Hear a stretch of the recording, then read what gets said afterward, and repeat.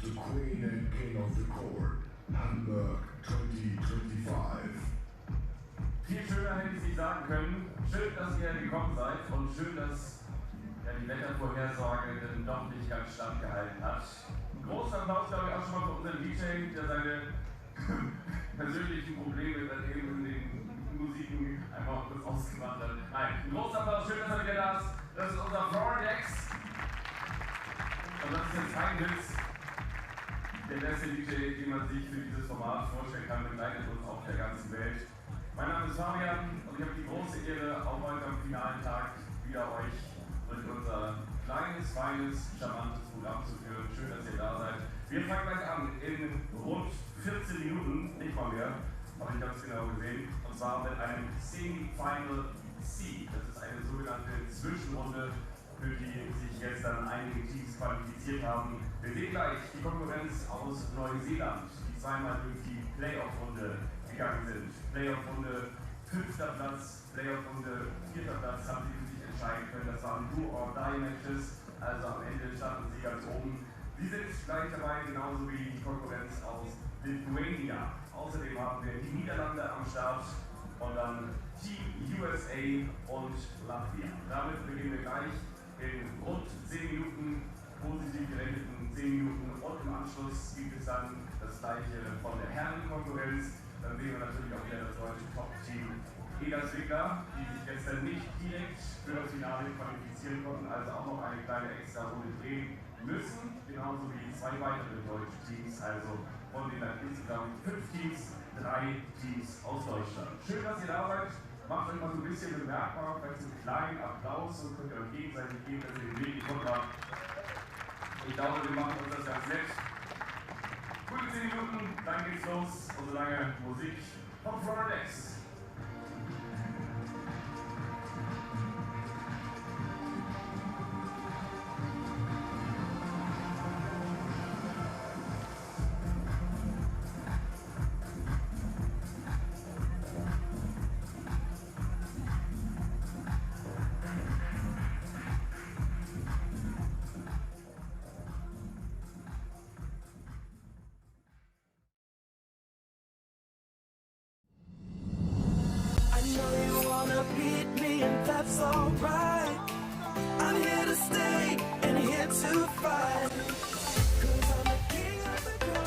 Moin Moin aus Hamburg, and speaking in proper English, good morning.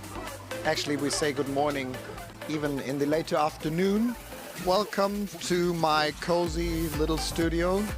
Louis Ladd, Rich Lambert, our main commentator for the next hours.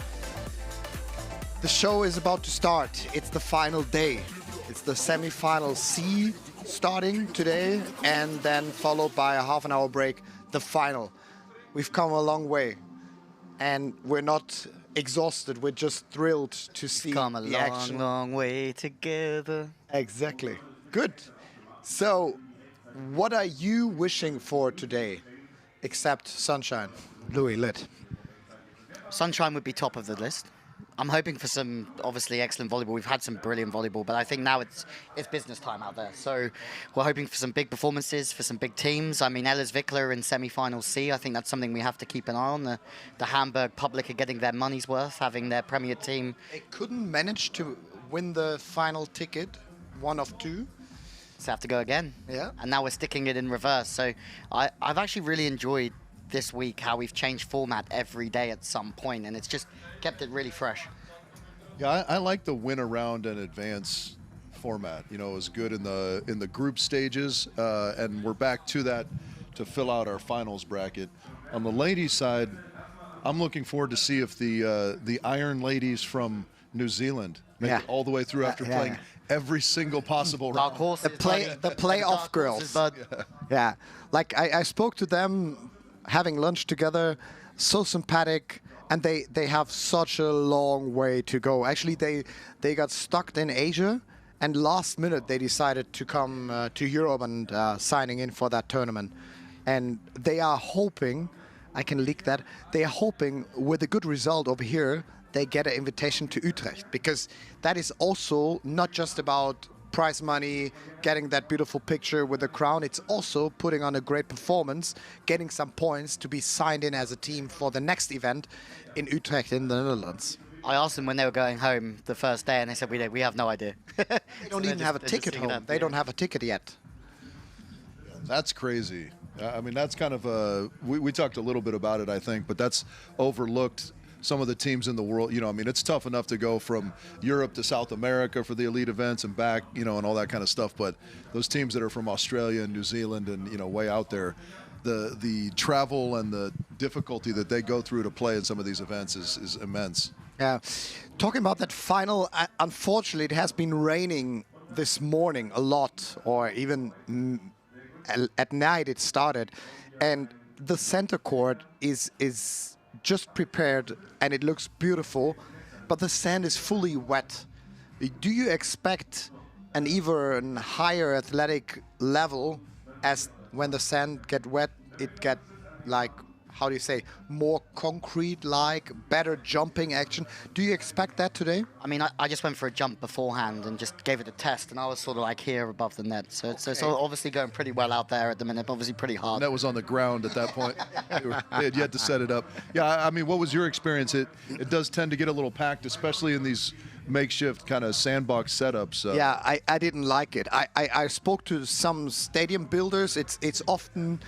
It's also a question of how much money and if you have we call it drainage, where the water goes through and goes away, so it's possible to dry better. But with the sand itself, when it gets delivered, it's also a question if it's already wet because of raining in the last days before the sand gets over here. It's a science itself, the sand, and so if it gets delivered in the wet status, then it becomes a very, very hard floor. I've seen that yesterday already, that it's a good jumper sand. And to be honest, I didn't like it. I always wanted to have more this typical deep sand and taking some of the athleticism off the others. Funny that, because you won the Olympics in the deepest sand ever. Yeah, but in London, it never rains, you know that, yeah? No, that's a curiosity, but the sand at the Olympics, I always think is super deep.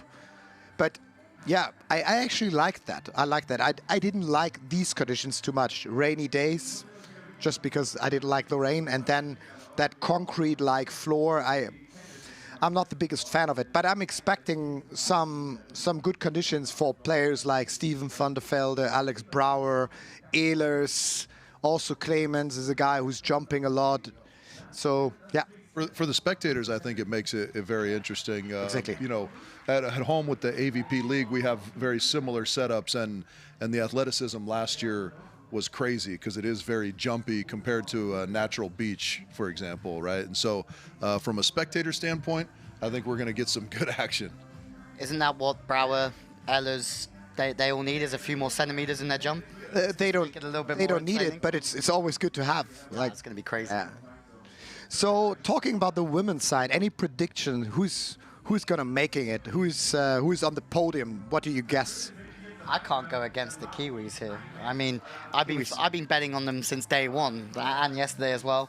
Tina Graudinha is also in this semi-final C, and I think her and the young Lever have been sensational. She went to USC, and apparently Lever's following in her footsteps as well. Oh, awesome! Yeah, they've looked very good. I'm going to stay with my day one prediction: the Americans. Yeah, Corinne and MJ Rice looking pretty good here so far. They're directly into the finals. Yeah, I was impressed. I mean, they talked a lot about the AVP qualification and how much pressure that was, and it seems like they are free now. Finally, they might not think about if I lose this first 10 minutes, don't do good in that. They feel like unleashed a bit. Was it that much pressure on the teams at the AVP qualification? Well, yeah, the qualification process was very difficult because you had these single elimination qualification tournaments, and so any single elimination is brutal. I feel like, because it's one and done if you lose, right? But the stakes of what they're playing for, this league is kind of a new format that the AVP have created, but it's kind of something different in our sport in the sense that it's almost a salary. in the sense that you have a guaranteed number of tournaments you're playing. There's a guaranteed amount of money that you get, and then it goes up if you succeed and kind of make the championships and so forth. But the difference between having that sort of guarantee and not having it is pretty big. So that creates a lot of pressure in and of itself, right? Whatever it's done to Corinne Quiggle, though, it's definitely made her better. We're seeing the best version of Quiggle here this week that we've seen in the last 3 or 4 years. Yeah. We've talked about it. She's dealt with some injuries over the past few years. We've been fortunate to see her at these Queen of the Court events pretty consistently, but each time she seems to be becoming a stronger version of herself, right? And so she and Megan are looking very good. Okay, boys. Thanks for putting on such a show. Let's get the action starting. I mean, Fabi, our announcer, is already down playing with the crowd, which is actually putting on some rain protection. I didn't say sun protection, no, rain protection. But the stadium is filling up. It's time to ask you guys to go up from here two levels, 1 level. You're going to make it? I mean, you for sure. 2 levels for me, 1 level for Rich. With you. And then I'll listen to you and your expertise for the next, 4 sessions we have. Can't wait for that. It's goodbye for now, and now it's deciding who is going to get the crown or not. For sure, I'll do my usual compliments. Stay tuned. Thank you very much.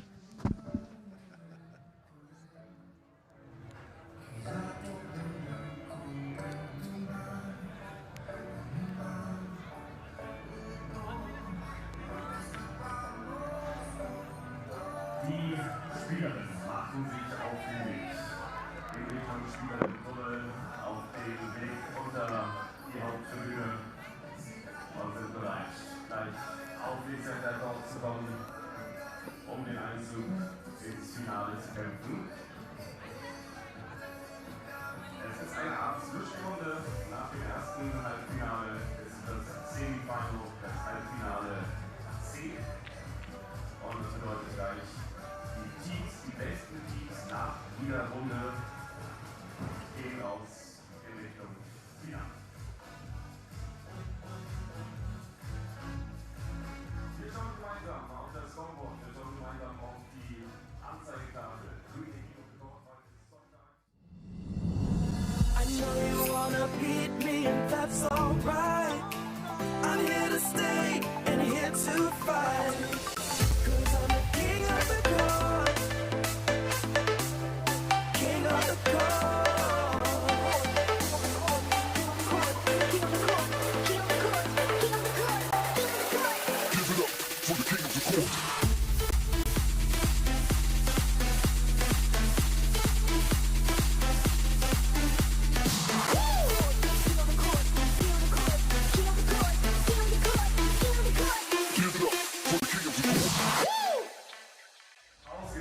This is Queen and King of the Court und das ist unser Line-Up, wie eben schon erwähnt.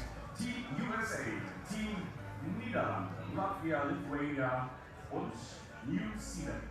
Die sind ganz von der anderen Welt gekommen, um hier mitzuspielen. Und noch immer mit mir, was haben sie uns schon für großartige Rallyes geboten. Das Team aus Neuseeland. Damit eröffnen wir gleich und gleich holen wir erstmal rein die besten Schiedsrichter.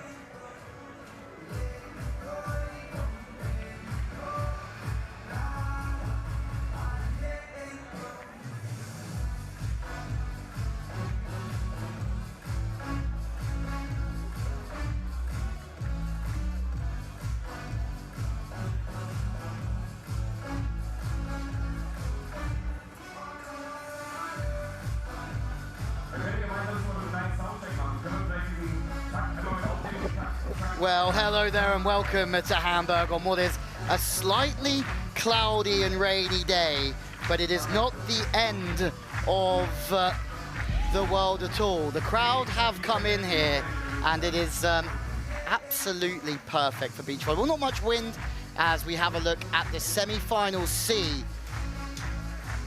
Here, Richie Lambourne next to me. Richie, I'm in a state of shock here, sat next to you at the moment as we look at the semi-final draw. Some great teams, Hilda van Gunst, they've been great this week.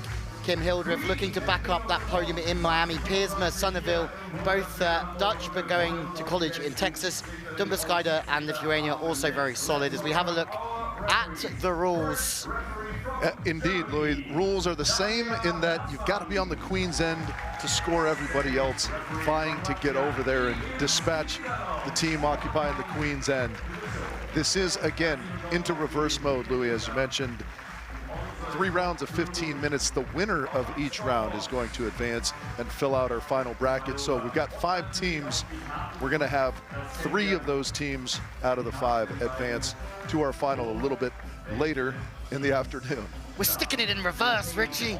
We're sticking it in reverse, and we're going the other way around as we get ready to meet our teams here. As you have to say, the true test of the volleyball community and fans is coming out in dodgy weather, and there is still a great atmosphere here as the Kiwis, the dark horses, Richie, playing every round of this competition. The Queen card. New Zealand Could not have started better. They've got one fan in me here. Polly and McDonald both spent a fair amount of time over in our neck of the woods in the UK as well. 2 great girls playing great volleyball. As I like this team, Rich. As we said, they always find a way. They find a way through, they find a way to score. And Eva Dumbeskaite and Gerda Grudenskaite from Lithuania are making their way out, 30 and 25 years of age, both having made 4th place finishes previously. Could this be a day for them to make the podium? They've always got familial support in the crowd as well, which is nice. The Longhorns, Lou. No, wrong one.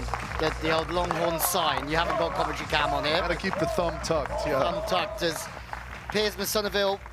Piersma is a world champion at under 21 level with Dace Poise, and someone who's just come back from Texas with Noah Sonneville, and they're playing some great volleyball. Kim Hildreth and Tegan Van Gunk's debut for Tegan, and she has started this career with Queen and King of the Court incredibly well, and she's looked right at home in this format that sometimes can take some time to adapt to. Yeah, it can indeed. Luckily, she's got Kim alongside her, who has some experience making it on the podium.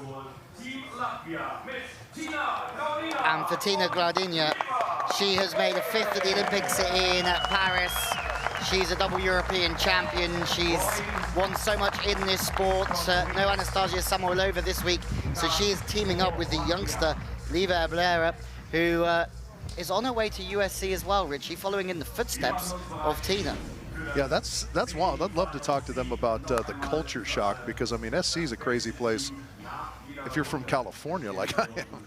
Yeah? So I imagine, I mean, you know, just it's a very sort of privileged type of university. It's very expensive to go to. It's kind of right in the heart of Los Angeles.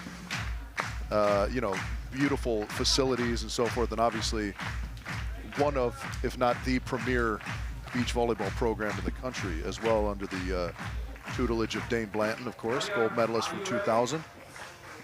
Yeah, legend of the game, leading the way at USC, and she's also coached by Martins Plavin, so she's had her fair share of guidance already in this sport, and will only get more as she progresses. But as we know, this is only the winners go through. We're sticking it in reverse, this format, and New Zealand starts at the Queen's End. They've been doing this the hard way, but they've been getting it done. Talk about getting it done. Polly gets it done off the bat. Yeah, good starts, very important, always, but especially in this reverse format, you want to put everybody else under pressure because, yeah, well, Tina, not impressed, I guess. That's something that Tina Gradina does for fun. It's no surprise that the youngster is served early, and she loves chopping all sorts of angles, but the Dutchies already at school in the USA underneath the guidance of Stein Metzger, the most enthusiastic man in volleyball. I love, they've got matching KT tape on the shoulders as well, matching Texas armbands, matching shoulder tape. Underneath the guidance of Timon and the beach volleyball school in The Hague. $5, please. Manning up Had nothing drop into my Monzo yet. Yeah, Louis panhandling along with commentating this weekend. Juggling. It's the Kiwis knocked back out as I'm just getting comfortable here in the commentary box before what's going to be a fascinating day. The men's up after this semi-final C, including Ehlers, Vikler, Plavinj, Fokarots, and Hortabello. So that's going to be a semi-final C that's fit for a final, I think. Indeed, yeah, that's going to be very interesting to watch as two of those teams are going to come up short. The likes of Robin Sova and Jonas Reinhardt I thought they were absolutely tremendous yesterday. But the service pressure from them, amazing. And there's a great serve from McDonald. Finally dispatch the Dutch girls. Yes. Cover Pauly. We talked a lot about McDonald blocking this week, but I think that they complement each other incredibly well, this pairing. And we're just joined. I'm going to say gantry. Yeah, JB's coming in here. What a guy. Wolfbane Island. Free ball. First good chance for the Americans. Take it just yet. On the turn, that's, well, let's just say McDonald made that look easier than it is. But so, Van Gunst also made that look easier than it was too. Yeah, indeed. Smooth line. Americans looking to get off of 0. Not just yet. Sonneville all over the option. Slapped into the angle beautifully. We're off to a bit of a fast start here, and Pearsman Sonneville can be in a very good place because we've seen Pearsman bring so much power to her game this week, but that was more of a placement play. And it's the thing, if you keep beating the drum hard, they're always going to expect it, and the shot will always be open for you. True, Sonneville really smooth defensively. Yeah, Boots Gaita We love it. just tantalizing the Dutch girls with the short serve and then the over on 1. Yeah, too close to the net. Not a good spot to put it. And McDonald's up there. Obviously, we've had Kiwi teams here before. Alice Zealand in the past, they had a good run. You know, Alice back in New Zealand. McDonald playing with Shauna Polly in a program that's got a lot more professional under the guidance of Jason Lockhead over the past few years, and you can certainly see that paying off here and the quality that they're bringing. Very active defensively is Pauly. Oh, Jumbo! Jumbo! In your best British accent. Again from the middle. Well, that's an audacious attempt of an underknuckle. You like the underknuckle, Richie? I do. I like the word audacious. You got to live on the audacious side sometimes.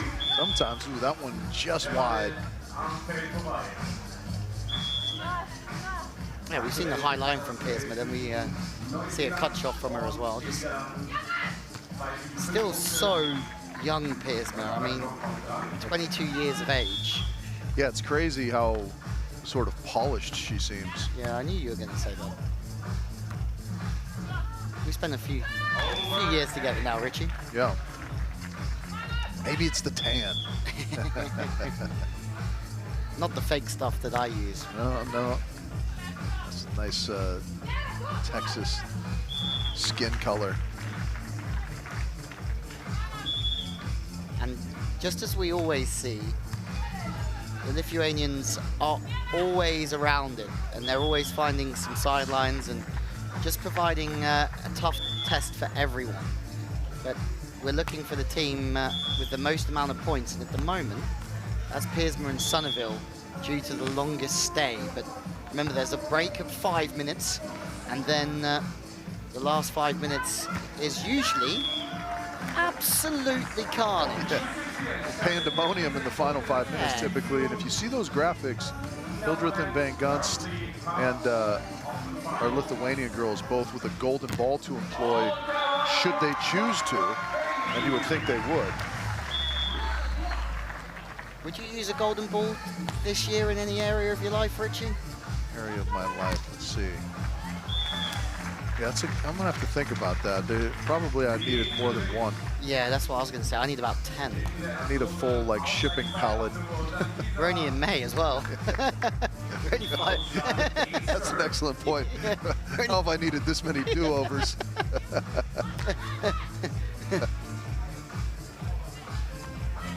exactly what the lefties brought all week.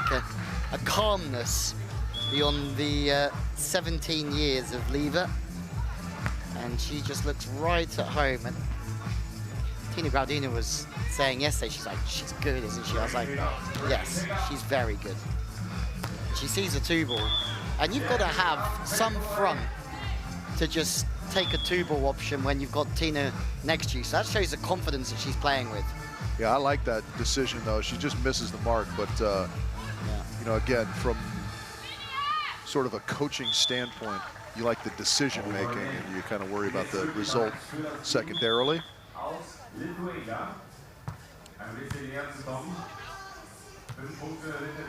Pisma locked into the break. No surprise. And what was good about that, Richie, and what you'll probably explain a bit more, was the timing of that break. Yeah, absolutely. Gerda had kind of committed already when Piersma broke late, picked up that shot perfectly, and then it was the one-arm contact control, too, that was really impressive. Not necessarily easy to control the ball as you're in full back pedal mode. That's a great 19 years of age. The level of beach volleyball isn't getting worse around the world. Yeah, it's encouraging and exciting to see a lot of these, you know, internationals, we call them in the States anyways, making their way into the collegiate system. You know, I mean, that's obviously kind of an expanding program. It affords these athletes such great opportunity to get so many reps by the time they're 22, and you end up being, you know, as polished as a Breck Piersma by the time you're done with university. The argument to that would be that players like Piersma, already in a national team program, has some sort of structure and system to lean on, with obviously good competition outlet as well. So it must be a tough decision at times for some of them who have the sort of international route or going to the NCAA, but you can obviously manage both as well. Well, yeah, I mean, she's an interesting example because, as you mentioned, you know, she was an accomplished player already before she went to Texas. But I think this will only further her career along, you know. I think I said this to you earlier on in the week. I just love how big the NCAA is. And if you think about playing under pressure and being part of something bigger than yourself, and the lessons that you can learn by playing in those moments is huge.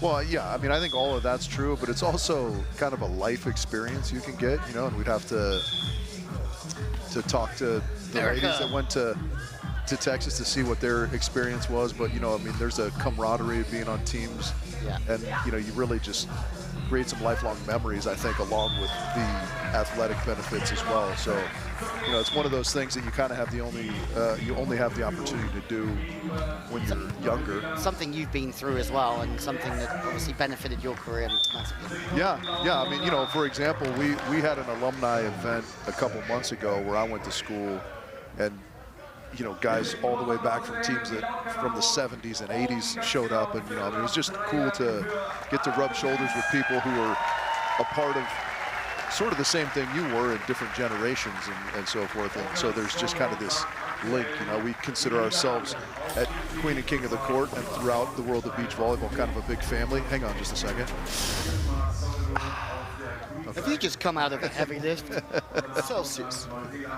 You know what I mean? But you get that camaraderie, you get that sense of family, and, you know, I mean, for the girls that go to SC, that's a huge network of people that, you know, tend to boost each other up in professional pursuits outside of college and so forth. Yeah, there's no lack of boosting each other up in NCAA.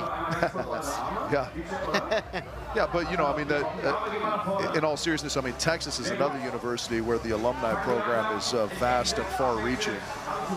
So just to be able to be a participant in that when it's not sort of the traditional route, you know, coming out of Europe is pretty awesome.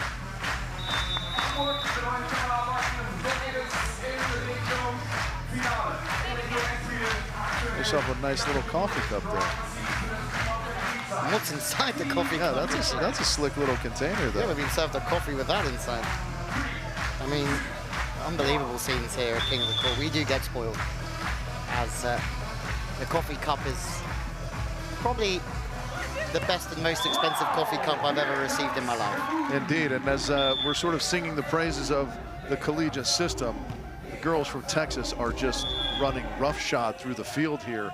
14 points. We've got 4.5 left on the clock, but it is going to be a tall task for anyone to come back on this. Richie said if they do win this round, he's going to line dance for us anyway. Is that what I said? Yeah. Take the wax out of your ears. That's so good. And Somerville's got this one away from the body, like locked in. She's very, very good away. And if you don't line up, well, that was just trying to dive into the crossbody or the cross court. But you serve Piersma, you're in trouble. And then Somerville, I think she's really just settled into this event. We're seeing her play a lot freer now than we did in the opening day. Richie, someone who loves looking at referees. What's going on? Yeah, I think we just had a little mix-up as to the order, perhaps. I think we're rightfully stopping the clock momentarily while we get that sorted out.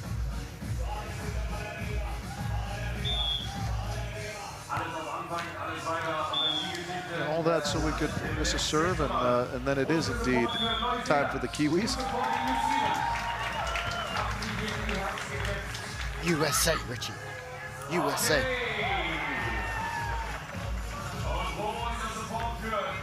Cut shot's good. Yeah, that was, again, a nice defensive move from Pauly. Yeah. Oh. Toss got away from Tina a little bit, I think. Even the best in the world, Richie, have their times where the toss gets away from them, and everybody watching at home who plays the sport will certainly identify with that. But it's only going one way, this, and you think about how could the day start any better for Piersma Somerville. Get out here, get 16 on the board. If New Zealand are going to make it, we know that they're going to be the last team in after the last 50. Like, they're not going to do this in the first round. That's not their style. That's well inside, but the feet of Tegan is just quick enough to beat the hands of Olivia McDonald. Yeah, I like that, because the offensive player, in this case Van Gunst, has a distinct advantage there. What a play there from Tina Graudina. Great touch on the block. It just pops up and puts it away. She moves so well, doesn't she? I think that's something that impresses me with her, is her movement on the sand. Obviously, all those little movements are always there. She's got this ability just to extend the elbow and sort of turn the ball fast in the arm swing. And a lovely person off of the court as well. Indeed, that's a great dig from Kubauskaita, but trying to recycle it, can't quite get there. The Lithuanians just turning on each other. Cover me! A little bit. It's all Tina Graudina in front of me. It's all a little bit for naught at this point, but they do want to try and generate some energy and some momentum for subsequent rounds, because this one belongs to Piersma and Somerville. Yeah, in the wise words of The Rock, it doesn't matter.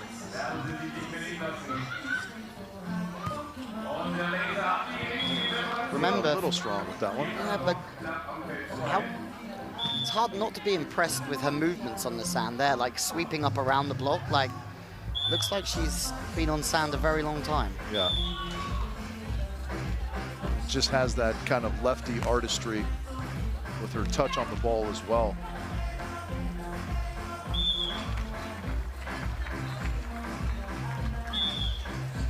Well, we are live all over the world today, and also on YouTube as well. Welcome to everybody watching, wherever you're watching from.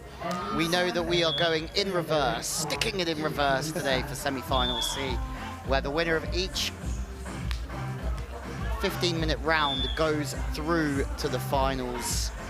And Quiggle and Rice already through from the USA, and just deservedly so. They've come out here and played an astonishing level, really. Now they have Hildreth Van Guns putting together a nice little run here late. Yeah. If they are kind of planning ahead, that's a good sort of miss, so to speak. Get to the You don't want to waste too much energy. But at the same time, getting to the Queen's end at the start of the next round is going to be somewhat vital. Polly just slaps one out the back. Yeah, they've got that wrapped up, so that's good late work by the Americans to kind of put themselves in good position. Tough chance for Graudina there. It just misses. It was a foregone conclusion from quite a while ago, however.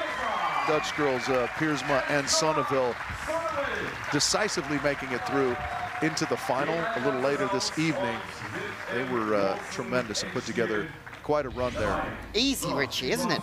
Easy when you play like that, beach volleyball. Well, I guess, yeah, with the longest day of 5, they did it over a couple of different stays, but they were very consistent throughout. They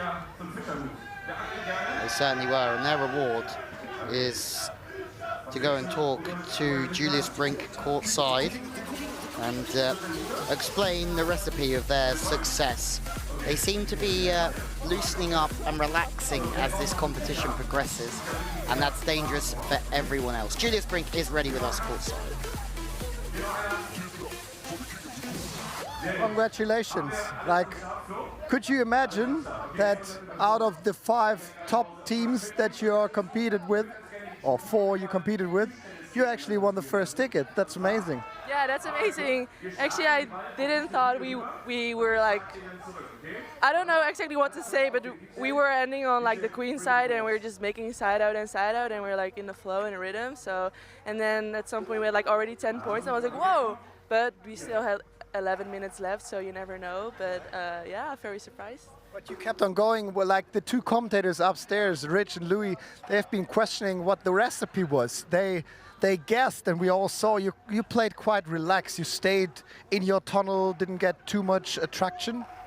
Well, I think our main focus points were just like getting your pass setting rhythm, and then just like be big up there, go in the swing, and I think that really helped us just play with courage and have fun. Well, that's one more time. You probably have now the best seat to watch the action play next to Rich and Louis. Oh, there you go, Richie. There's the recipe of the Dutchies. Join the conversation. You can even just throw some stuff in the YouTube comments, and we'll do our best to respond as well. You can join the conversation. Hashtag Queen of the Court, at Queen King of the Court. Let's send this format to the moon, Richie. To the moon. Just like the crypto. If you're going to invest in crypto, Ethereum. Hashtag make me a bit richer. There you go. So it is the Americans that start on the Queen's end. And the Lithuanians start on service. That one is going to go wide from Hildreth. Again, Lithuania and the United States both have a golden ball. So we'll see if this is the round in which they choose to employ it. That's a great swing. Too many touches there for McDonald. Yeah, you'd think they've both been saved for when times get a little tenser with this golden ball, and it's very tough to catch up with the Dutchies in that opening round. That's some rap of the ball, Richie. Talk us through that one. Yeah, just all the way on the side of that. Like she was maybe going to come to the middle of the court at most, but really got all the way around it for that sharp cut shot.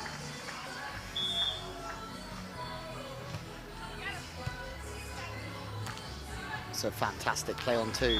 You think wraps that cut shot, the defense is setting up thinking, okay, she's found some rhythm, then the 2 ball comes and stings you. Yeah. Things to focus on. We talked about it a little bit yesterday. There's another nice pull from Graudina.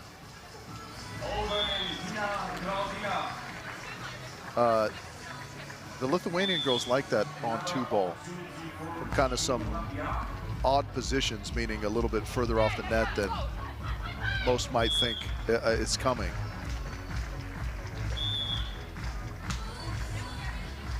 Latvia making a case here, and Tina Gradinia just spent a few months living in New York working for the UN, and that is quite sensational. Here to change the world, Tina Gradinia, in a volleyballing sense, and working, I think, going, call me on this, the Latvian embassy. Yeah, that's pretty wild. I mean, New York is a crazy city. You ever thought about getting into politics, Richie? No. You'd be an unbelievable politician. I firmly disagree. Yeah, I'm not, I don't know that I'm a person that toes a middle line too well. You know what I mean? Yes. Nice swing, but better scoop from Liv. Oh, yeah. Because I also think I'm not cut from a cloth too dissimilar either. Yeah. Yeah, I'm not a big fan of whatever you want to call it, fakery. Fakery. Yeah, just, I mean, you have to be so false, it feels like, to be a politician, and that's... There's a few of them in the commentary world as well. Yeah. As we go back to volleyball, and the serve that goes out the back. So I put the dagger back in the pocket. Service wide of the mark. Richie's got 2 fingers up. Just help you with your arithmetic. That is 2 in succession. Short ball looking to run back and chop into the angle. That's very good. It was a good swing, yeah. Leva just got a little bit impatient in the backcourt, I think. McDonald misses by about 2 miles with that one. Yeah. Tough if you can't get down to the Queen's End and find some rhythm, but the good news is nobody really finding too much joy, so everybody still very much in with a shout of going through to. That's interesting because it feels like the Americans have been down there for quite a while, but there's been quite a few service errors, so they've only got 2 points to their name thus far. There's the third. It gets caught underneath that ball, but still manages to get enough loft on it to get over the block. And that's not easy to be underneath the ball and hit a crisp line shot. Well, the Germans are in there making some noise, Richie. Some of them have chosen to come out dancing just with a vest on, which is brave enough in these conditions. You know, Gerda was all over the place, but the third diving dig comes up a little short.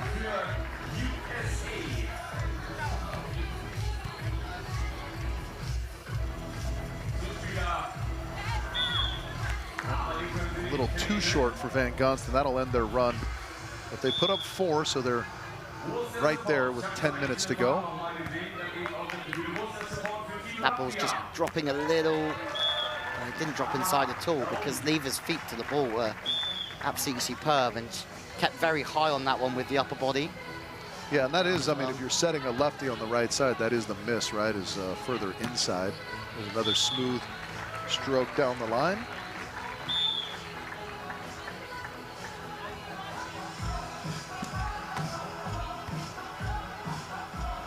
Gunst trying to line up, and she's a difficult customer to line up on Lever as well, to be fair. She's got that sort of off-body chop into her, and the arm easily comes back to the line as well.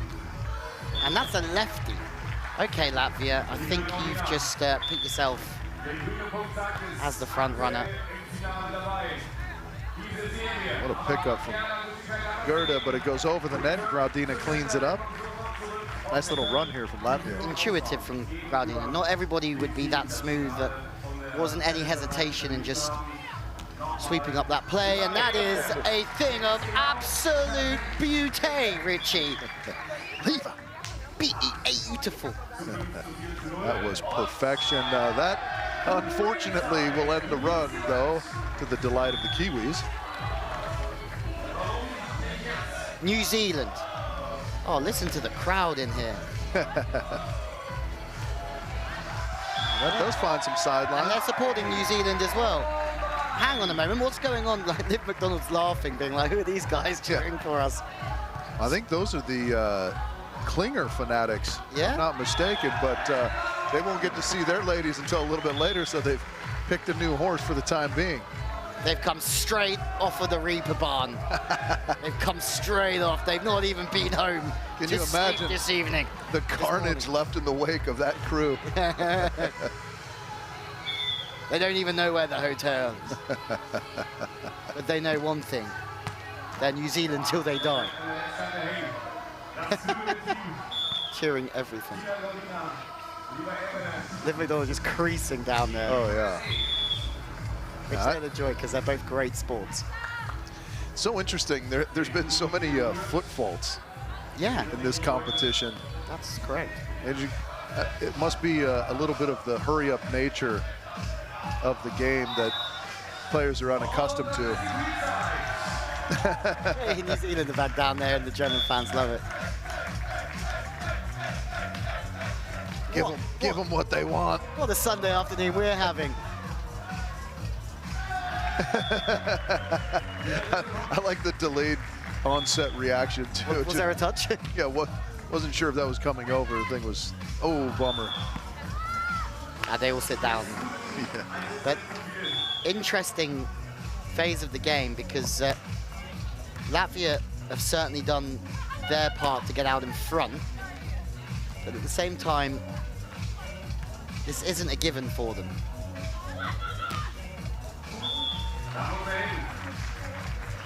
Richie.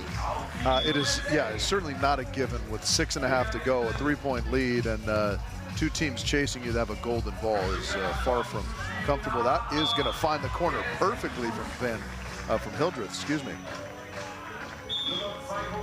6:23.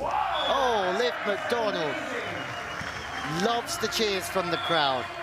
Gets an amazing ace. Spurred on. Oh, they are going to use the golden ball here. I think this is well employed. It is really well Van done. Gunst. Although they're in second place, yeah, you're right. Liv McDonald, can you go back there and deliver the goods again? First golden ball of this entire week. It is the first one, and Liv looking to go Drake style back to back. Like Jordan 96-97. I mean, you're friends with Scotty, so Yeah. your claim to fame is also my claim to fame. Yeah, my best friend Scottie Pippen. Yeah. And my friend Rich is best friends with Scotty. I just go through that bro. I live through you, Richie. Oh. Great golden ball. No points on the board, but Well, yeah, the run continues. that's got to somewhat suck for McDonald, it certainly does. And also, yeah, so this is a well-used golden ball indeed as they get one closer to Latvia. Hildreth Van Gunst. Oh, that was a good bit of trickeration. Trickeration. Hildreth went up with like the little bear paws, and you did never know which knuckle she was going with. She went lefty.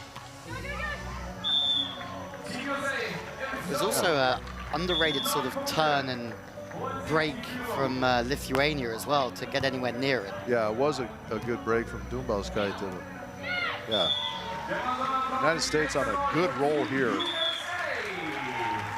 And don't forget, just a moment ago, they'd been aced by McDonald, but used the golden ball very advantageously. That one goes wide, however. This is the other team with a golden ball that now needs 5.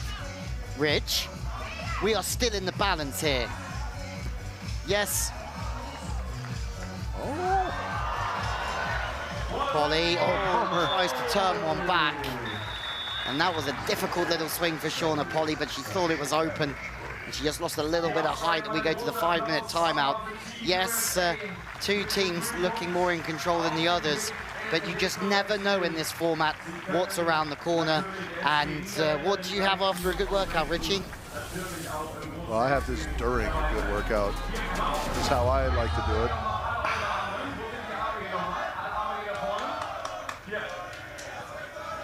Yeah, there's. Again, we invite you to guess whether that's pronounced playa vibe, as in the vibe you get down at the beach, or playa vibe. When you drink your Celsius, you go to the gym and try and be the best playa you can be.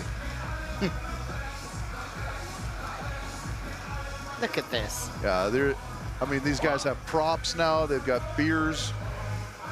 I guess it is 3:30, so that's fair game.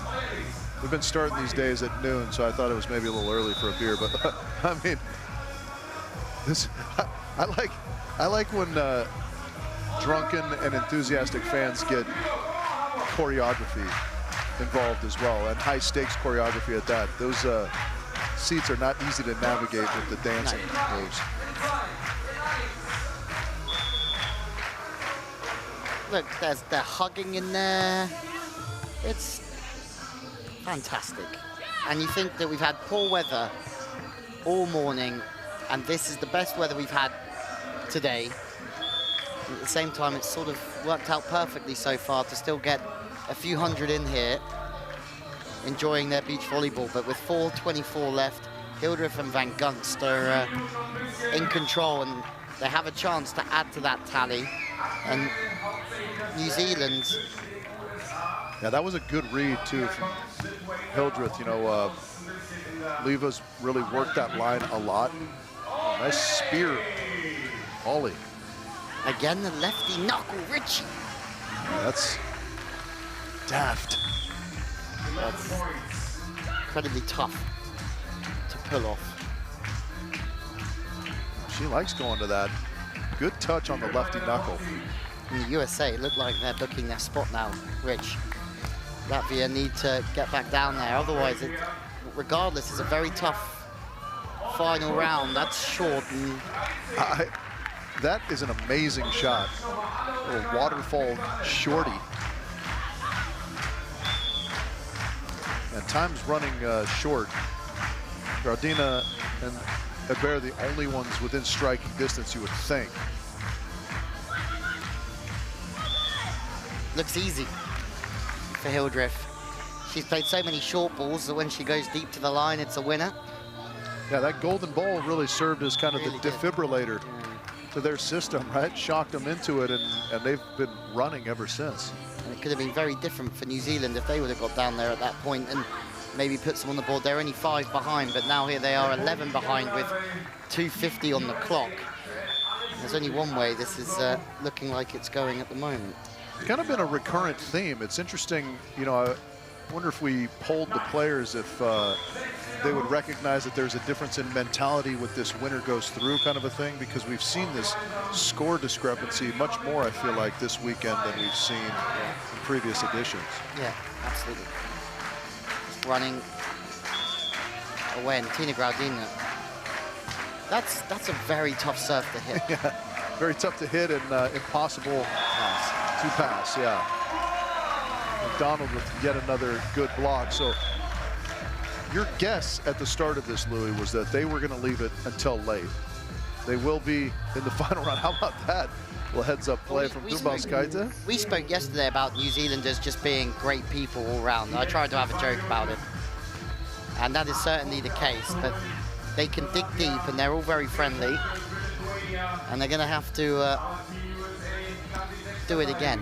But they've performed at their best when their backs have been against the wall, as we know from the likes of other Kiwi teams in the past. And that's out the back, and it looks like the US are going to have a chance to extend their lead. Yeah, just on that topic of the Kiwi girls, there is a tremendous amount to be said for, you know, we talk about body language and so forth, but general attitude and demeanor on the court as well. Always, no matter what's going on, seem to have a smile on their faces and sort of a positive attitude. And that bolsters them up and kind of carries them a long way, I would feel like. The variation from Hildreth and Van Gunst in this round has been great. Really mixing up the swings, really making it tough to play against. Good decision making. Different areas of the court. And all good things have to come to an end. They might not get back on, but they will be going through to the final, so I'm sure they'll be just about fine with that. Yeah, that was the perfect use and execution of a golden ball. They took full advantage, used it in timely fashion, and then were able to capitalize on the extra opportunity. What a rundown there for Pauly. All of this is just kind of going through the motions at this point for everyone else, as we are 13 seconds away from Hildreth and Van Gunst moving on. Deservedly so in this round. As you said, Rich, it took the golden ball really to give them a kick, and they responded beautifully from that. And as we've seen, the lefty knuckles, we've seen so many great swings from them, underpinned by great passing and setting. And 2 American teams through to the finals, Richie. Oh, no. USA, USA. Everybody now, Louis, you. Make America great again. Yeah. Well, that's what our ladies are looking to do here in Hamburg, I guess. And the chances of an American podium go up immensely. 18 on the board. This reverse format certainly does bring some big scores to the table. As we have a look at some highlights, and then we're going to hear from our guy Julius Brink down there again. Yeah, similarly to Sonneville and Piersma in the opening round, their longest stay was 6 on a score of 18, so they were really consistent throughout. Just a good effort start to finish from Hildreth and Van Gunst, and they are down with JB. Congratulations, the second spot is yours. Actually, you can't hear our commentator, but I'll let you know, Rich Lambert, he was putting on you in the final, and he's actually saying you have the best chance to win that final. So you prove him right, and he's the expert of beach ball. But except from that, you must be very happy. We're stoked. Yeah, that was a grind. I felt like we couldn't even get on the good side in that first round. Just couldn't find a dig or an ace, and then, yeah, it came out. I think we finished the first round with some good rhythm, which really helped.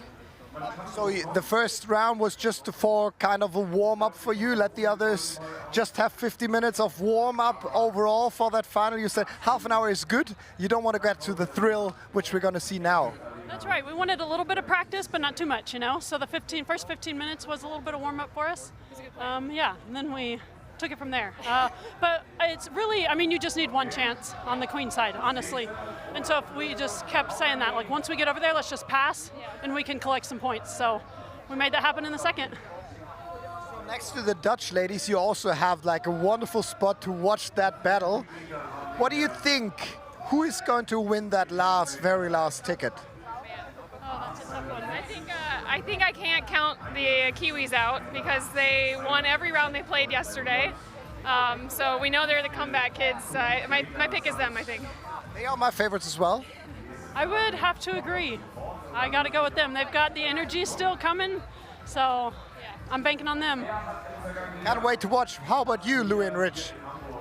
We can't wait either, JB. Look at JB down there. He would say, if there was Julius Brink in his natural habitat, that would be it. Well, we talked about sort of the internal glow of the Kiwi girls, and more we're seeing it out of our guy down there too. Yeah. He's just sunshine from the inside out, isn't he? Even on a cloudy day, when it's raining and a bit breezy, JB brings us some positive vibes down there. And they've done their job, and as I said, the first round they didn't get the opportunities, but when they did, they were ready to take it. And that's what this format is about. You might have to wait a while to have your chance, but when you do get your chance, you've got to be on it. Yeah, this will be interesting here. We've got 3 teams, so opportunities abound. But it's also very tiring, and, you know, it gets frantic out there as well.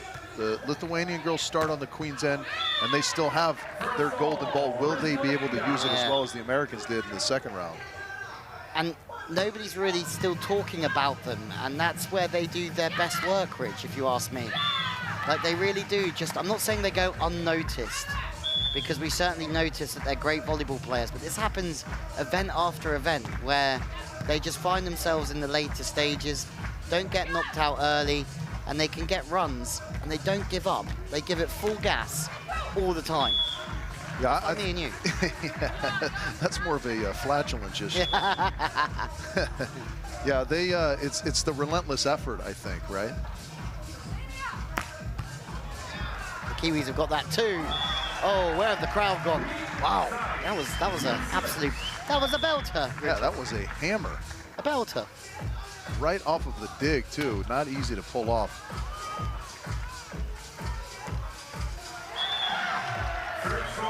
Okay, New Zealand. Will they be the last team through? So much riding on this round. A last spot in the finals. The losing two teams, their weekend is done. Another layout spear from Paulie. What a play, Rich Lamborn. What a play. My girls are doing it again. Your girls, yeah. We know there's a particular contingent of the crowd that is fully behind our Kiwi girls out there. The Americans think they've got a good shot, but that serve, too good. Dubauskaite.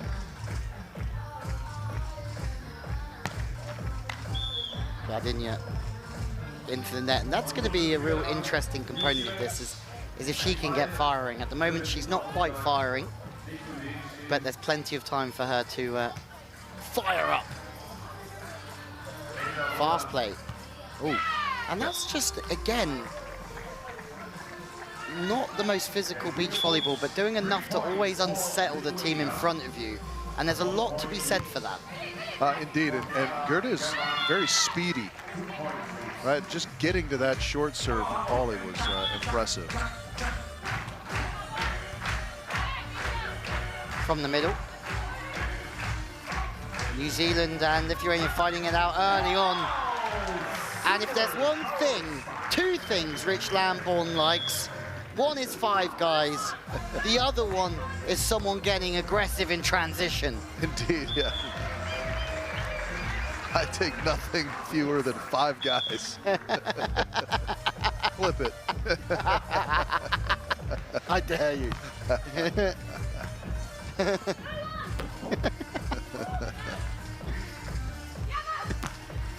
That one sails just long.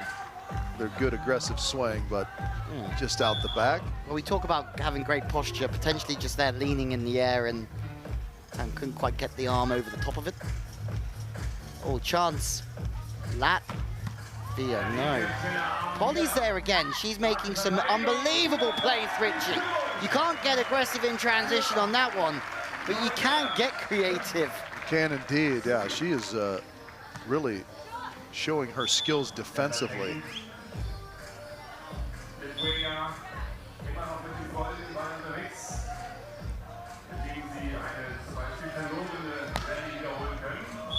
That one just missing out the back from Tina.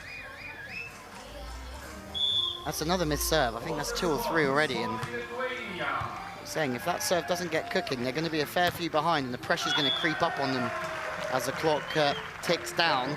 And all of a sudden, New Zealand, known for a lot of green grass and now a green light next to their name as well, they are doing it the hard way. And we called it that this would be the round, if it was ever going to be the round that they would do it in. No? No. Oh, is that 2? Yeah, I think you're right. From the middle. That's just the wrong side. Just missing. Sunshine comes out a little bit, and Graudina Ibarra need a little bit of sunshine maybe to power a run here. Well, it's something that JB believes in. Teams are better playing in the sun or the rain.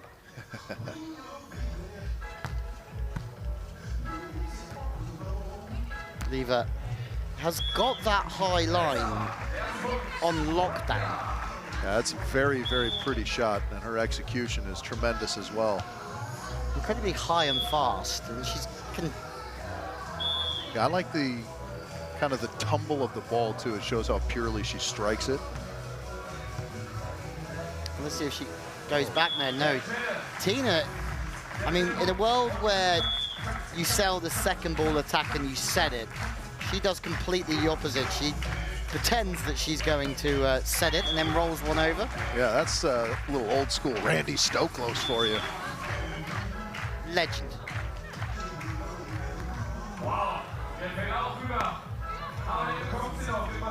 Oh no, yeah, freebie. Paulie can't believe that happened there. Just an overpass on an easy one. And those might just be the things that add up in 9 minutes time. Yeah, that was an unbelievable serve from Dumbauskaite. Look at that, little sidewinder, yeah. Leva just kind of pulled her hand back at the last minute, hoping, yeah. Amazing ace. Amazing ace, yeah. McDonald's been on fire with that serve. Serving in Foot fault. Oh, is he trying to call a foot fault? Yeah. Well done to the line judges, not missing anything. Me and Richie miss so much. They are very vigilant in their duties, our line judges here.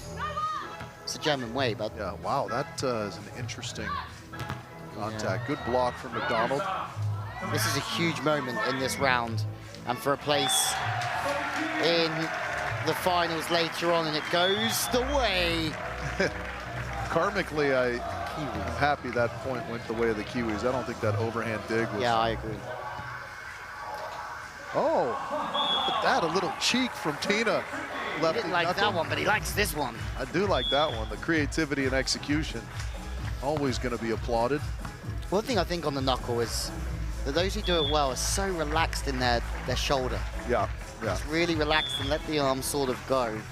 Always remember Karen Buehler with the knuckle was so relaxed and thorough with the contact.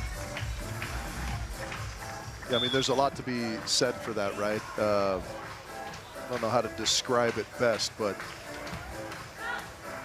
slow is smooth, smooth is fast, you hear a lot.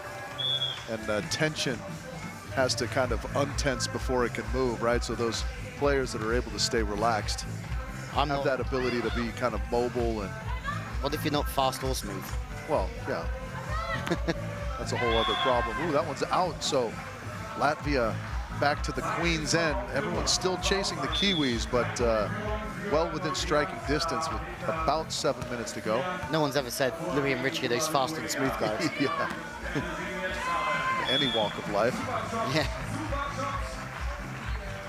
Up to 6, 2 behind. Latvia had to wait a little bit of time to get down there, but once they're down there, oh, goes with the righty squeeze to the line, and that is not the line of McDonald that's an issue. That is just superb from Leva. Yeah, that, I mean, McDonald had her lined up properly for the left hand, but the right hand was able to wiggle some line. I think one thing we've also become very aware of, not that time, but some of the out-of-system setting from Graudinha this week has been, yeah, quite something. We don't obviously on the World Tour, Anastasia passes incredibly well. We know she's a great transition setter, but she gets that ball in the spot more often than not. New Zealand, Richie. That was interesting. Little tempo offense they ran there.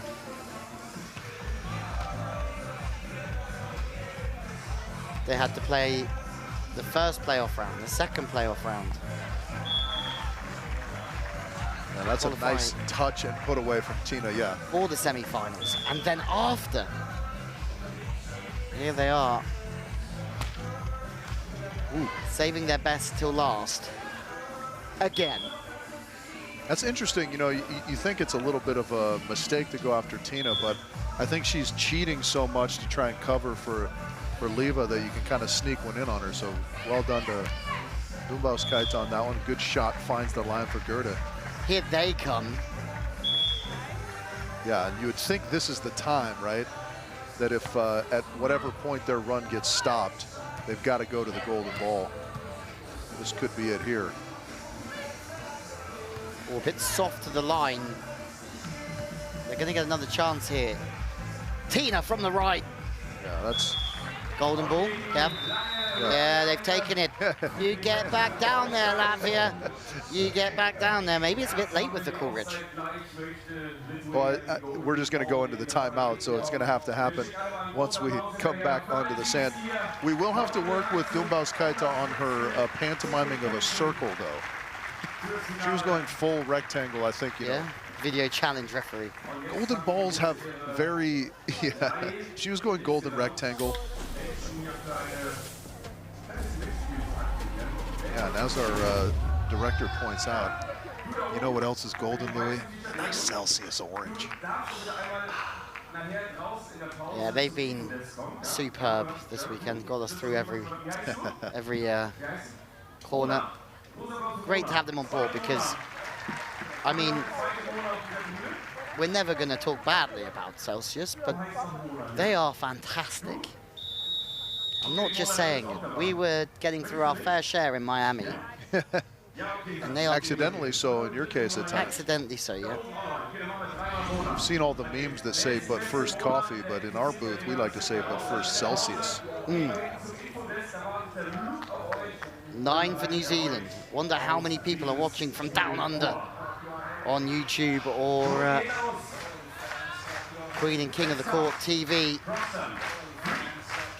All right, so Latvia got the stop just before the timeout, but the golden ball has been employed here by Lithuania. So can they use it similarly? Oh, wow, pushing it through the Kong block attempt for the Grudinskaite.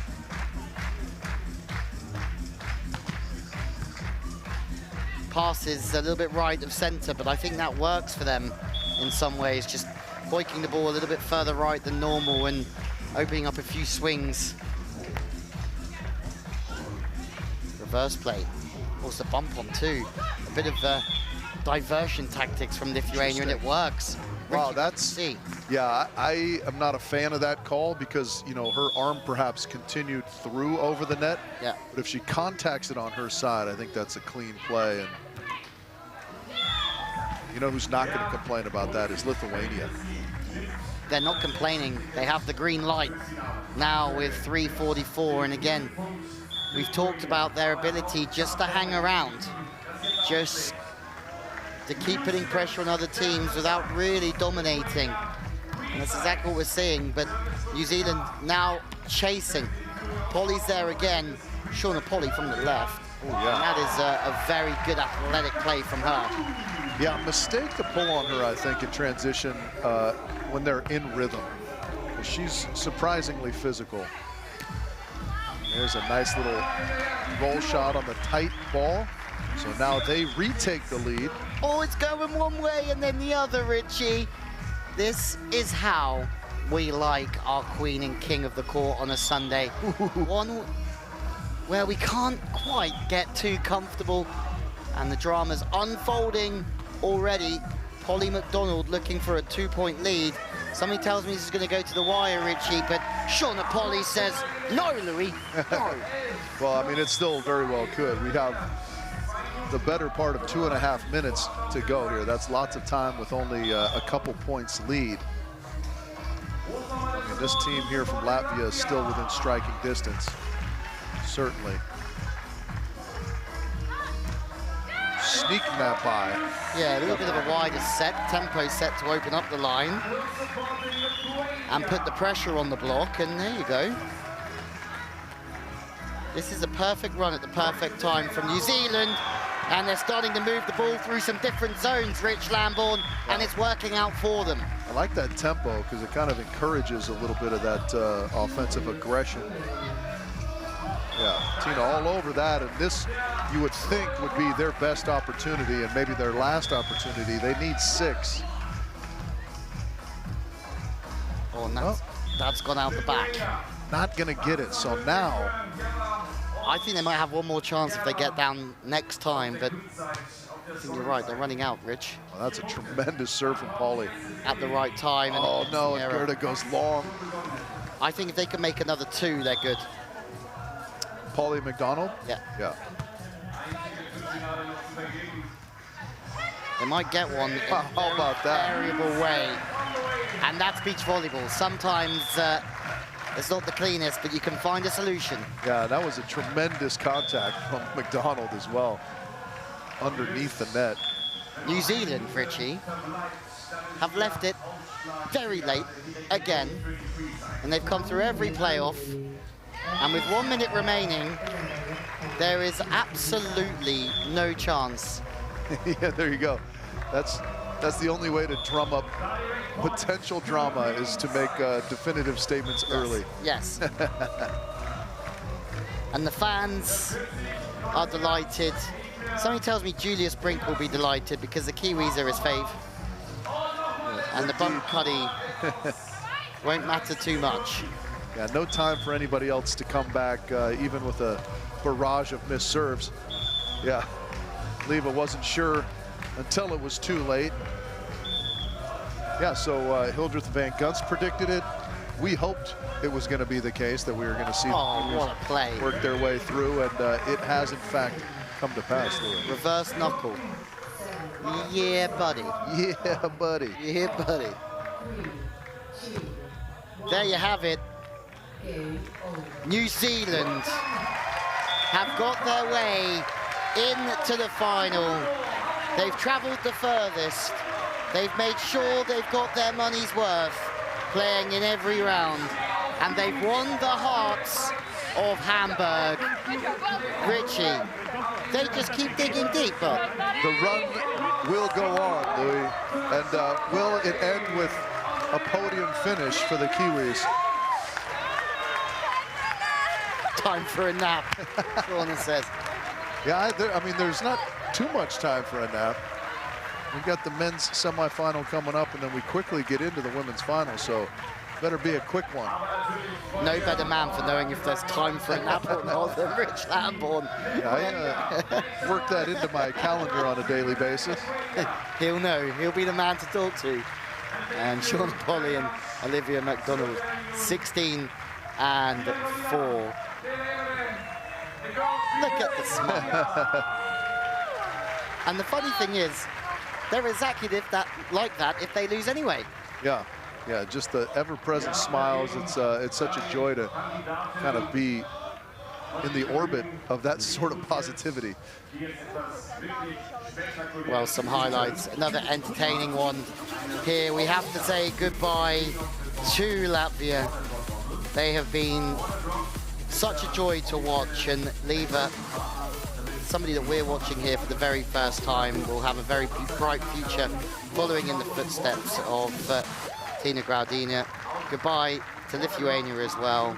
They went so close, but it's New Zealand that find their way into the final, and they're with JB.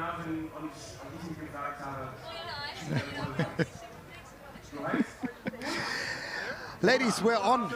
You were on. Congratulations. I've just been joking around. Like, I think you got all the airtime that you are willing to get. And even over here, 15 minutes, no, 30 minutes, no, you go for 45. But how does it feel? I mean, working yourself into it and soaking up everything. The atmosphere seemed to be quite vibrating out there. Yeah, we had a really cool cheer squad, which was awesome. Definitely when you're feeling very tired from playing every single round, the crowd definitely helps give you that little bit of extra oomph that you need.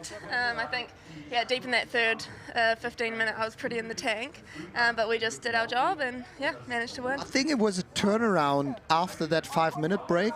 I think you have been -1 to the Lithuanian girls, and then somehow you managed to get them out of their queen side, and from that it seemed like you were rolling, like good service, like you had that save, that passing, how do you call it, the net save set, Kiwi style thing, whatever you did was good.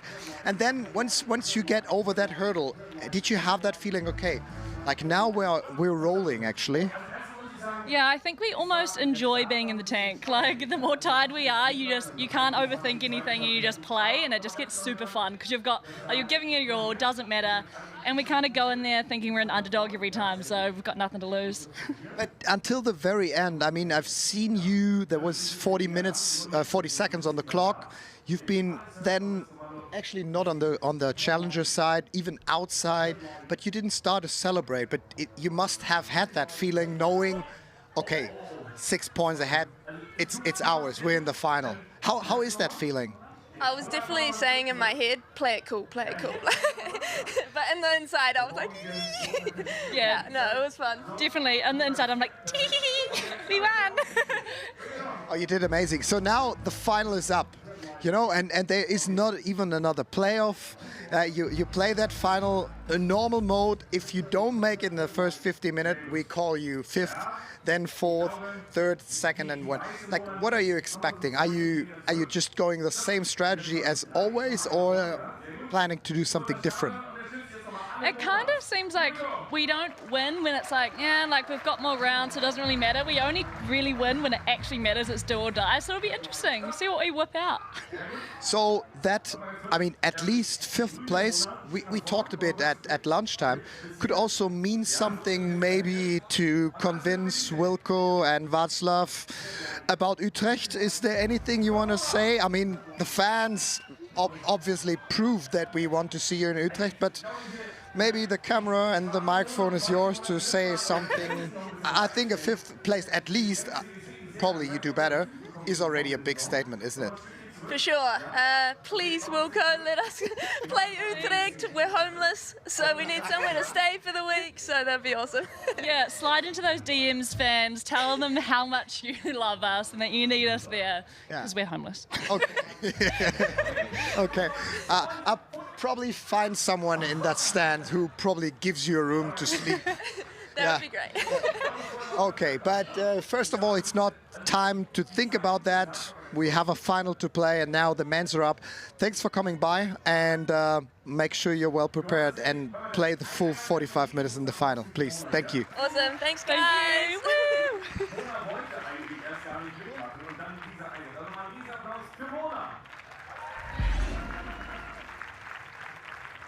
Ich habe allerdings gerade eben im Video bereits gesehen, im Kölner Keller, dass es vorher noch das Red Light gab. Das heißt, ihr müsst alle noch einmal ein Stück zurück.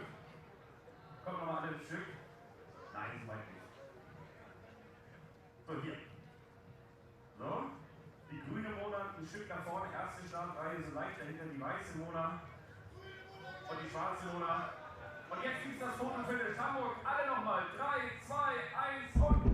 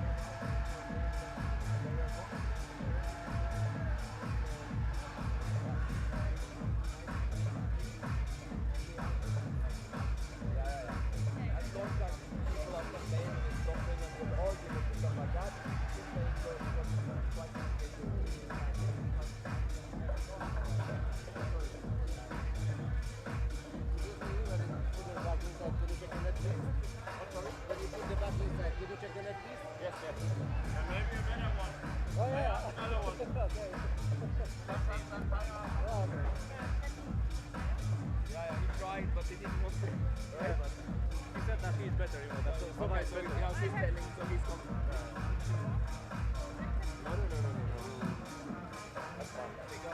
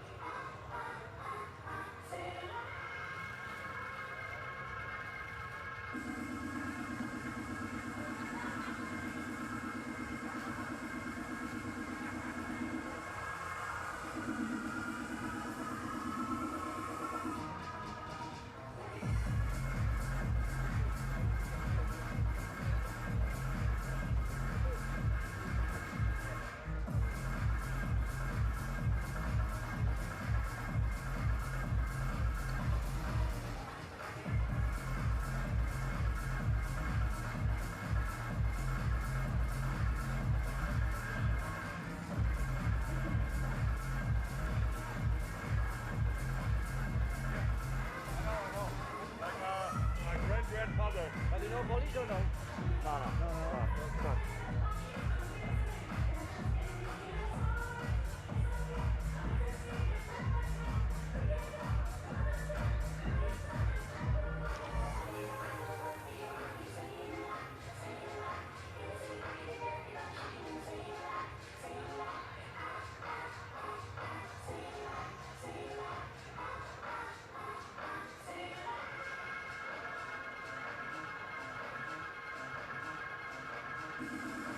Die Spieler warten im Tunnel und auf den großen Einlauf. Es sind noch 3 Finaltickets zu vergeben, 3 Runden zu spielen. I know you wanna beat me and that's alright. I'm here to stay. Well, hello there and welcome to Queen and King of the Court, where we are at the Active City Arena in Hamburg for our second competition of the year. The best beach volleyball players have made it to town to compete for the Queen and King's crown. We are in the final day of competition here at Heiligen Geisfeld, and it couldn't get any more exciting. Well, hello there and welcome to this lovely little arena built in the St. Pauli district of Hamburg. Lulet with you in the commentary box, and next to me is the man himself. He's about 6'3". He's about 100 kilos of pure muscle, and he's got an Olympic gold medal to his name. Rich Lamborn, how are we doing over there? I'm doing great. First of all, it's about 113 kilos, but it just keeps getting bigger and bigger. Yeah. The weather conditions are holding up for us temporarily, at least. Keeping our fingers crossed that continues because rain is in the forecast. But our semifinal C on the women's side was very nice and very action-packed, as no doubt this men's semifinal C will be as well, Louis. It's still ice cream weather, it's still beer weather, and that's the most important thing for these fans who have made it in on a tough day. Semi-final C will be interesting. We stick it in reverse in terms of the format. Only the 3 winners of the rounds will go through. European champions Plavins and Fokkerods, Henning and Wust have been superb. Quarto and Bello have put on a show as well, but Ehlers and Wickler will be a team that will be desperate to get through and retain and regain that crown. Yeah, they just had kind of one off round as we take a quick look at the rules. If you're unfamiliar, you got to be on the King's end to score. Everyone else doing their best to get over there, put points on the board. As Louis mentioned, it is a reversal of sorts. We're playing 3 rounds of 15 minutes. The winner of each 15-minute round going directly to the final. So if you can do your work early and quickly, you can do 15 minutes of work here and rest up for the final. Otherwise, it's going to take you 30 or perhaps 45 minutes to get it done. 3 spots remain, 5 teams vying for those 3 spots. It's going to be unfortunate to leave anybody out. We've got 5 great teams remaining.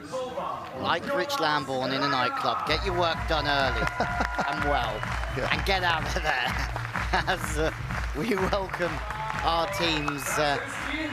And the Germans, Rich, have been impressive, and it's again showing that Sova and Reinhard make their way out, and they have really shown the depth of men's volleyball in Germany. Yeah, indeed. Reinhard, particularly from the service line, very impressive yesterday. Surprisingly impressive if you're Julius Brink. Yeah. I like the response Jonas had to that. He goes, maybe you just haven't been watching the last couple of years. As Joaquin Bello pulls out a card. I don't think it's the one, playing with Ali Huerta, who's had a great run in King of the Court, winning in Tenerife, and also the ultimate mashup was some story with the Klagenfurt Cannon. Yeah, that was fantastic. They kind of stole that one. We thought it was a foregone conclusion that Adrian and Anders were going to take that crown, but not to be, said Ali Huerta. Yeah, yes. Martin's always laughing. They pull up the end of the queue with the 10 card. There he is, Martins Plavins. Yeah, you have to fancy their chances as well, don't you? Because he's obviously phenomenally consistent, and his boy Christian Folkerotz is a beast out there as well, even at his young age.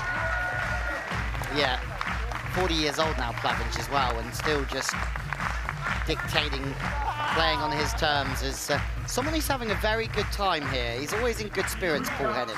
Yeah. He got his pasta in. He did get his pasta. He's ready to rock and roll. We saw him at the food court a little bit earlier.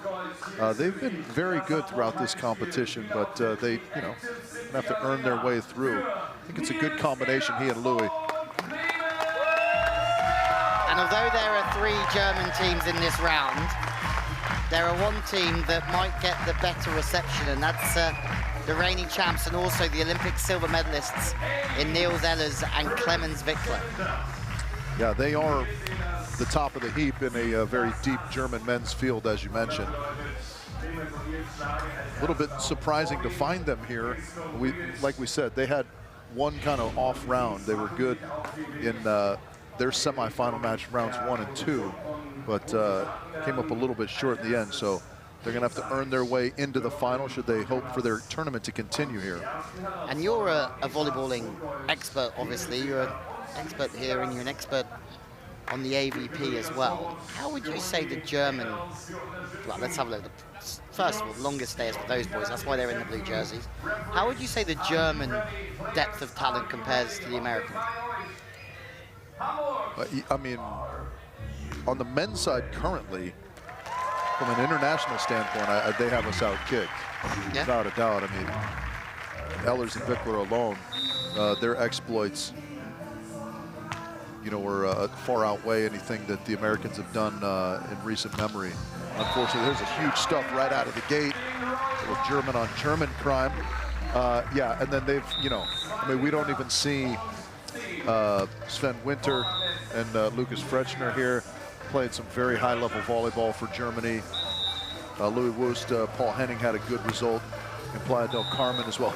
That surfer Huerta is always there, it feels like. Yeah, it's so funny. I was talking to Steven van der Velde, Stevie and Alex Brouwer earlier on, and they were saying they have to keep an eye out for Huerta because of his serve. And I sort of said to Stevie, "You're okay, buddy. You play right side."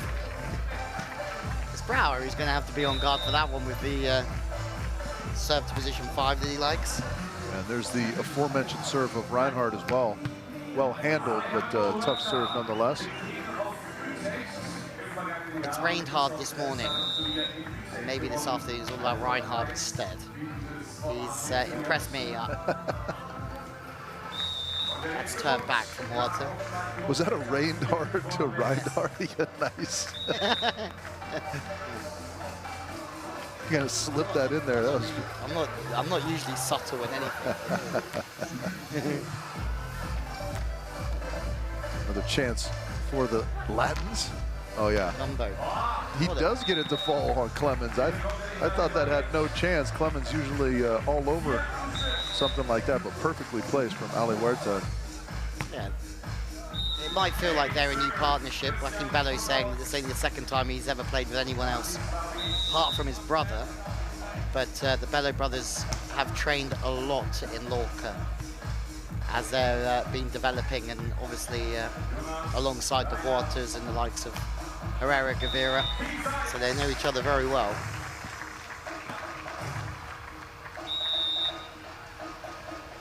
Swartabello leading the way at the moment, and that's Reinhardt's high. And we said this, JB brought it up in the preview show about the jumpy sand now that we're going to have. Doesn't matter what sand you're on if you're shanking, though, Richie. Indeed. You get a little bit of cloud cover coming in. Slow the serving of Huerta down at all. Oh, Elo up big. Well, those are the situations that we were talking about yesterday. In rhythm, Niels Ehlers can hit over the top of anyone, but if he gets into those situations, sort of brings him down a few centimeters and allows blockers to really get in on him. Well, yeah, I mean, it moves the ball,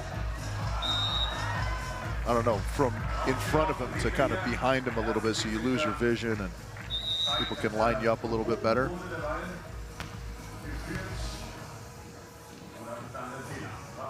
Clavins leaves it late to go to the line. He's fast enough to beat Louis.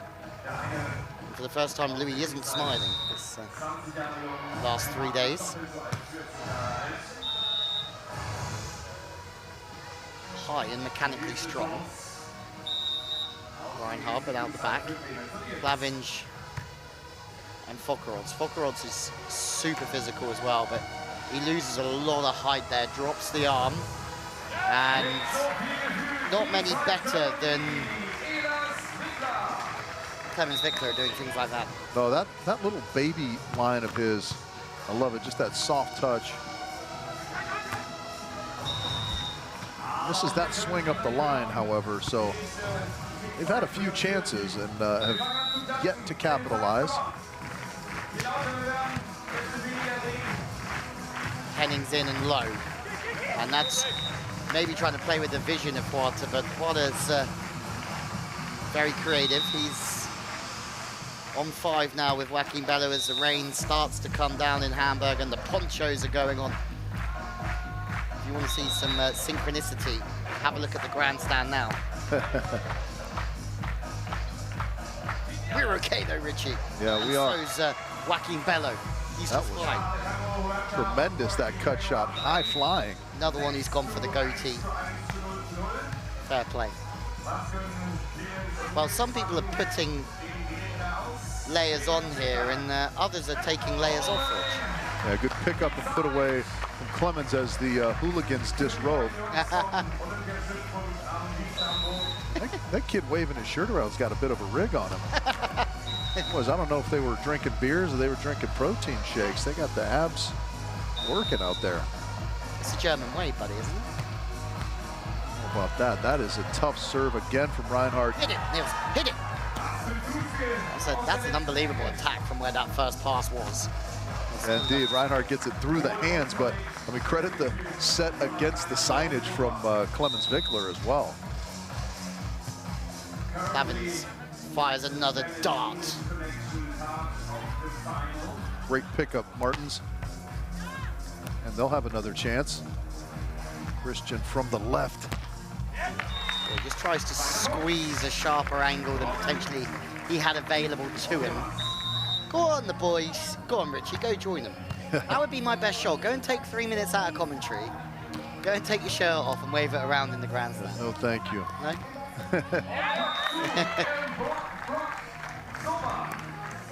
I'm not looking to get out in that rain, my friend. No. We are more than happy in our cabin here behind the server's arm. As it looks like more people are going to join us to try and stay dry, which is fair enough.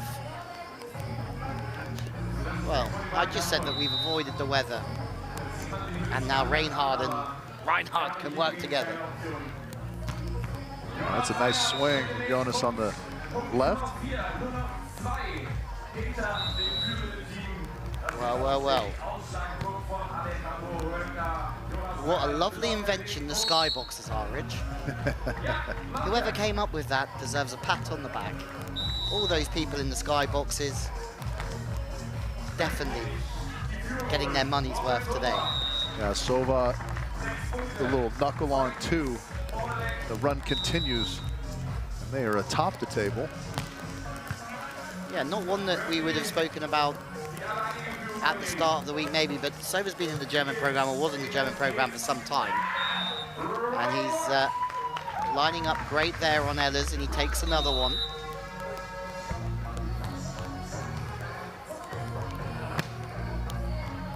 That's a great swing. You saw him have 2 looks at the court before really opening up, staying aggressive and going off the body. And needed every bit of that turn away as well to get past Folkerotz. Then the cut shot comes out, but that's a great play. Just lays it in. One thing for Joaquin Bello to break and make that play, but it's another thing to put it on a plate for Huerta to really feast on. Yeah, the quality of that contact high. Good pickup from Wust. And these are the sort of plays where Bello and Huerta will love to be involved in because they battle as well as anyone. But yeah, perfect set on 2 from Wust in the backcourt. Just lets Henning kind of drop it off his hand short. yeah, you really have to wonder where Julius Brink is in moments like this. Probably in Julius's house with the heating on downstairs. Yeah, the dry, warm sofas. Let's just hope he's okay. We've been on a search for Yanis Schmedins this week, and Yanis messaged me himself saying he was fine on Friday, and then the man himself, not the man himself actually, but another great man in Tom Schmedins, his brother, messaged in to say he's okay. It's good to know. Wide, another lefty, and Wust is doing some damage. Just a little bit wide in the set, but it worked out for him in the end. Yeah, blew it right past the block. That's going to be tough, yeah. Oh, it's getting grayer in here. See, that's how my life is. Oh, as the wind gets up. Wow. Okay, it's getting very interesting now. Yeah. Luckily, Richie, how wet are you right now? Not very, fortunately. No, we're okay. We're very lucky here to be in a container. And the storm has certainly come in Hamburg, and these guys are going to have to dig very deep. And once again, I have nothing but full-on appreciation for those guys out there who are still here, still sitting, taking in the action. And they're not going anywhere. Yeah, overset there. And there was Joaquin Bello, he's not going anywhere either.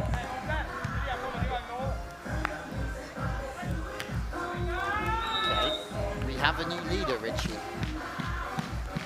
A new leader in the clubhouse, and they have a golden ball to use, so one would think that they will use it should they need it here, should the run stop after the 5-minute timeout, Louis. Yeah, 5-minute timeout. No rush to get out of the rain for those two. Heart rates are high, scores are high, and good time to have a Celsius player vibe.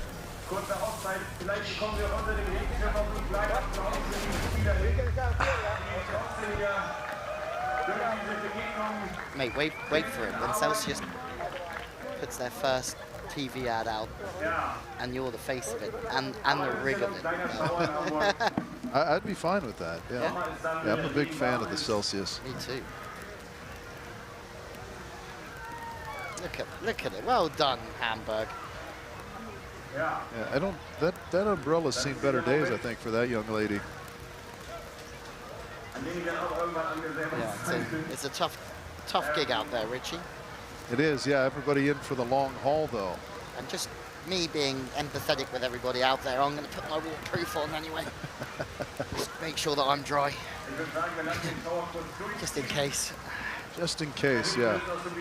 We've not had this sort of weather before a King of the Court event, have we, Rich? We have not. It is getting quite breezy and quite wet out there. And one feels for our referees and our court staff who are stuck out in the elements. Well, I don't think we have to worry.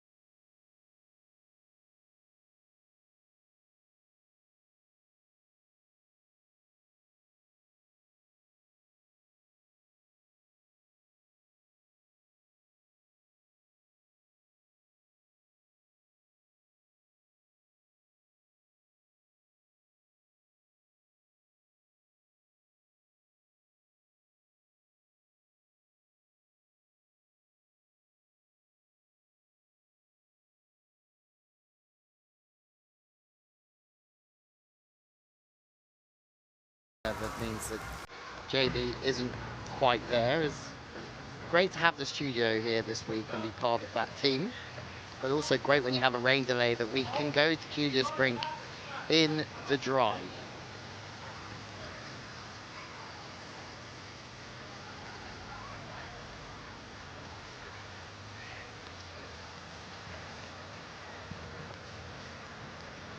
And it looks like our players booth is well stocked on the far end over there.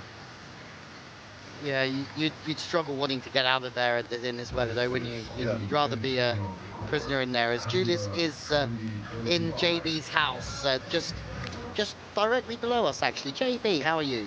I'm very good, but I mean, I don't know if you can see it. I was just having about to have a nap because there was the 5-minute break. Then I usually take a nap, and then they stopped the show, and like big guys entering my studio, my living room, with ugly feet, full of sand, sweaty. I mean, do you see this? How they actually? I would never come to someone's house with my feet that dirty. Actually, and then your house sitting on is the couch. also really dirty already. It's a matter of respect. But here in my country, yeah, with all what I've done to the sport, nobody is showing any respect. Like, look at Clement's feet. Paul here. Like, but ugly is a hard word to call the feet ugly. It's you have only probably sandy. you have Very, probably very the most beautiful. ugly feet on the tour. And you know, that's not a standard couch. You know, it's something. It's from your house. You brought It's it from here? my grandma. It looks like it's from her grandma. It is from her grandma. Yeah. It's a little bit sweaty, a little bit sandy now. Yeah. You can take it home. It's fine. Or bring it back to your grandma. I leave this tournament tonight. I probably don't get another job at Utrecht after speaking out the truth. Look who doesn't like it. But, oh man, your feet. It's terrible, huh? Yeah. Yeah. How about sand in your house? Do you like it? Is it something that you try to clean all the time? His girlfriend, huh? Yeah, I keep the sand out of my house. Yeah. Like I'm a very clean guy. There's no sand at all in my house. Like when I go in, I have a washing machine. Yeah. I go through, and only with after a boxer that- short, and afterwards I'm clean. So. Yeah. So yeah. If I had you're so serious with your house here, I would have bought my machine. There's one thing that triggers me the same is when my kids, they are allowed to eat in the backseat of our car, and you know how they eat. It's a new generation of young kids. They also show no respect. So you can clean the car for 3 hours, and then they come. It looks like a bakery. It's terrible. It gives me the same feeling. Watching these feet is what I'm gonna expect tonight when I drive home. So it's a good already preparation triggered. already. Good preparation already. Yeah. For the drive back. Are you still with us? I can't hear any talk back from Rich or Louis. Like, I think they are doing a net now. Is that content you like to hear? Is that too much of truth talking? that No, way? this is fascinating. A look into your mind, Julius, about cleanliness and so forth. But have you seen the feet? Yeah, I don't know that we've seen the feet. I can imagine. Can you lift up? Can you? There we go. Yeah, I mean, Would you like to have that in your house? That's what you might expect, though, considering the conditions. You know, the boys are doing their best. They want us back. Okay. Yeah. Now we're leaving your house now. It's such a mess. Who's cleaning my house? Yeah, obviously not you, huh? You're not cleaning the house. Now you probably need to warm up, huh? I put some more sand here. Thank you, Julius, for the nice. Thanks for the invite, yeah. Yeah.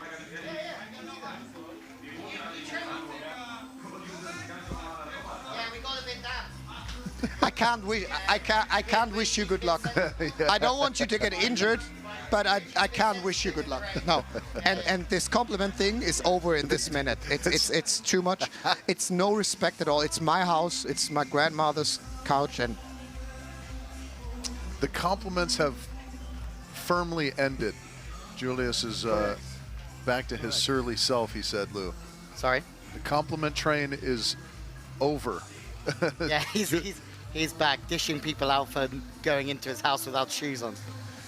Julius admitting it was almost nap time and he was a bit cranky. It got interrupted, and then some feeted athletes came into his space. But now he's got time for a 5-minute nap anyway. Yeah. As the players just need to warm up again, as there's a very wet-looking Wilco Nyland making it in here now as well. And look at him, he's used to the rain. You have to say the fans have been fantastic. Yeah, sticking this out, very impressive. Wilco, just a quick word for the fans here, sticking out the rain, and they've been superb, haven't they? They really like it, I think. Yeah, I suppose if you're from Hamburg, maybe this is what you come to expect. But man, if I look at a forecast and there's even a 10% possibility, I just call the day off, you know. And yeah, because you are living in California. This is different. This is Northern Europe. The people over here, they are used to, what is it, 50% of the time that it's raining. 50% of the time it rains every time? No, it's very unfortunate, but we can continue in a couple of minutes. Eh?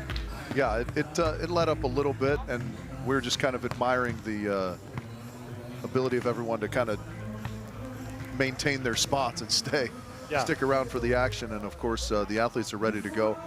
You were getting, in the group chat, you were getting very little sympathy from the Americans. They wanted to see everyone stick it out in the torrential downpour, which is easy to say from the warm and dry players box. Yeah, very easy to say. We'll see if Kim has the same opinion when it's raining during the women's final. We said to the players before this round started, please win the first 15 minutes, because then you, then you are dry. But we didn't reach 15 minutes.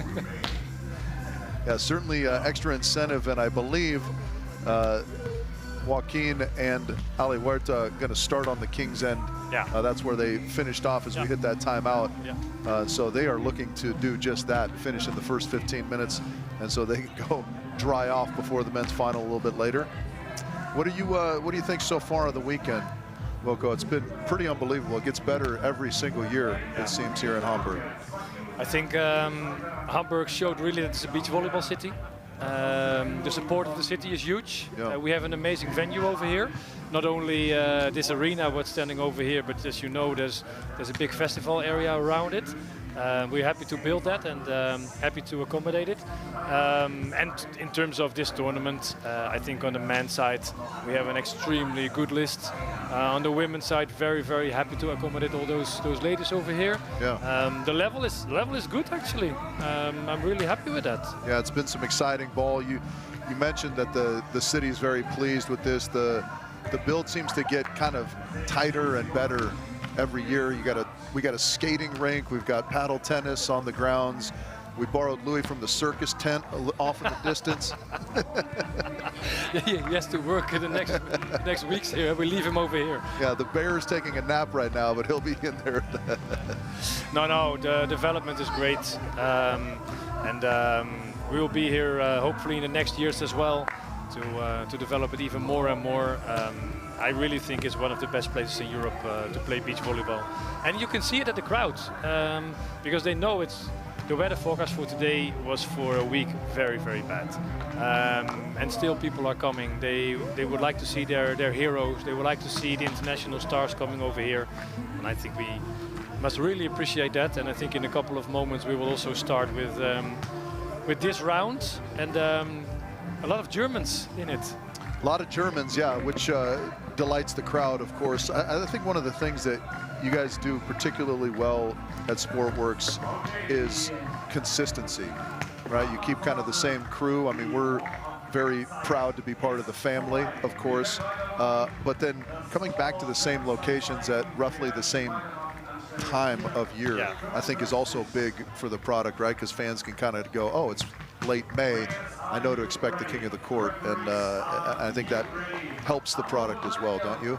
I fully agree on that. It helps for the fans, but it also helps for the crew. What you say, the local crew. Yeah. There are more than 100 people working over here, Yeah. volunteering, working to make it happen. So very happy. Okay, looks like we are back, Wilco. Thank you for the insight. You're welcome, guys. Thank you for Enjoy. a contained situation so that we're not soaking wet. You're welcome. I hand over to Louis. Okay. Guys. What a legend. Yeah, legend indeed. That ball crawled over for Louis Woost, but the golden ball has been employed by Wako and Ali Huerta. Good time. Oh, that is a classy shot from the right side. Huerta. And they're on 11, so Rijkaard and Soa really the only ones threatening them at this point with 4 minutes left on the clock. But you would think maybe if they get 2 or 3 more, they're fairly safe. Did you hear Plavinge down there dishing it out? I did not. I didn't hear what he was saying. He said, why have we stopped? He said, this is just normal weather. Yeah. And then we basically put the whole rain delay on you being, yeah. Oh, me? Yeah. Yeah, well, I mean, that's fair. I am very sensitive. we put it all down to your sensitivity. What? It must have been Richie that did it. My size belies my sensitivity. big softy, Rich Lambert. A great pickup from Clemens. Oh, yeah. He is excellent at that play. Just swinging through that ball off the block. All right, so unable to get the 3, but they do get 12 points on the board. Really the only ones in striking distance. Shockingly, Wickler and Ehlers on 0 still. Yeah, that's what I was going to mention, but they're not now. On to 1 with Wickler Ehlers. They were slow yesterday, weren't they, in the final round? And they need to pick it up a little bit, because they're only going to have another 2 chances after this. Go on, JB. That is maybe the best cutaway we've ever had. Yeah. And I wonder if he knows that he's being filmed. But I don't think so. Well, as long as it's good for us when we go down there, that's the main thing, right? Yeah. He definitely doesn't know he's being filmed. That is much appreciated, Julius. Yeah, thank you, JB, and well done to our crew in the truck. Big Don, making sure we don't miss Julius doing his chores, which hopefully his wife is watching. Yeah, I hope she's not, because then it's, oh, you can sweep kind of a situation. Another footfall, Henning. That's his second one already. Maybe we can just stay here and just have Julius count. Oh, okay. Yeah, and if he fully falls into a nap, I hope we get that on camera too. Yeah. I mean, I think that's just the best possible cut to ever is Julius Cam in the house. Planning his next question with the winners of this round. Oh! Volkerats with a big right hand on Clemens Wickler. Yeah, neither of these teams really in danger of advancing in this round, and that probably ends Rijkaard and Sova's chances as well. They'll get another crack at it, but I don't think they'll have time to overtake 5. It's a great dig. Louis, fast line as well from the left-hander, and Volkerats not happy at the moment. Kind of has that demeanor non-stop, it seems like. He would be the other end of the spectrum from Pauly and McDonald. Yeah. Saying he's on a bit of a Debbie Downer. Yeah, I don't know that it's a downer so much. I mean, he just does kind of have that angry look to him. You know, it helps him play well, it seems, because he's a great player, of course. He's had a fantastic year. Latvia surprising himself. I always remember we did an interview. I was at the European Championships, but then I went and interviewed Martins Plavins for Queen and King of the Court and the Fantasy. And I always remember him turning around to me and said, European champion. He goes, well, it was expected, wasn't it?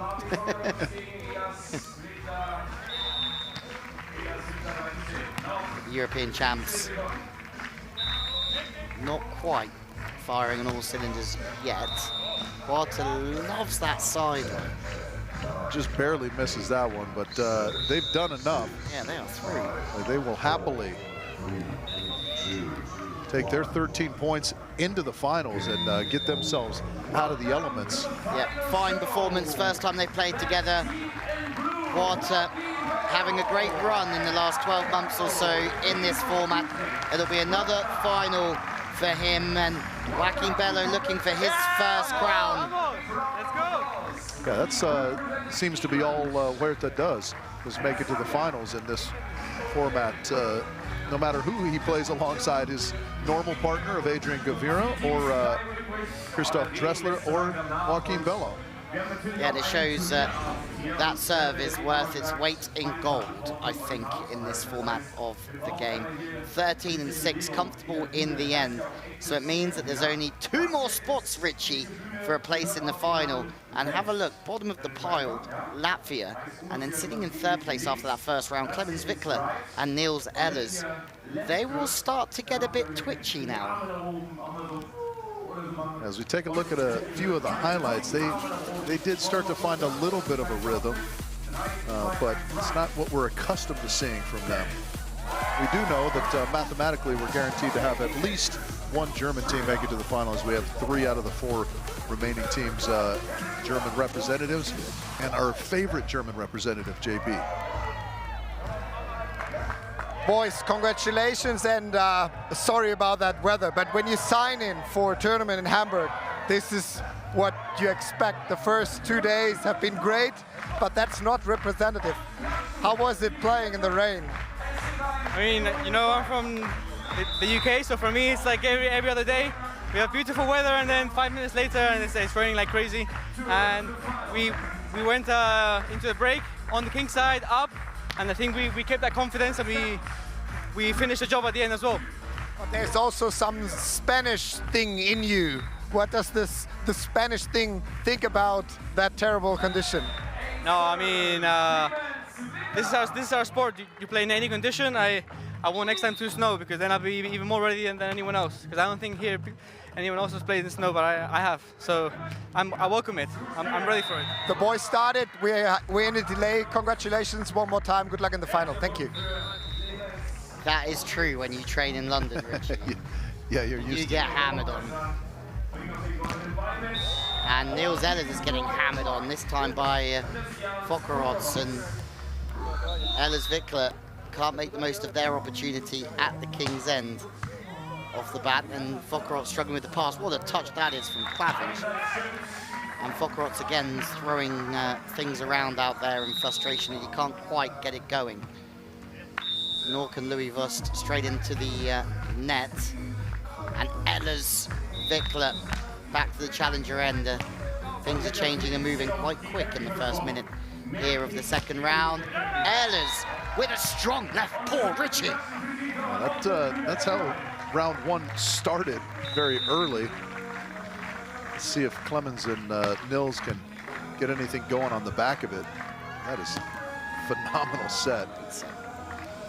Fading away, falling away, still puts it in, and Germany can't score, and for a second time Klavinch and Fokkerots kick Ehlers Wickler out. And now they have the reception into a pretty good zone for Fokkerots to try and score, but again, feel like he's just slowed down a little bit. And the hat goes flying again. Careful, buddy, in these conditions it might just fly away. Yeah, I don't know if he just is wearing that today as a prop so he can let out some frustration. Always like Klavinch, he stays very cool and calm, but sometimes you see him pinching his shorts quite hard. And there you feel all of the frustration that's been built up, released. Saw that a lot at the Nations Cup. Where the Latvians certainly played some great ball. The skip off the top of the tape helps Reinhard out on that serve. Siding out tougher in the rain, Richie. Must be.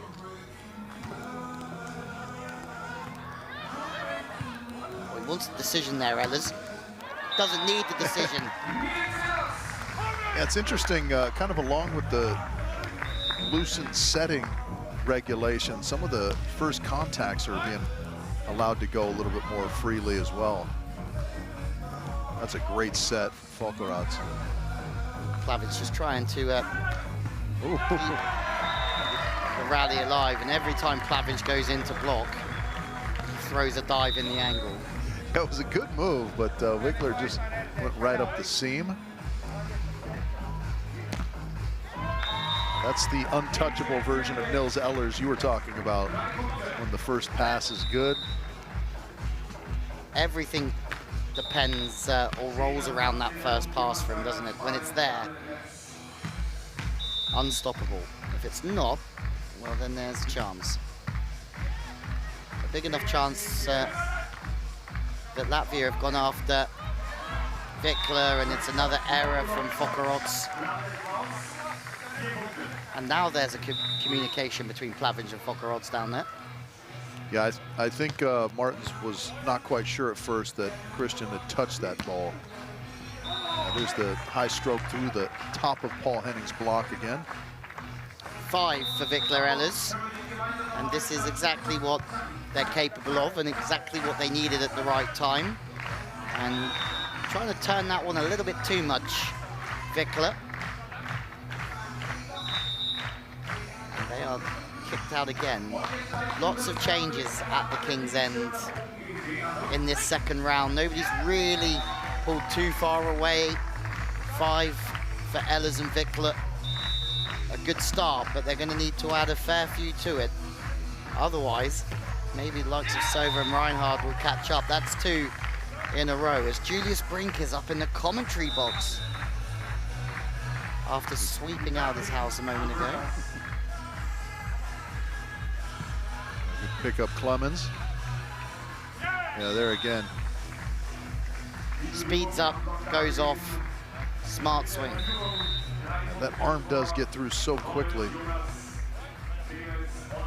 Tough chance here for Christian. Yeah. Good luck. Phil Gluck.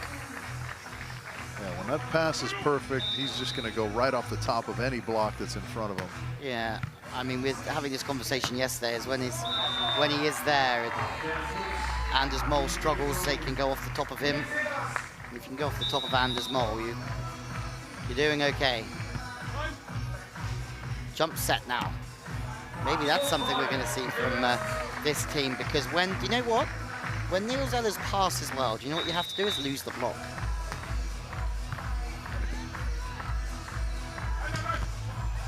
There's a nice stuff from Folkerats just staying home on the line. Yeah, Latvia have had Germany's number in terms of block defense, but they just haven't been able to side out themselves. Plavins fastens up to the line. That's twice he's got Louis Vust on exactly that play. Yeah, he's just so good at speeding that line shot up. Wow, what a serve. You can get that response from Martins Plavins. You know it's a good serve. Yeah, catches him high. Difficult to get out on that one, Richie, isn't it? It is indeed. A little baby line from Sova on the half turn. Here they come. A little bit of German competition never hurt anyone. And Sova tries to go high, doesn't really have a look at what's in front of him. Henning gets the closure, and it's a real good move from Henning into the angle. Very strong in the hands. Yeah, he is a big, big block when he lines you up properly.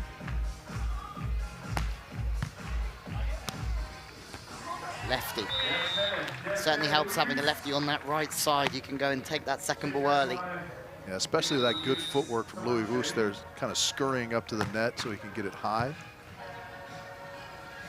You can see Sova just having to try and guard that second ball a little bit, and he does a really good job of getting out on the third touch and sealing the line, which is very difficult to do.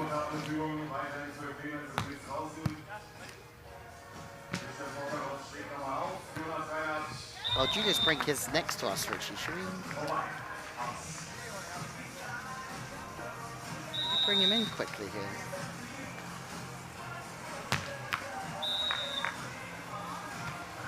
Not the most enthusiastic with the headphones, Julius.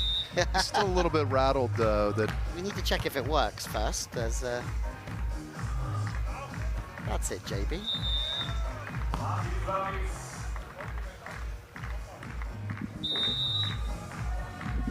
Wow. There you go, JB. Hello. Oh, perfect. How are we doing, sir? We just had shots of you on TV. I'm still super unhappy about that rain break of 10 way too big people entering my room. Yeah. Yeah, have you seen that picture? Have you seen it on? Was it on camera? Yes, it was indeed. And the ugly feet of Clemens. Yep. The other part that was on camera, JB, unbeknownst to you, was you sweeping up your couch. Yep. They put you sweeping up the couch on camera. Yeah. Oh yeah, they did it. Yeah, you're on live TV. Fair enough. So Wilco knows how hard I work. I've turned into the sound engineer. Yeah, Wilco does know how hard you work. We saw you cleaning up your couch. Yeah, I mean now it's cleaned up, but it's still wet of that. You couldn't do my room, rainy did you? pants. Yeah. No, good rally ensuing here. Woest with another good cover. Yeah, good work off the net as well. That one's going to go long, I think. Yeah. Always a difficult one to get that inside ball, isn't it, and try and turn it back round. It is indeed, yeah. Great serve, Folkerots, but that just sits in the net. Yeah, that's a bit of a bad break for Latvia. Yeah, there's been a few of those. It isn't working for them at the moment. And the Vikla Ellers and the home crowd, they are getting rewarded for staying out here in the tough conditions. And their home team and Germany's #1 team, the Olympic silver medalists, are in a very good position to go through. Oh, hello, Louis. I'm a big fan of Louis, Julius. That's what we're gonna see more and more now with the heavy ball soaked up. How are you in the rain, JB, when you had to play in these conditions? I didn't like it at all. But the worst thing is to warm up in the rain. Like when it starts raining while you're playing, I think you can not let that too much interfere your thoughts and your actions, but warming up in the rain is terrible. Like that's the worst. You want to join us in our Celsius celebration? Right at the end we go, there it is. Seamless. You're a true professional, JB. Okay, JB, here's a question for you. Go. What were the worst conditions you ever played in? Playing alongside Jonas. Your partner in winning a gold medal. No, just kidding. It's definitely not the warmest, toughest, or most humid situation. It's the cold. I think we probably played a lot of tournaments in the rain, but it was like China at the beginning of the season. Sometimes when you also like when you play with sickness or troubling with some health issues, and then the conditions outside are not 100% like you wish them for. If that goes together with some trouble in your team, maybe some criticism from your coach, like it's you know, if all that comes together, I think that happened a couple of times in China, where you're also starting your season off, kicking it off, and you're not 100% sure where you are, what your level is, and how far you are in your training and preparation. I remember some tough times in China at the beginning of the season, because we always kicked the season off in Shanghai or Beijing. Yeah, lots of different things determine conditions in beach volleyball. You know, I know you were kind of joking about saying playing alongside Reckerman, but I had dinner with Phil a couple summers ago in Chicago, and Billy Allen, great player for the U.S., asked him if he had, you know, kind of throughout his career, a nemesis or just a player that he really butted heads with and didn't get along with. And he thought for 0.1 seconds, and he said, probably Todd.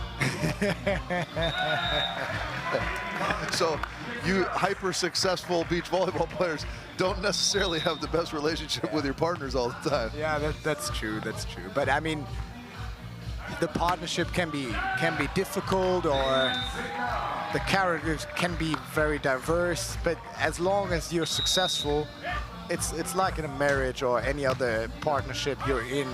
Like, as long as as things are looking good, it's okay. But don't let that hard times come. Then you really have to stick together.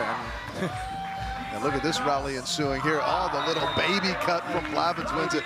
Yeah, you guys are like high-performing sports cars. Perform at a high level, but if any little thing goes wrong, it is expensive to fix. Yeah, that's true. That's true. Well, it's Wickler and Ehlers comfortably in front at the moment, but there could be a late charge here for Plavins and Fokkerud. But this is something waited for this charge. This is something I'm looking for, that they win now, because my rhythm is like the second winner I pick up in the sand. So I'm wishing the third ticket to the final to a clean team, because they enter my studio again. Yeah. I don't want to clean that again. Yeah, a bit of a bad break there on a good serve. Oh, how lovely to have JB up here with us before he disappears. He's got to work his way down to the sand for his normal duties of post-round interviews. So yeah, it is right now Wickler and Ehlers in front. Plavins and Fokkerud a little bit surprised after getting the ace that they didn't use the golden ball. They do have one. I agree. They're just with you. hanging on to it until, oh yeah. Maybe now. Yeah, you would think that if they get one or two and then get stopped, they will absolutely use it here. He enjoyed that. The Big Dipper, Richie. That's gonna sail.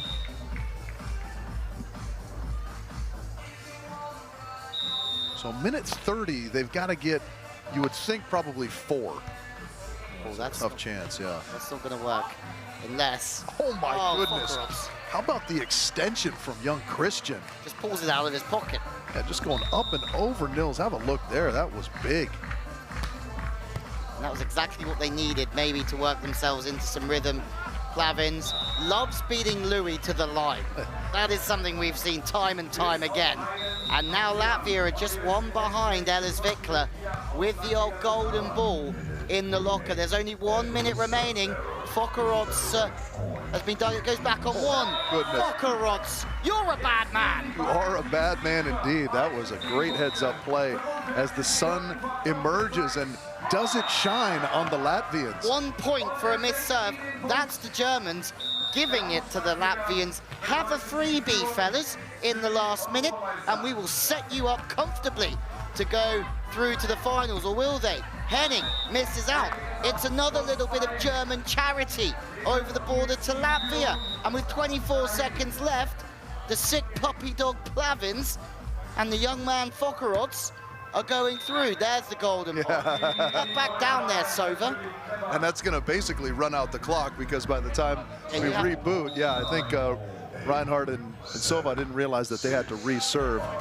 So well done, Plavins and Fokkerud. Can you believe it? They had no rhythm whatsoever for the first 15 minutes. Well, let's say the first 25 minutes. Louis, what is that I'm looking at? Is that a smile on the face of Christian Fokkerud? Wow, it is a smile on the face of Fokkerud and Plavins. They got it done. I wouldn't have put my money on them in the first 7 minutes of that round, at least. But oh yeah, it was. It seemed like there was frustration. They were getting a couple breaks that were going against them, but they just hung in and they put together a run at the perfect time. Longest stay of just 6, but they put together 13 points and outkicked Clemens Wickler and Nils. We're going to have the all-Germany showdown in the final 15 minutes, Louis. Wow, and it's a last chance for Wickler and Ehlers to retain and regain their crown from last year. They've sort of gone off the boil, Richie. Is that true, or that be my famous last words? We'll have to wait and see. As JB is ready with the Latvians court side. Congratulations, and what a smart pick of that golden ball. Have you been both aware of that situation to use it at the very, very end? I mean, that's a definition. We must clip it out, explaining the rules like that. This is the moment you use the golden ball for. Yeah, we were talking it through. You know, we were watching at the points, and we told each other if we lose now, we take the ball. So we knew what to do. Yeah. So a final of 3 German teams. Which one do you pick to pull into that final? Good luck for Germans. I would pick for pink one. I think they played playoffs really well, served really well, and this round also played very well. So I think they deserve, in my opinion. So I don't know about Christians. I say Eckler-Swickler. It's a safe choice. Safe choice for us in the finals, not safe choice for the pink team. I was expecting that he starts laughing when you pull out Eckler-Swickler, because he doesn't want to play them again. He laughs at everything. No, the Clemens wrote me, I'm coming for your longest stay. So, no, please do not come. Okay, boys, good luck in the final. Let's watch. I think Plavins doesn't understand that he could get the longest stay in this round as well. But I do love the honesty and always the humor from Martins Plavins. Great little corner cam following Judas into his studio where he will hibernate for the next 5 to 10 minutes. Great value, Martins Plavins, always enjoying every moment of every event and still putting in performance after performance. As Vikla Ehlers will know, this is now business time. They play relaxed most of the time, but this would be them under immense pressure. If they don't win this round, they have to go home, which is bad news for them. The good news is home is only under 10 kilometers away for them.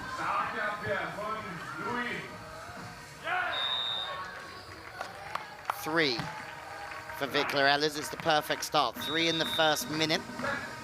And remember, there's no change in the rules. It's not first to 15. It's a full 15 minutes here for these athletes trying to push their way through to the finals. Ehlers just plucked from Louis, and he goes away from the body, and that one's hit the sand. So for the first time, Louis Wust and Paul Henning will make their way to the King's End. You've got to get back in there, Clemens. The 3-team turnaround is a fast one. Yeah, it is not fast. It is fast, excuse me. Not a lot of time to think about it. How about the flip-flopping conditions? It was torrential rain just about 20 minutes ago, and now the sun is out. It is gorgeous on Stadium Court. TNE, Richie, TNE. This is Northern Europe. Exactly what happens every day, unfortunately. Not every day, but people who play beach volleyball in this part of the world, and England, etc., you have to be moving inside, outside, trying to get cover from the rain, and then you'll be getting sunburned the next minute. I guess that's why the indoor beach clubs are popular. Yeah, absolutely. Yeah, Sova closing down the line there. He's lining up really well this week, Robin Sova.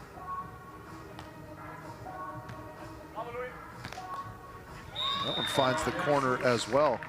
I like one of our ball girls down there is taking videos and clapping for the boys. Henning, another foot fault. And just having an all-around great time now. The ponchos are off. The sun is out here in Hamburg, and the women's final starting at 6 o'clock. Local time, 40 minutes. Obviously, that'll happen a bit quicker than we expected due to the rain delay. There won't be as long a break, so Sova's there again. Yeah, His Sova blocks might be the difference. Yeah, he is not letting Wust wiggle down the line past him. And Clemens and Nils still struggling to find that rhythm, but they're somehow in front. All those service errors mean that Reinhardt and Sova been on the King's End a long time, but haven't racked up all that many points. That gets them level. All three teams now on 3.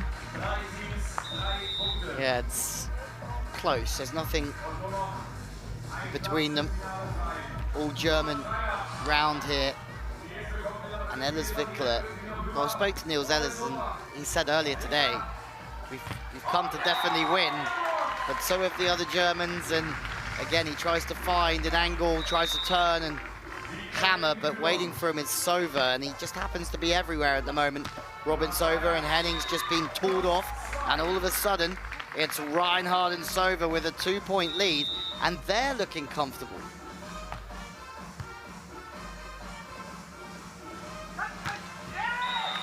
The dive into the angle leaves the line open. Sova says, Danke schön. Yeah, that was a good late pull across his body there by a big Robin. Patient work from Henning, and a really good turn, and opens up to get his hand underneath the ball. It's a really nice bit of play, and that bit of play means that himself and Louis Vust get themselves down to the King. Did catch some fingertip. You can see in the reaction of Ehlers. It's nice, the rain is gone, but the German crowd have certainly stocked up on cheese and sausages, or sausage and cheese, for the worst case scenario. I've used that once, I'll use it again. It's a terrible one.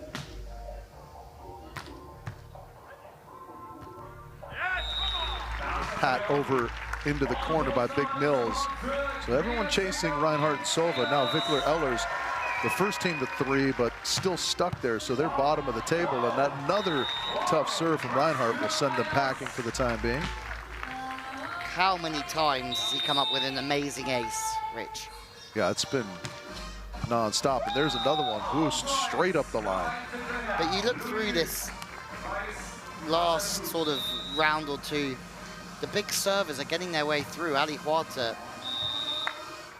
one of the best servers in this competition, that's for sure. And now Reinhardt leading, and Reinhardt, I've seen a few of those as well, where he tries to go colossal on it and he just drops his arm a little bit. I mean, it does favor the sort of all or nothing format, or the approach rather, to your serve. Nice right hand from Boost. What are we seeing nowadays, Richie? People hitting with both hands everywhere. Amphibiousness abounds. Yeah, I mean, it's a game of angles, so you set up in certain angles for one hand, and then those angles are absolutely ruined when they go for another. Yeah, I mean, it was sort of mind-boggling when we saw the likes of Sean Rosenthal pull it out. How's he doing, Rich? Nice, great. I mean, golfing a lot, yeah. He's a fixture in the South Bay. Always a great guy to run into.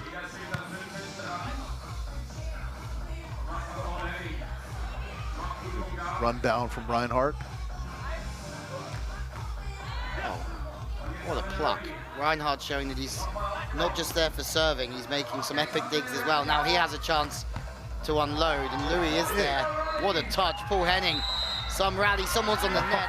Paul Henning thumbs up towards Schüller, who's still drying off. Sad end to a great rally. Clemens, jumbo knuckle, back on one. Oh, this is turning out to be a big problem. Grosser problem for the Germans here. Nicht ein kleiner Problem. Du bist einen großen Schön, Richie. I don't know what the last word is. Dog. Dog? Yeah. I thought that was Hund. Oh yeah, sorry. Yeah. What did I say? Schön, that's why I was confused, because that's beautiful, big, right? Yeah, there you go. You're big beauty? You're a big beauty. Not wrong either. Failed at French at school. Didn't even do German.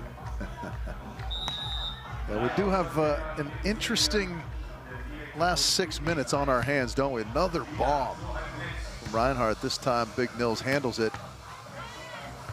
They'll get to reboot the offense here. Clemens. They're desperate. Yeah. They are desperate, Rich. 4 behind with 6:14 on the clock. Nobody expected this. You talk to everyone. Van der Velde and Brouwer earlier were like, they are the biggest threat to us in this competition. And imagine Alex Brouwer watching this, going, hang on a moment, it's today the day I get my hands on a crown. Could you imagine? Well, Paul Henning would like to have something to say about that. A good high swing off the hands of Sova. Louis. And Louis. Interestingly enough, Clemens Wickler up at the net blocking that time. Not sure if they're sort of resigned to not advancing here. Surely not. There's loads of time, and we know what they are capable of here. They can catch fire at any time, but it is getting slightly more desperate now as Wust and Henning are on 11. They need this one, Richie. It's very important. Yeah, Clemens with a chance. Oh yeah, how about the touch? Wickler. Well, well, well. 5 minutes left on the clock. This is set up perfectly for a frantic final 5 minutes where the 3-time kings, Wickler and Ehlers, are chasing hard for a place in the final. I did not see a week without them in the final. Yeah, it's certainly, we would have lost money had we bet on that.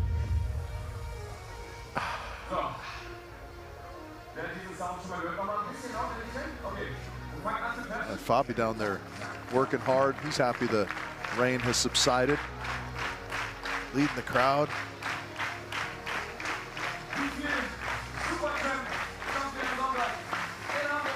Yeah, it's so interesting. You wear the ponchos and then the sun comes out and it turns into a sauna suit. Oh, look at choreography from the ladies is on point. They deserve it. What's happening, girls? You're right. I think they all know what they're doing out there, touching toes and knees. And the one thing that Germans love is a bit of choreography. Synchronized dance moves? Synchronized dance moves. Tell me I'm wrong. No, you don't appear to be wrong. All right, so a long chase necessary here if Clemens and Nils hope to advance. Yeah, they need to get on a hot streak now. And that's a very good touch from Sova. He makes a reach. Doesn't get rewarded that time, but the pressure on the block there from Sova. Yeah, he's been very good up there, right? Nothing gets by him with ease. Can't put the 2-ball away. Louis, if you win this, I think you're through. I think that's it. Yeah, I mean, that is tremendous. Reinhardt and Sova still have yeah, that's it for Wickler and Ehlers, sorry.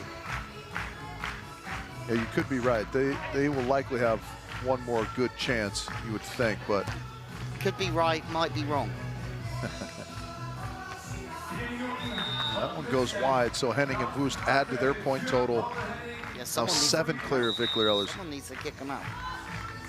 At the moment, that's the job of Ehlers, but they've just not scored freely enough whatsoever in this semi-final C round. Not in any of the rounds have they really troubled the lead.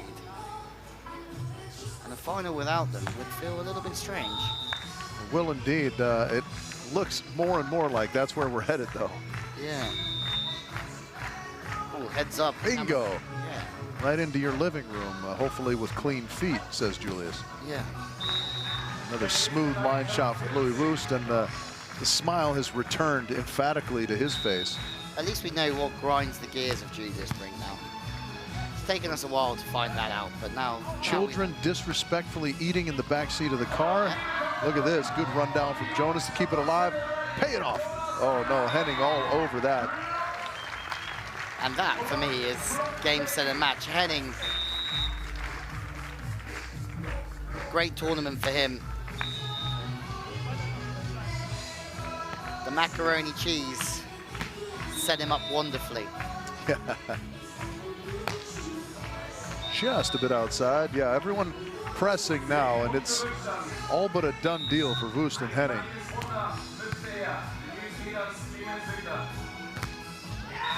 Even that one going off the hands of Mills and wide, so not to invoke any more rain, but when it rains, it pours in the good way for Wust and Henning.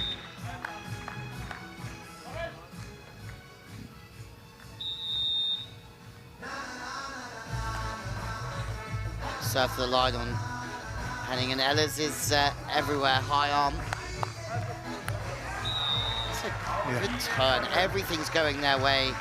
And look, we don't see this from Vikler Ehlers very much, just they look a bit despondent now and look like they're ready to just be done and dusted. They know that they are not going through to the final, and maybe the favorite of this entire competition is going home, and that's the big news.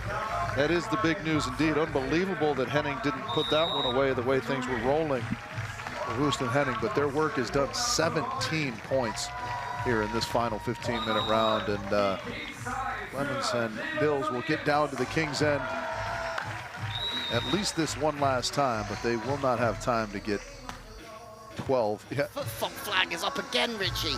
These guys don't miss a trick. You cannot get one over these guys. I mean, that turns out to be better for Vikler Ehlers in that they get the point. The foot fault would have just been kind of a nothing. And that's been the story, right? Is just little contacts that we're used to seeing them make so cleanly have been ever so slightly off here. Yeah. And the body language has sort of gone a little bit into the shank tank for Ehlers, and well, there needs to be a lot of missed serves. But there is a German team going through to the finals, we know that, but probably not the one that we expected on Thursday, Friday, this week. Henning and Wust are giving it absolutely everything. They're very well organized as a pair. And look, Henning's trying to fire up the crowd. That look like they've given all their energy to that Ehlers-Vikler introduction earlier on.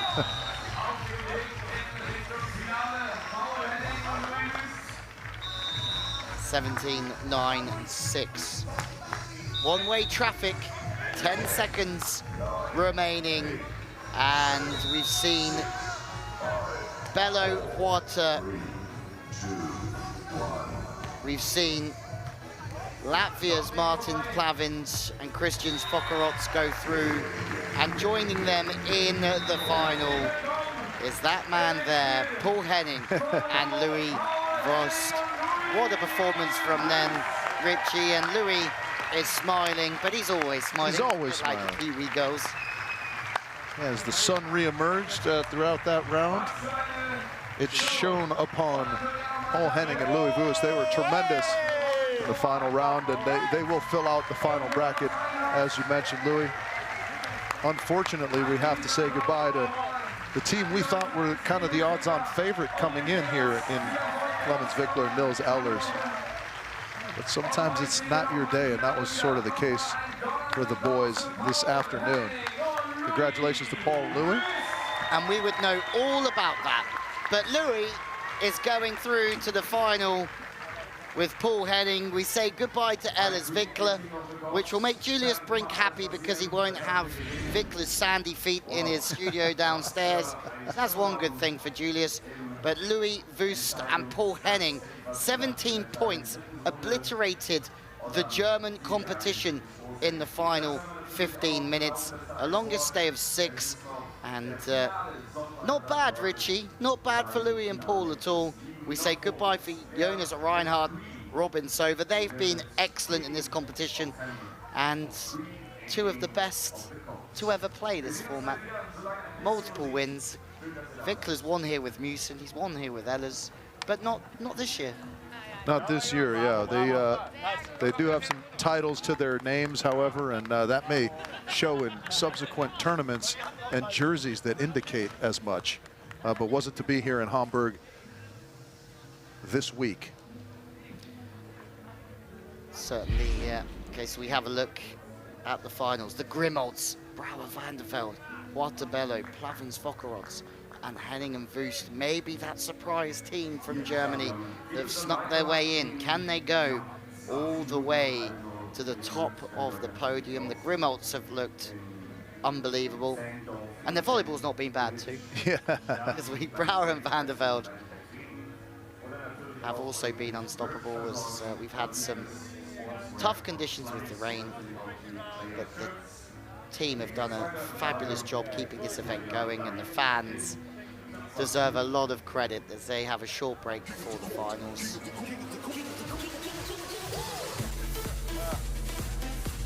Yeah, it's a dangerous combination as we look at these highlights when the bounces are going your way and you find great form on your side of the net, as Paul Henning and Louis Wust did in that final 15-minute round. They are down with JB. Wow, congratulations. I mean, what a tough battle. At the end, you've been smiling in the sun. Before we talk pretty much about what happened, can you make sure to clean a bit off your feet, your knee? I was troubling. I was really troubling to. It's all Clemens. It's my grand. Was all Clemens. Okay. Now, how was it? How difficult was it to refocus after every 50 minutes, and especially in that rain situation? I mean, I was expecting Wilco or Václav to actually give us a longer break. Did you hear something about? There were rumors about that. Yeah, it was like, because we watched the weather forecast and it was like 20-25 minutes, and then you were like, oh fuck, I'm sitting here now for 20-25 minutes and it's a long time, and then I need to get going.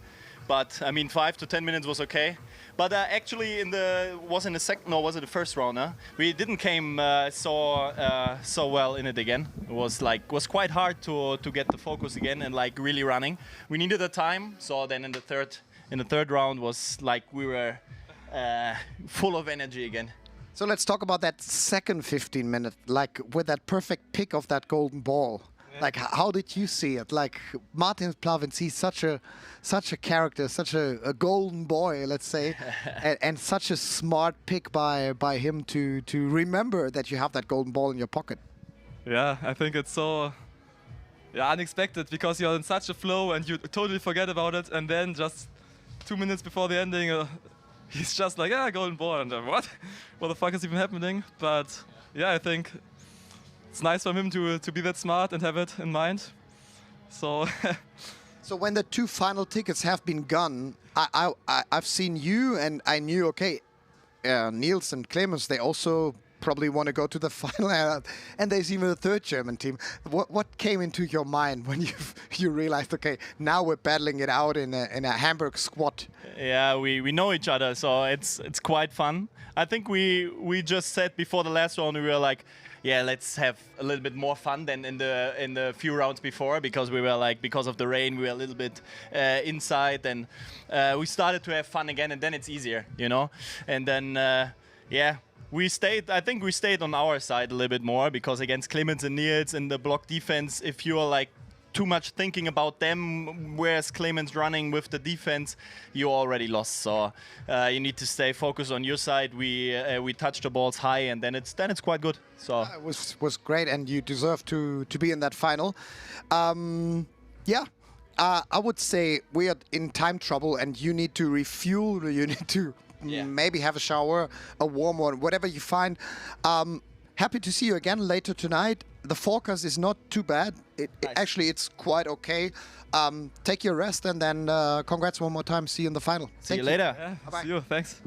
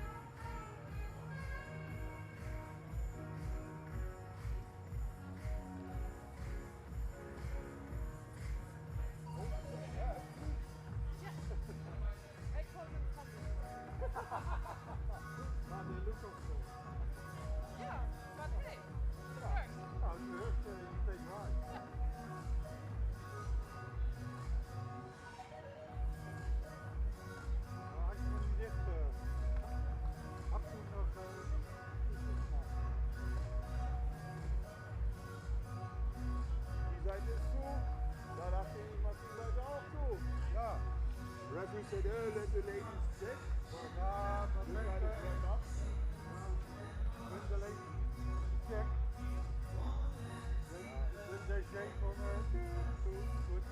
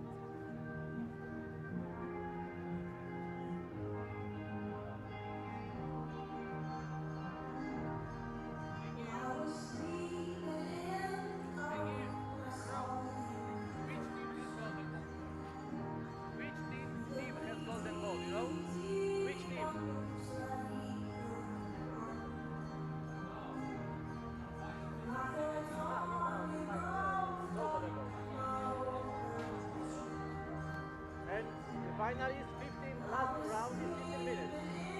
Not 15 points.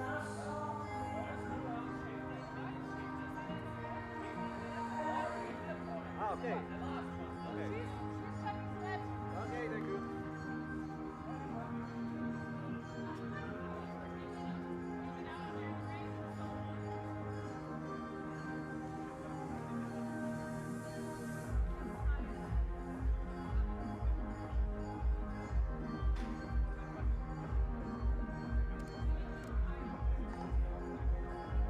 Welcome to Queen and King of the Court, Hamburg 2025.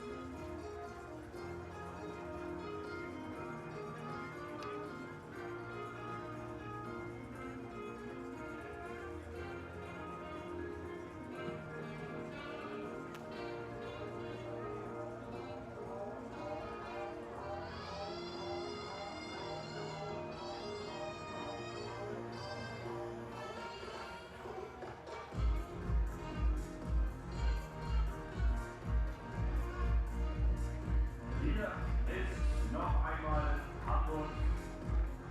2 Matches haben wir noch. Einmal das Finale der Herrenkonkurrenz und in wenigen Minuten die Ladies. In wenigen Minuten finden wir aus, wer sich Queen of Hamburg nennen darf. 2025 auf dem Heiligen Geistfeld. Wir haben die Konkurrenz aus Neuseeland am Start, die sich über alle erdenklichen Playoff-Runden durchgeführt haben und auch immer mit dabei sind. Dann haben wir zweimal das Team USA mit dabei, Team Niederlande und die Schwestern aus Österreich, Klinger, ebenfalls mit am Start. Also gleich das große Endspiel und im Anschluss natürlich auch noch das Finale der Herren hier auf dem Heiligen Geistfeld. Hier in Hamburg,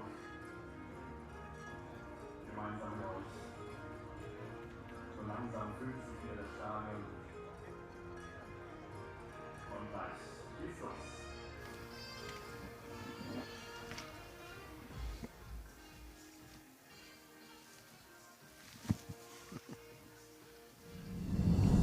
I know you wanna beat me and that's alright. I'm here to stay. Well, hello there and welcome to Hamburg for Queen and King of the Court. We've made it to northern Germany, picking up where we left off in Tenerife, and we have made it to the final day, and it's time for the women's final where our queens will be crowned. What a week we've had here in Germany, and it is about to lift off again here. A good crowd on a tough day at the Active City Arena weather-wise, but they've stayed And amazing fans here in Hamburg. The 5th time we have been here. Louis Lett with you in the commentary box. Alongside me, the mountain of a man himself. Described to us the other day as everyone's favorite meathead. You described it. Rich Lampard, Olympic gold medalist. A man that lives heavy stuff, even in the cold. Yeah, I try.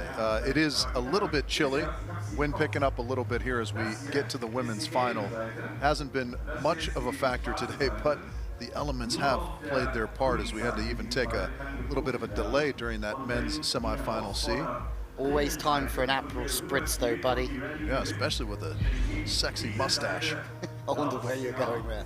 As it's the finals time, the Clingers have been superb, as have Quiggle and Rice. They've sort of come through this draw feeling what looks like unscathed to get here, but Piersma Sonneville, Hildreth van Gunst, and especially Polly McDonald have had to work their socks off to get into the final, and we are back to the normal rules here for the final, and I think, Richie, you're ready to take us through those rules.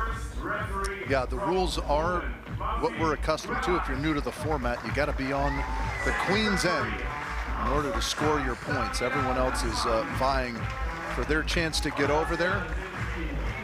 We have 15 minutes on the clock, and we have 3 rounds. At the end of the first 15-minute round, we will say goodbye to the team with the fewest amount of points in 5th place. At the end of round number 2, we will say goodbye to our lowest point total in 4th place. Always the heartbreaking spot to leave the tournament in. And then, of course, the final 3 teams will battle it out for their positions on the podium. That is the way it's going to go.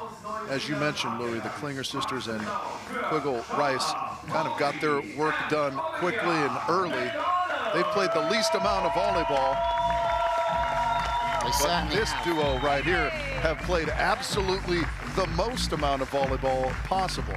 New Zealand make their way out in Shauna Polly, who took a second here with Alice Simon in 2022, I think, now playing with Liv McDonald. They have played in every single round and they left it late to get here, but they are here and they mean business. The fans love it. Next out, Kim Hildreth and Tegan van Gunst. 34-year-old Kim Hildreth, who took a 3rd in Miami, is playing incredibly well offensively, and Tegan van Gunst, in her first ever Queen of the Court event, has made her way to the final. The Americans, Richie, a team that you love dearly. Patriotic in my support of the American teams, of course. Well, next out from the Netherlands, Brek Piersma and Noah Sonneville. Brek Piersma is an under-21 world champion in 2023, and she and Noah Sonneville both go to college in Texas. They're playing together all summer long, 22 and 19, but they are strong beyond their years. Yeah, adopted Americans, so I have rooting interests. Always all over find the a way place. to take credit for everything. There you go. Take full credit now, Richie. Yeah, this was the team that I was backing from the beginning of the tournament, our studio show in preparation for the action here, and they've looked very good. How much time and effort did you put into the preparation to make that call? I mean, hours, it's hard to count the hours. They've played superb. Megan Rice, especially impressive as well at the net. So the Clingers, Dorina and Ronja, are out with 2 final appearances. This is number 3 for the Clingers, and shock horror, Liv McDonald is smiling just to change it up a bit. Klinger sisters got their bruschetta and tofu bowl in earlier. That bruschetta's, yeah, the food here is world class. Big fan. Well, the men's kicks off at 7:30, but first, we have to find out who our queens will be from Hamburg for 2025. Put your seatbelt on. It doesn't get any more exciting than this. Will be our Dutchies via Austin, Texas, that start on the Queen's end. Dorina Klinger co-opting the nose strip. maybe just nicked it from France. Certainly worked well for them, and when they didn't wear it, they didn't make it through. Look at the smiles, and I think we can say that everyone has a great time playing this format, and that's a beautiful play. Oh, let's get this final off to a start, Rich. What is this, a Black Eyed Peas song? Let's get it started. Again, Rich Lambourne showing his knowledge of music in the early 2000s. Quiggle going high knuckle, and another back set for Sonneville, and that's almost. Well, she's still trying to sort of say that it was in by standing her ground, and here we go, New Zealand. Sorry, it's Quiggle and Rice, my bad. I'm just used to seeing New Zealand in the yellow jerseys. Yeah, they've switched it up on you, and they're in the pink. Yeah. That one able to sneak underneath the right arm of Megan Rice. New Zealand. Let's try it again. Polly goes over the block. It's a really smart play. That ball was just sitting a little bit on the inside, so the angle was the favourite area, but the block stayed up. That was a tremendous serve, Ronja Klinger. Working that 5 sideline. Good way to go. Yeah, it's a sideline that's certainly worked. We had a lot more wind at the beginning of the week, serving that 5-to-5, the back left corner to the top right.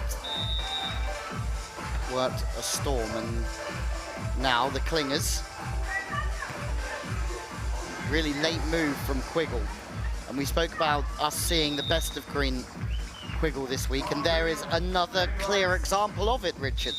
Yeah, good 4 setup on the block, and Rin walked into that line shot with relative ease. New Zealand serving. Straight down the line to the inside. McDonald's making a little dart into the angle as well.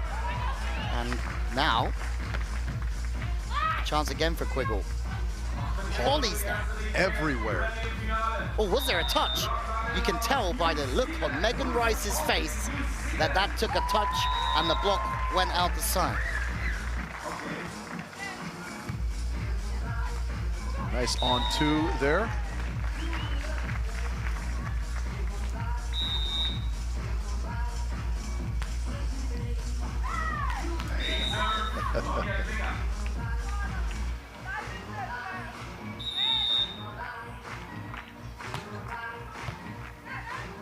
Another tough serve into zone 5.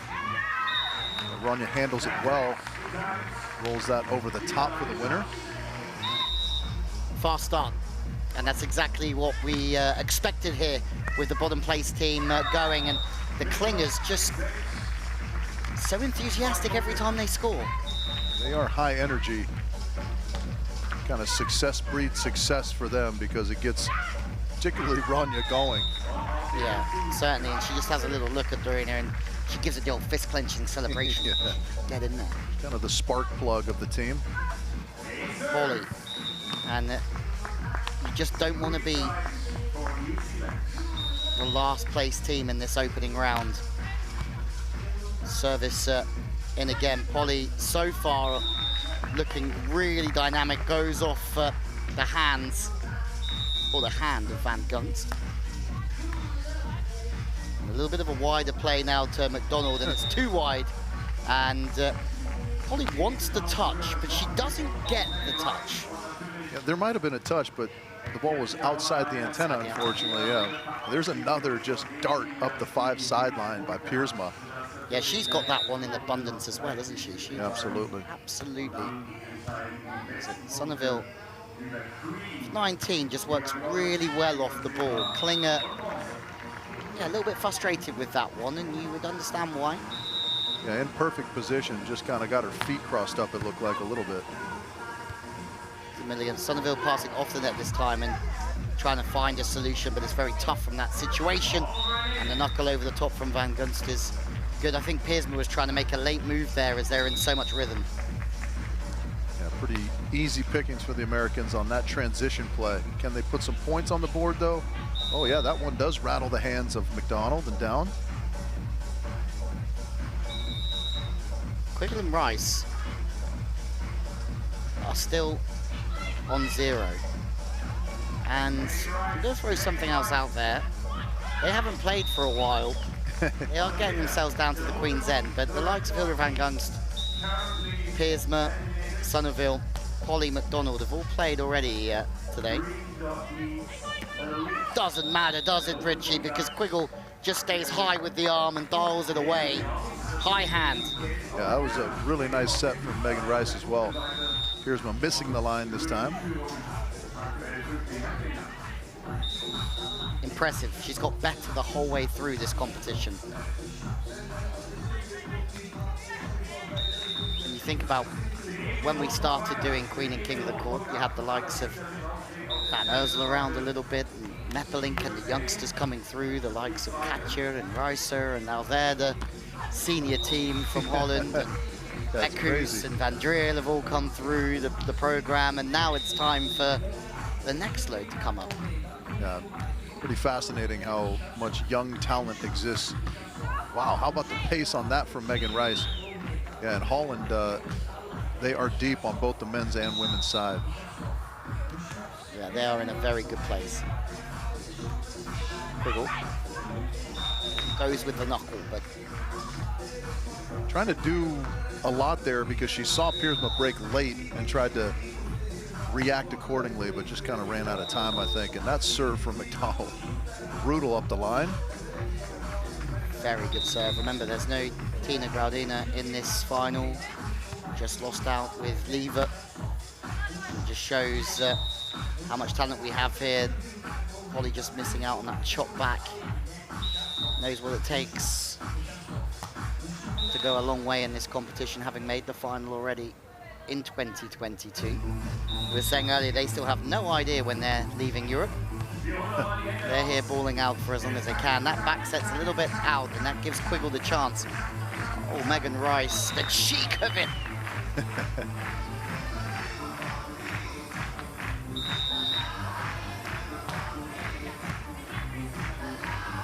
Quiggle from the inside. Goes deep, and that's a really good swing, Rich. Yeah, finds the deep middle. Always going to be a good swing. You can see it just kind of splits the middle ground of the blocker and defender. That's a high set for Rice because it's a high set because Megan Rice gets up. Indeed she does, just pulling that across her body beautifully.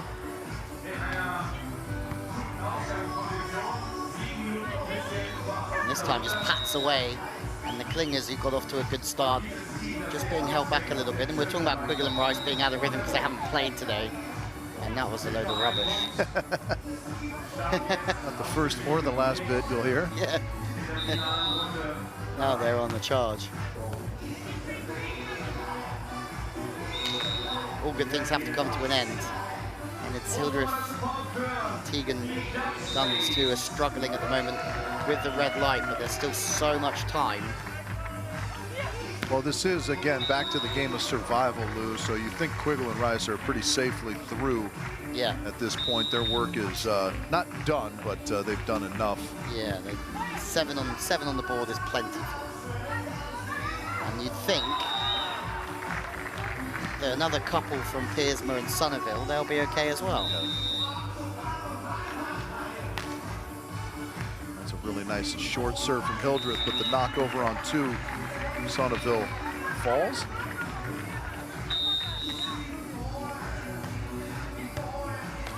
Piersma. It's an interesting play, this. And she gets blocked out in the end, just passed a little bit too far left, for my liking. Ended up losing a little bit of that rhythm and the height that she has and the physicality. Yeah, it requires a little bit of patience if you pass it off the mark a touch. Great rundown from Polly, and yeah, the quick reactive knuckle from McDonald falls in the corner. She's been everywhere, isn't she, Polly? Polly really impressive defensively. That set's a bit tight, but once again, something that Polly's done really well is just she's managed to just create something out of those tight positions against the block and work over the top of it at times. Couldn't put any more on the board though, New Zealand, but if I know New Zealand well enough, they'll come fourth in this round. they come fourth in this round, then they'd come third in the next round, and then they'll be in a good position to win it. If they're going to do it the real hard way, Richie.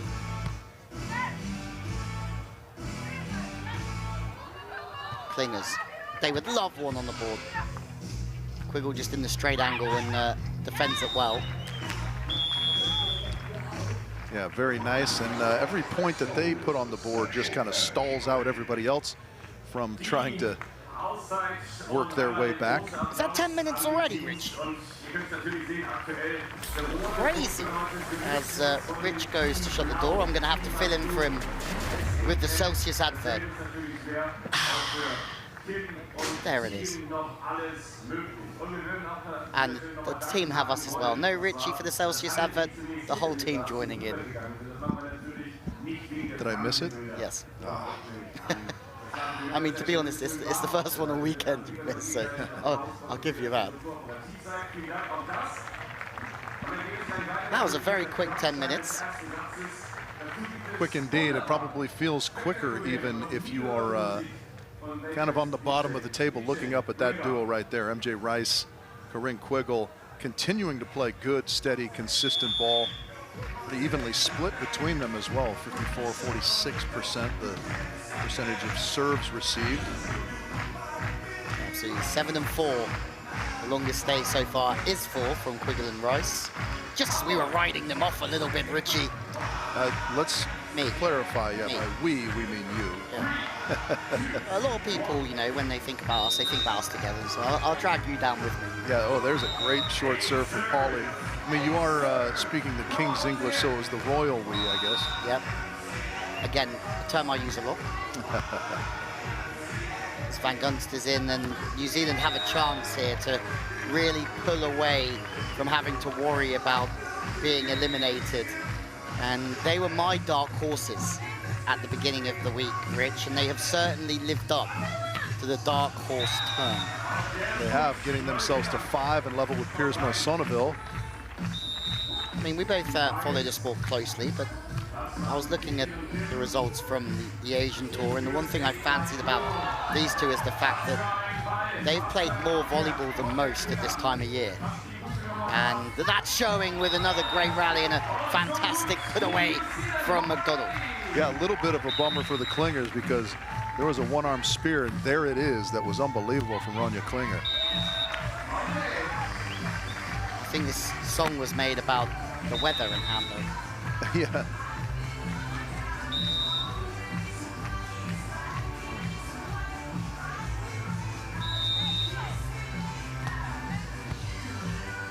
Polly McDonald.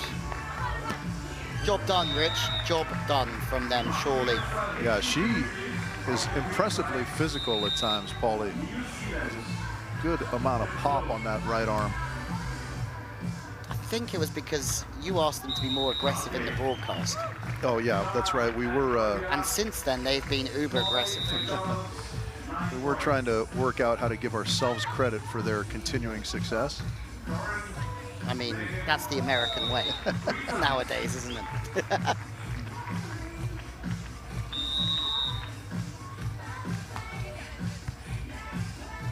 From the middle. Quiggle. That's a really, really good turn, Richie. It is. She kind of leaves that arm right in the middle and doesn't, you know, really drag it too far either way. Yeah. Kind of goes snake charmer out of the middle.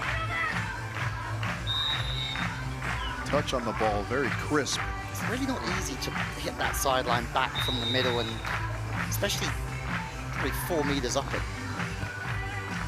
Rice loves hitting crossbody from here, so of course she doesn't. Goes with the high line, and good late moves in the block defense from the Clingers to open up an opportunity for them. But Rice is right at home. And Hildreth and Gunster, the team with 2 minutes left, who are facing elimination. No problem, New Zealand. Big problem now for the US pairing in blue. All USA affair. Quiggle could finish it off here. It's a long way back now, Rich. Yeah, I mean, they're going to clearly win this opening 15-minute round, which will have them starting on the Queen's end in round 2. But wow, another impressively physical play from MJ Rice. The reason we go with MJ is because there are 2 Megan Rices on the EVP. So she's Megan Rice, but it's Megan J. Rice. Can't there be 2 Phil Dowhouses and Troy Fields as well? I mean, one would hope. You can't have 2 Troy Fields in this world. Can't have 2, so here it is. This would be the final chance for Hildreth and Van Gunst. They need, you would think, 4 probably. There is one, and it is against Piersma Sonneville. Here we go. Klingers need a stop here to keep themselves safe. Here we go. 14 minutes of sparring for this. There's 2. Richie. Hearts might just be broken. The Klingers are put to the back of the queue, and now their fate probably in the hands of New Zealand. Oh my goodness, how about the save from Pauly? That is outrageous from New Zealand, and McDonald's there as well. New Zealand have broken hearts, and look at the Austrians. Look at the Austrians in here. Yeah, shaking her hands, kind of verklempt. Yeah, that is a little bit heartbreaking for the Americans, but what a save from Pauly to keep that alive. On the turn. No shortage of drama here in the women's final already, and that's off of Rice's hands and out. Yeah, and there you have it. Yeah, they did some tremendous work, though, Quiggle and Rice, to top the table there. 13 points, so they'll start on the Queen's end. It will be the other Americans whom we have to say goodbye to in 5th place, and some relief on the faces of those 2 sisters right there, as the Kiwis did them a little bit of a favor. We saw that from them, though, kind of in group play, though, didn't we? It took them a little while to get off the mark, and then once they got going, they were difficult to deal with. The question is, Richie, will it burn them later on? Let's wait and see. Quiggle and Rice, slow start for the first 5 minutes, but when they got going, they were on the moneymaker. It's goodbye to Hildreth and Van Gunst, and they will be with Julius Brink courtside in just a moment as we have a look at the first round of this women's final. It doesn't get any more exciting than this. And Julius Brink is ready for us courtside with the Americans. Ladies, unfortunately we have to talk, but let's sum it up. If a 5th place is a result you would be happy with before the start of the tournament? Yeah, I mean, I think making the final round is the goal, and then we put ourselves in a position where we could go for it, and there's a lot of good teams in this round, and just unfortunately didn't get it done in the first round. Yeah, and I think it was like a typical first round with 5 teams. Like it's so limited access, so limited options. Like there is probably no situation where you would say, okay, if I could turn back time, I would have done better here and there. There's nothing you could do really better. Yeah, I mean, we just didn't get our serves going for the first part, so we didn't really give ourselves. They were in system on the other side every time we got on the court, and it's hard. I mean, they have the advantage in that situation, so we could never get over to the Queen side, and then, yeah, you're just limited because you only have every 5th ball, so you don't have very many chances. Yeah, we didn't capitalize on our chances. I think probably tomorrow you think a bit more positive, because a 5th place is a great result. We're so happy to have you here again, a Queen and King of the Court. May I ask your expertise, who's going to win this final? I don't know. New Zealand is on a hot streak, and they're still playing really well, so it's hard to bet against them, but maybe our USA compatriots will get it done. How about you? Yeah, I mean, you have to go for USA. The Klingers are also really good, so we'll see. It'll be a battle. Girls, thank you very much. Congrats, and let's watch. Thank you. So the American girls, unfortunately, have to say goodbye to them, but they picked everyone except Piersma and Sonneville. That sounds like something I would do. Yeah. Just pick everyone, and then you're bound to be right. But Piersma and Sonneville will have their chances as the Klingers, who just clung on, are now at the Queen's end, looking to take full advantage of that stroke of luck. And look at that, they just put the Kiwis back down on on the sand after they just helped them out. That's not very nice from Austria. You wouldn't be here maybe if it wasn't for them. Not the hospitality you're used to from Austrian people. Typically very kind and welcoming. My Kiwi bias coming through again.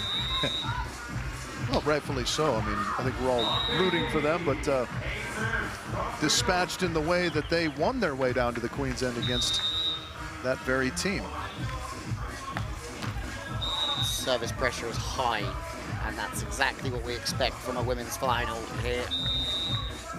Sonneville, it's a good serve, just pushing Quiggle out, see if she can get the ball in the hitting window. She can, but Sonneville's made a really good move, just tracking Quiggle the whole way. But talking of tracking, Quiggle's doing exactly the same, and the point goes the way of the Americans. They're looking good, Rich.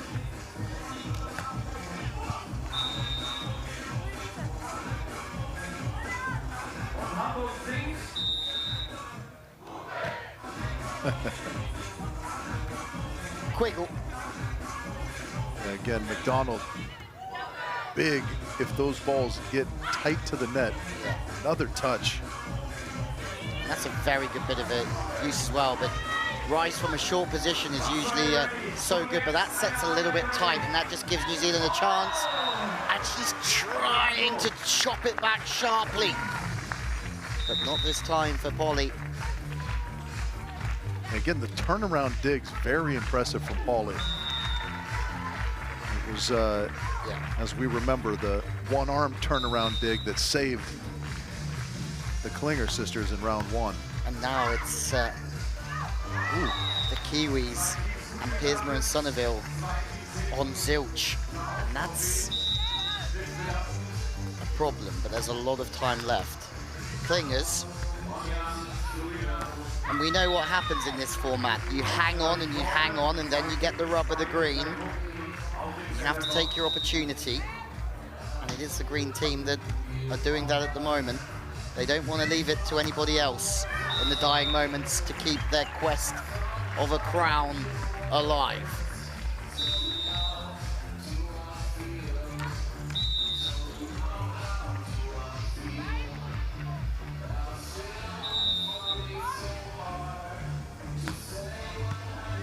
Fast one to the line. McDonald, again, lines up really well, but beat into the inside hand from Klinger. That's a smart swing from Klinger. Yeah, really nice. Just going high into kind of that seam zone.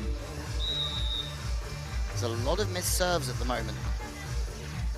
Quite a few from Piersma and Sonneville. This time it's a good one, but Klingers get the ball into a great position that they can attack on too, and then they give themselves a big slap. Yeah. If I were Dorina, I'd be worried about the celebratory handshakes from my sister. Oh, cheeky. Oh, got the sideline. What do you feel about those? I feel like that was quite fast contact and the wrist got over the top of the ball, but pretty clean from where we're sat. Oh, wow. Rice with a good block. Oh, jumbo. Oh, just sends it long.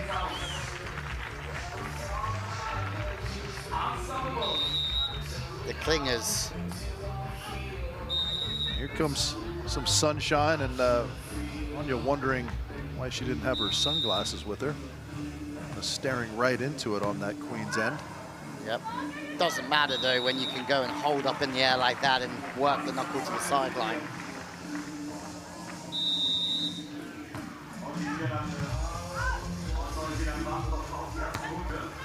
That's a great dig from Quiggle. Really nice scoop from Quiggle on the move, but just can't quite get it high enough to let MJ have time to get underneath. Piersma. Change of server for the purples, just to mix it up a little bit, and that's worked. Looks like they've got them down. Oh, they've been called for a touch. Piersma. Yeah. Guilty party off the hands in the block. Sort of grudgingly calling that touch. Ronja saw it the whole time. That's a better serve from New Zealand. They haven't quite got that running in this round as they would like, and when it does get going, it's obviously a massive problem for everyone else apart from themselves. Probably from the inside. Late move again from Quiggle, just working, but Polly's there. These two are playing some outrageously good defense in this final. Rice in this position is deadly, but so is McDonald with the block. It's so tight. McDonald to have the last say. They get the net. No, they don't. Yeah. There's a double.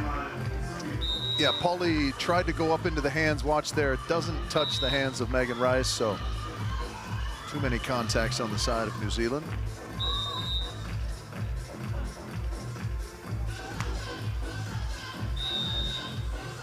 Klingers are fine. What a performance from them, having spent the last couple of minutes stressing field goal. There was a fair amount of stress in the last moments of the opening round for the Klinger sisters. A favor cashed in the hands of the Kiwis, though, and here's a big opportunity now for Piersma and Sonneville to get off zilch, as you said. Quiggle and Rice still not safe on 4. That's a hammer. Love that swing. Just too. get the hammer out the toolbox and thud it down the line for Piersma. Yeah, she's so devastating in the angle. You have to respect it, and then just a great turn into the line. This is the chance for New Zealand that they've wanted. And Piersma and Sonneville move off the bottom, but Polly McDonald do everything they can. That's a really good serve from Quiggle. It almost looked like it went over the antenna. It was so perfectly down the line. Oh, another good touch from Polly, but just out of reach. Sometimes you just get busted with a very good play, and that was a great serve from Quiggle. Really hugged the antenna, as you said, and as good a line-to-line serve as we've seen this week. That is a shot in her arsenal that sets up so much else in her game.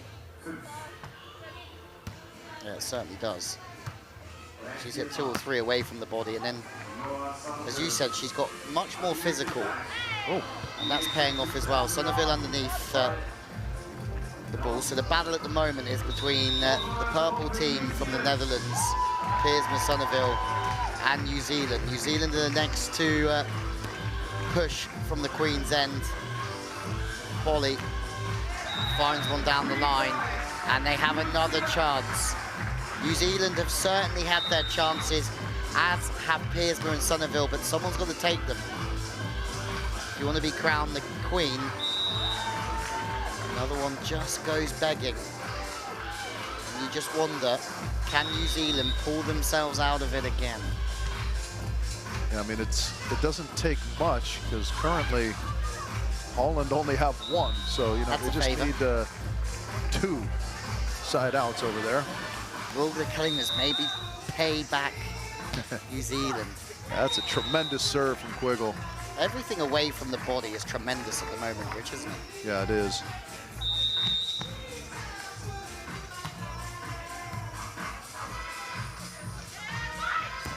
Ooh. McDonald in good position, but you could see the right shoulder just turn off the net ever so slightly, and that opens the door for that swing.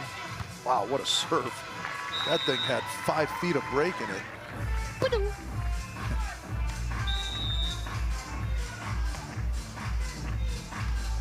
I like that serve a lot. Sonneville handles it, and Dorina shuts it down. And on King of the Court, could I be moving my shoulders with the beat and then hurt my shoulder again? It's just like bopping around and then going, ah, there it goes. As the Klingers move away, they're on 12. Quiggle and Rice are fine to make that 13. Isn't aging fun, Lou? Oh, look at that, the little fake around the back. Hammer time from Ronya. And that'll take us into our timeout.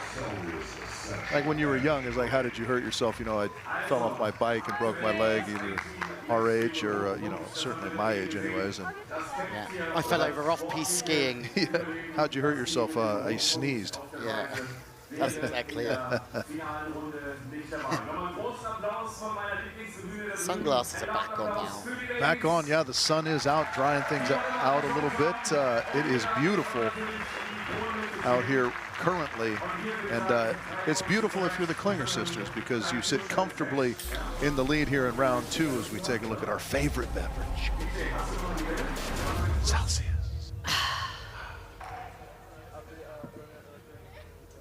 There you go. Ronja has to work a little bit more on the natural breathing, whereas Dorina has the aid of the nose strip.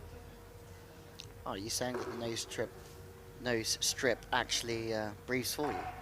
It does, yeah. It's like a good set that hits itself. The nose strip just... Look at Fabi out there. Fabi's out there playing paddle tennis with his Birkenstocks. And let's clap the players back. Come on, here's Hamburg. Here we go.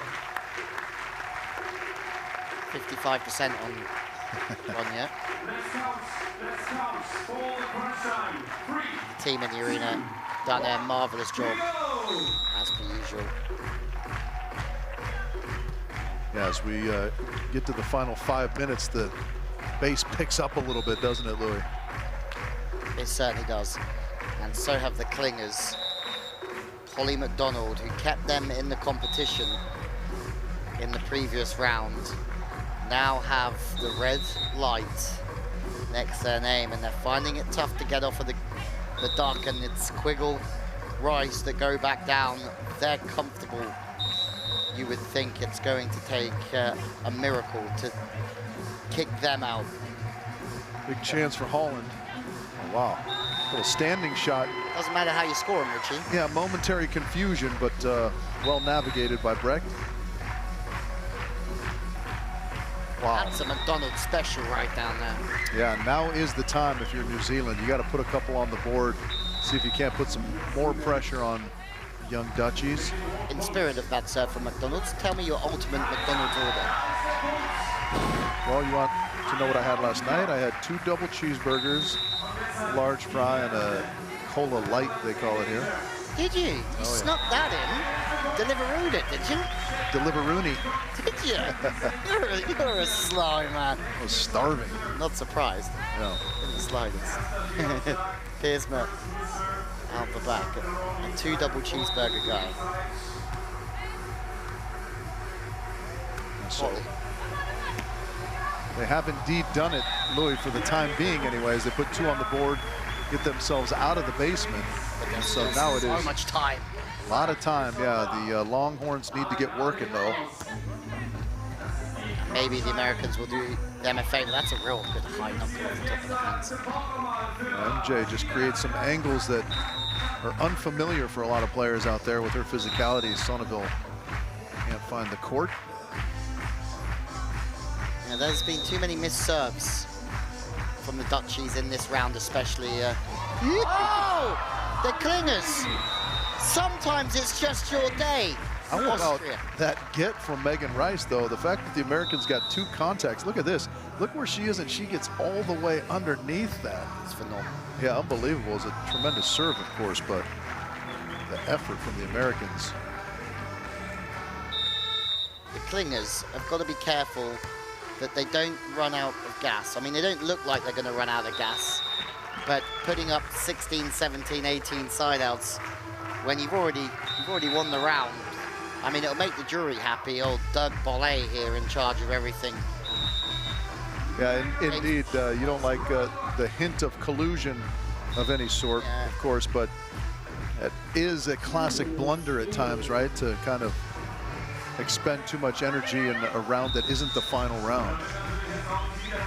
And I told you this could happen, that New Zealand just sneaked their way in with a 3rd place finish in this round, because that's the way they've done things. But is there going to be a changing of the guard, Richie? Piersma, Sonneville make their way down with 95 seconds left in this round, and maybe the clingers can pay it back. They can't. They can't pay it back. That was very, very close, but indeed wide. Now New Zealand at the challenger's end. Wrecked. What do you got? She's got a side out, Richie. She's got a side out. The difference is just 1, Richie, and I think I just hurt your bicep. Sonneville with a chance. Big swing, Rich. Oh, my goodness. Big spready from the Rice. How about that blocking move from Megan Rice? Look here. And Liv McDonald has a big smile on her face. But I'm telling you, Liv, this could all change again in a minute. USA still at the Queen's end. The next 2 points are key. And that's a very good serve. That might just upset the rhythm of the US, but it doesn't stop the side out. Richie, it's now or never. Richie's pointing downwards, and I don't know why. It is now. It's now. That's a good serve. Rice side out to break the hearts of the Dutch, and that might just do it. Liv McDonald doesn't quite crack a smile yet, because with 19 seconds left, maybe there's one more chance, maybe not. You don't think Shauna Polley is going to be rushing? No, there certainly isn't another chance, but you know, when you're kind of in the heat of the moment, the clock is ticking, some of the permutations of all this elude you. Richie, it's a hug from the Longhorns. The Dutchies are out, unfortunately. An amazing performance. And Richie, I don't like saying this, but I'm going to take a lot of pleasure out of it. I told you the dark horses were going to come through third in that round. They did indeed. They were better than fourth in the opening round, but they made their way here, got through just barely with a third here, but they will find themselves on the podium here after the long and winding road, as Paul and John told us. That's the story of that week. It certainly is. Unfortunate to have to say goodbye to that duo. They've been fun to watch all weekend long. Very, very bright futures, and you got to think what's going on at the University of Texas is awesome under Steino and Angie. There you have it, the highlights of a very entertaining round. We only have 15 minutes left in the women's competition. First, let's hear from JB down courtside with the Dutchies. Ladies, even though it's a fourth place, I must say congratulations and thanks for coming over, putting such a great show. It's probably a bitter moment right now to not play the final the last 15 minutes. How do you sum it up here? What has been missing to go over that little hurdle? Well, it's hard to say right now, but I think overall we played a great tournament. We had a good rhythm together, and we just couldn't end up on the Queen side. That's just why we didn't make any points. But the other teams played very well. So, looking up for Utrecht, probably a tournament you would like to compete in, you sign in. What are your expectations? What are you going to do better in Utrecht? Well, I mean, with King of the Court, you never know, so expectations, it's hard to say. But, I mean, we're just going to have a lot of fun and, well, try to keep our level from the semifinal, because that was a lot better. You know these three teams playing that final, battling it out the best. Who do you think is going to win? Killinger sisters. Yeah, I think so too. I go for New Zealand. How about you, Louis and Rich? I would just like to point out that the team I predicted was going to be there at the beginning of the tournament is indeed there in this final round. So, me too, and I went for a little bit of an outsider as well. So there you go. You go for your Americans, Rich, and I'm going to stay with the Kiwis. Did I pick up a little bit of an American twang from Sonneville in there? Yeah, she speaks very, very well. I mean, both of the girls do, but Sonneville, very slight, if any, accent detectable there. Oh, best country in the world, mate. Best country in the world. Well, I mean, clearly once we got the monkey off our backs over in Great Britain, freed us up to spread our wings. Another big spread block from Megan Rice. I mean, that. Well, here we go. Gold, silver, bronze. The Clingers, who just survived. Gloria gained it in the first 15-minute round, and now they have a chance to hit from the right side. You like that one, Rich? That one was very good. It kind of took a moment to settle in, but we should make note of that. Gloria gained it. Polly, get up shorter. Oh, look at that, just holding into the sand. Full stability, and Ronja, she's fired up, Rich. Yeah, she is fiery. Tell me the last thing in life that made you that fired up. Let's see. He could be here for a while. Could be here for a while. I think a couple years ago I won my golf pool.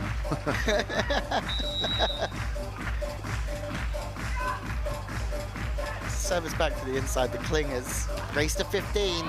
If McDonald has a little reach into the line, but it has to be good to beat her because she's lined up well all week. But the Clingers, you like this song, Rich, don't you?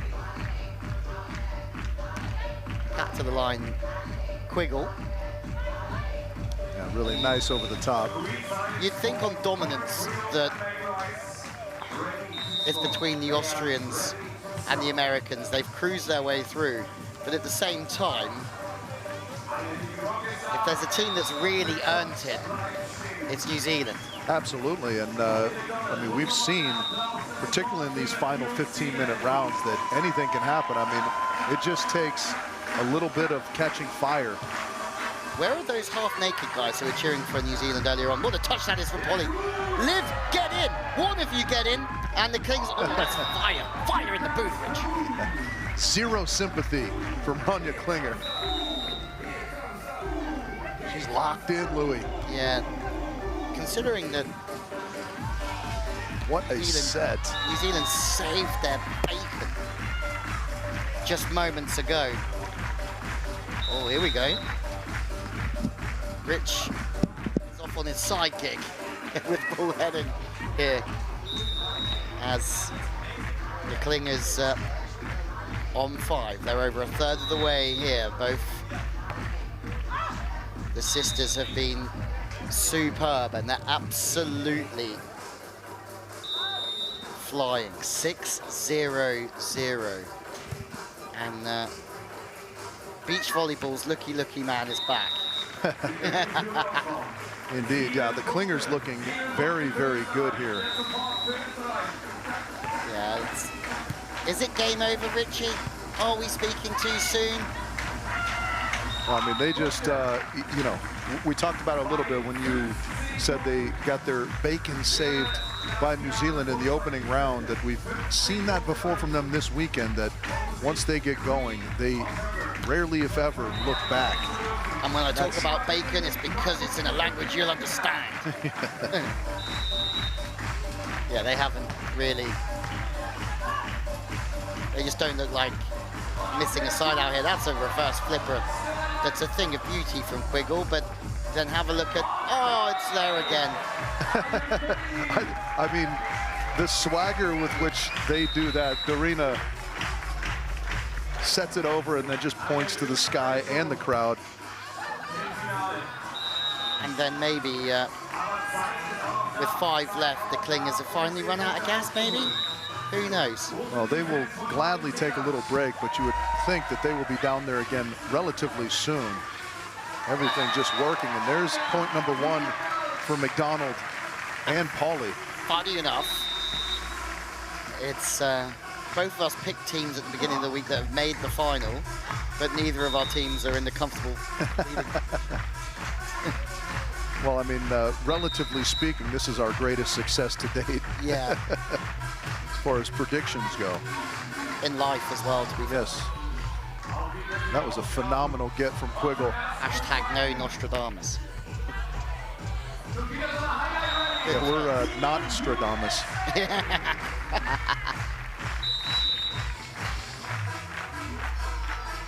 Good second and third and fourth effort from the Americans to get back down to the Queen's End again.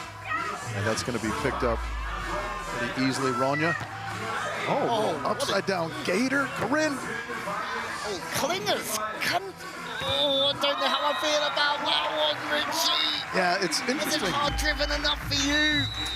Well, the debate, I think, becomes with the new setting standards, right? She does pop it out of her hands quickly and high. So it's very similar to a handset, right? I agree with you entirely. But is there a butt? Yeah, there's always, if you're fortunate, a big butt. And the butt in this instance is that it is not hard driven. There's a nice shot. No, it's not. Liv McDonald getting them to 2, and again into the silver medal position. Have we got a chance of a comeback here? Or that was another audacious attempt. Yeah, sometimes they just, I feel like, outthink themselves a little. You know, they do so many great things, and then there's just a couple of little hiccups in the decision-making there. I'm cut from the same cloth as that, Rich. I'm the king of outthinking myself. I like the Three Stooges line where he goes, try to think, but nothing happens. That's also me. Yeah. Somewhere in between. That is wide, so New Zealand get another chance on the back of a really good serve to put the Americans in some trouble out of the gate.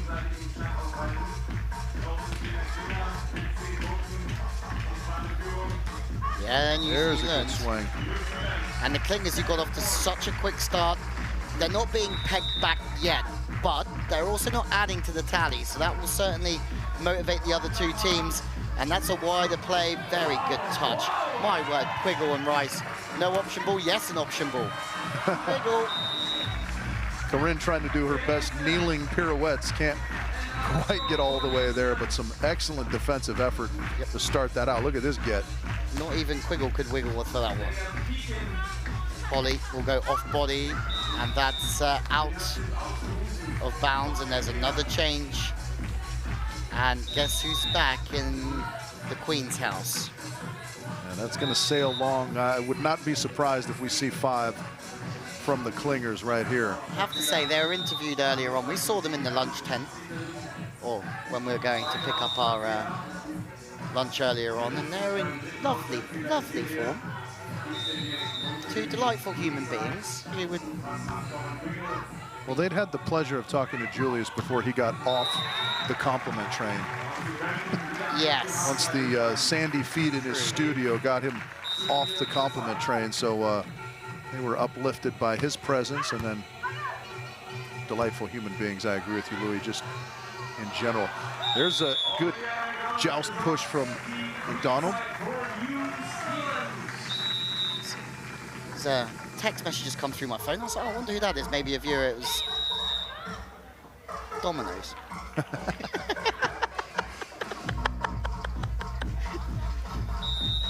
Yeah, that's a rough moment. There. That's a rough moment. Don't even go there, Richie. Yeah, sure you don't. Once a year, maybe, max. Mom, I don't know how that got on our family computer.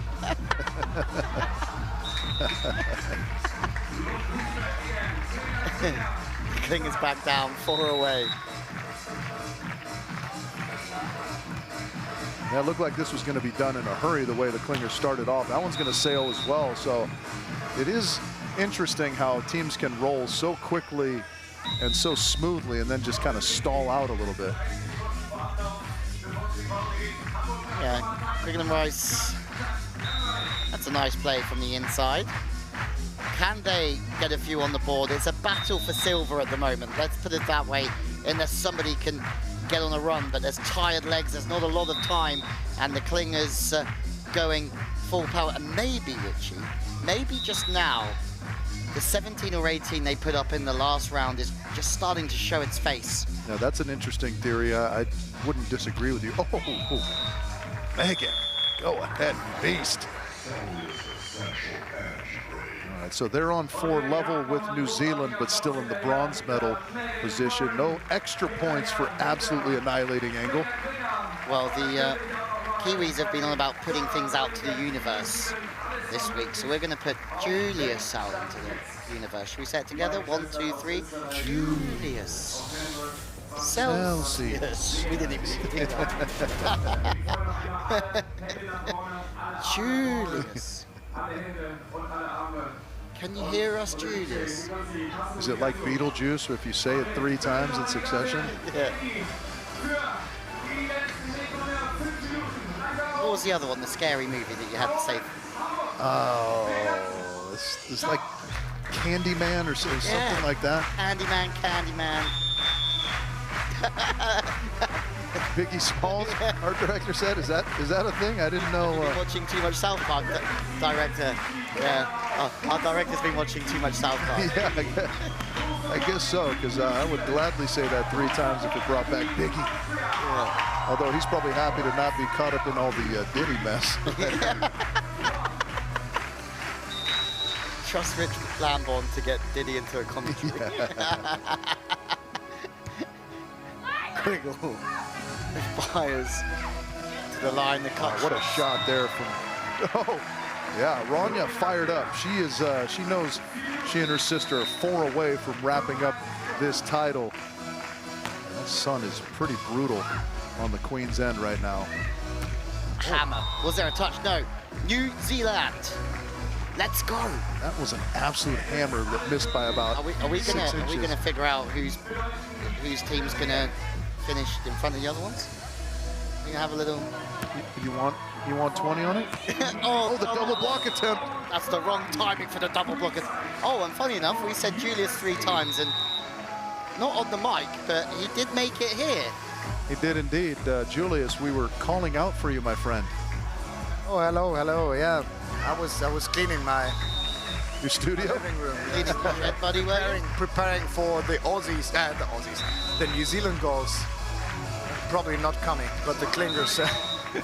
Yeah, the Klinger sisters, you know, we kind of discussed the phenomenon of how they get to 10 so quickly and then they stall out. Louis said maybe the 18 they put up in the last round starting to wear on the legs a little bit, perhaps.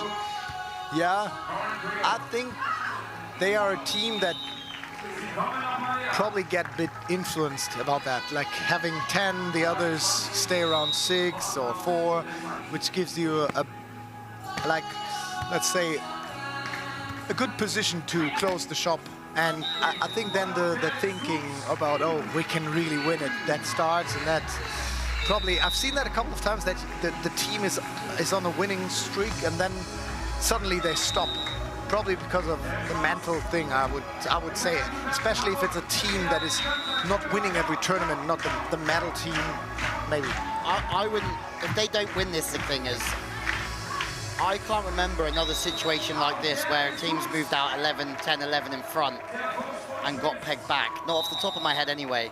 Yeah, I mean, it is getting pretty dicey here with the Americans on 8 and still 2.5 to go.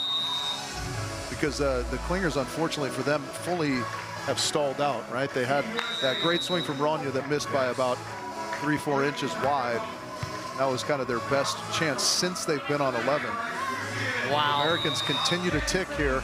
Megan Rice has got that away from the body knuckle that... Yeah, her elevation just allows her to create some different angles that most people can't come up with. Big one here for the Klingers.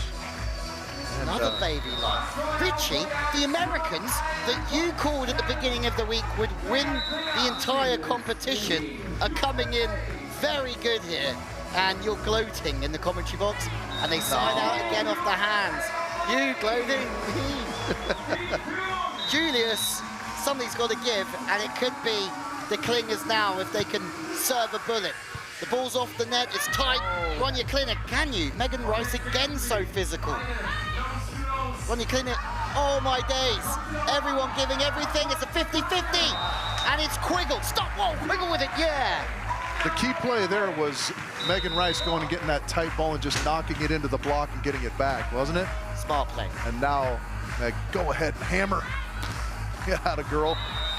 Just 2 away now are the Americans, and yeah, I would agree with you, Louis. I don't know that I remember a team that was 10-0-0 and ended up not winning. The Klingers off to an incredible start. Quiggle and Rice have had a fabulous ending. They've played so well, qualifying quickly through the opening stage.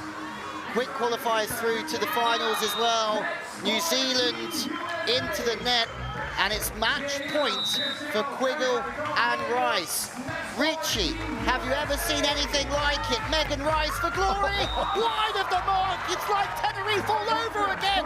And the Klingers, with 33 seconds left, have a chance to right their wrongs. No miss serve, there's just about enough time, unless New Zealand break their hearts, having saved them in the first round. There's one. 19 seconds, Richard Lambourne. Can the impossible be done? The problem is they need to get to 15, and I don't think they have the time because... Nobody's in a hurry. Well, nobody's in a hurry, but also that run from Megan and... oh. It's going to be just short. Yeah, that should be 13, though, shouldn't it? Yeah. Oh, my days. It comes down to this. And then we see where the light is, but it's New Zealand that then break the hearts of Austria. Richie, you called it. Quiggle is finally a queen of Hamburg. Now with Megan Rice, they certainly deserved it. And Richie, USA, USA. Finally, I said something that became true. Congratulations to Corinne and Megan. They were fantastic throughout. And what a gutsy performance that was to be down 10, but know that they had a lot of time and come up with that gargantuan effort. There's our boy Chris from Slunks down there, putting on the capes. Fantastic. What a final. It looked like it was going to be one-sided. And look, as one team celebrate, that's how it feels to be on the other side of it. Devastation for the Clingers. They have been so good this week, and you have to feel for them, Richie, although you didn't pick them. Yeah, well, I mean, absolutely, you feel for them. What a roller coaster of emotions throughout that entire final for them. They were on the brink of elimination in the first 15 minutes, dodged it, were dominant in the second 15 minutes. Dominant, it seemed, again in the third, but just kind of stalled out once they got 2/3 of the way there and couldn't really get all the way through to the finish line. And those two girls there, Corinne and Megan, just had that never say die attitude that everyone around the world loves from Americans.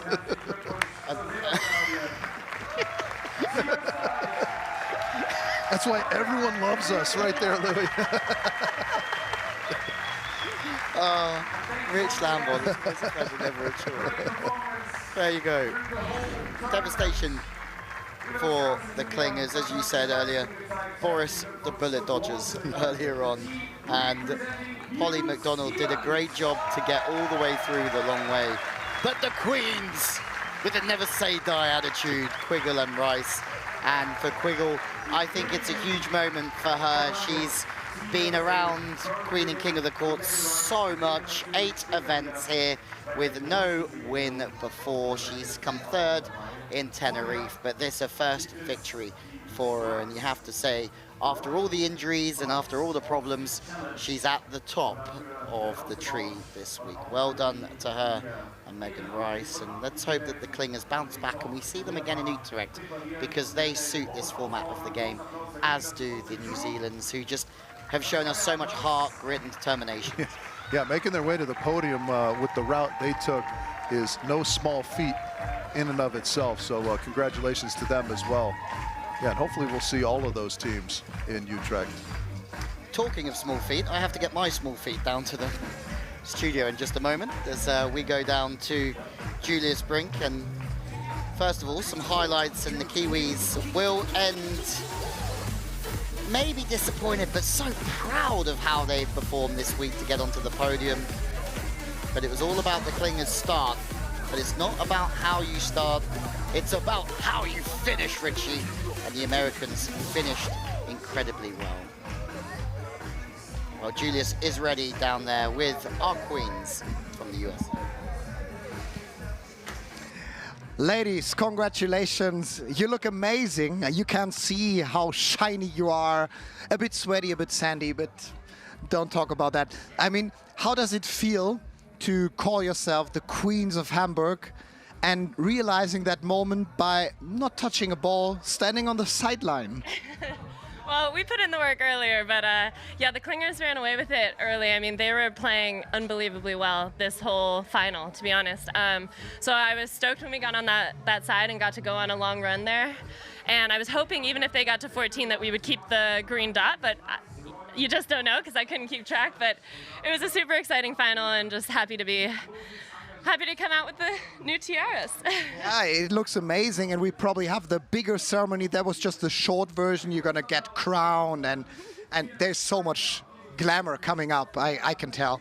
But I mean, that final, I mean the drama, it's like there was a script for that final. The Clingers played great, and at the end, this is also Queen and King of the Court. It could be the deciding situation done by the third-ranked team. Like, is there anything you might offer to New Zealand? Maybe some champagne There's a lot bottles. of bribery going on in this tournament. Hagen was bribing refs. We were bribing the New Zealand team. But the New Zealand team, I mean, they went through almost every playoff. I mean, to get to the finals after that much volleyball, they definitely got their money's worth coming out to Europe for this. So. Our talk just this whole tournament was, it's like you can't let it think that it's too far gone. You've got to just stay in it, even when it goes down, even when you're up. We talked about that with you last time. Like, you never really want to take a back seat at any time. Yeah. So you probably didn't prepare any party. I just heard there is kind of a little celebration tonight. And unofficially here somewhere in Hamburg, we don't tell. But tell us about the future, your plans. Like, when are you heading back to the US? What's up for you this season? Yeah, so we're actually going to stay out in Europe for a little bit. We were initially trying to get into Ostrava, but not enough points quite yet. But we will get there, and so we'll do a little training camp out here for a bit, and then go back for the AVP League. Yeah. Cool. Sounds like a good plan. So, asking you as queens, who would you like to pair up as kings? So, who do you think is going to win on the men's side? There's a lot of good teams. Let's see. I feel like the Belo Huerta have been doing well. I feel like the Dutchies. I don't know. I'm always hard to. Plavins. Pick. Oh yeah. To count out. Yeah, Plavins and Fukura. He's a good guy to watch, huh? Yeah, they've been having a really fun tournament as well. We, after our semi yesterday, we sat and watched the men's semi, and we're just like, oh my gosh, like such good volleyball, such good serving, and so we're really excited to watch the final too. And probably these boys have been watching your performance as well, because you did great. One more time, congratulations, even from Rich and Louis as well, who are heading over to my little studio. So, ladies, it's time to say goodbye, but we're going to see you shine one more time at the bigger celebration. Thanks very much. Thank you. Cheers. And heading over the mics and asking Rich and Louis to come in.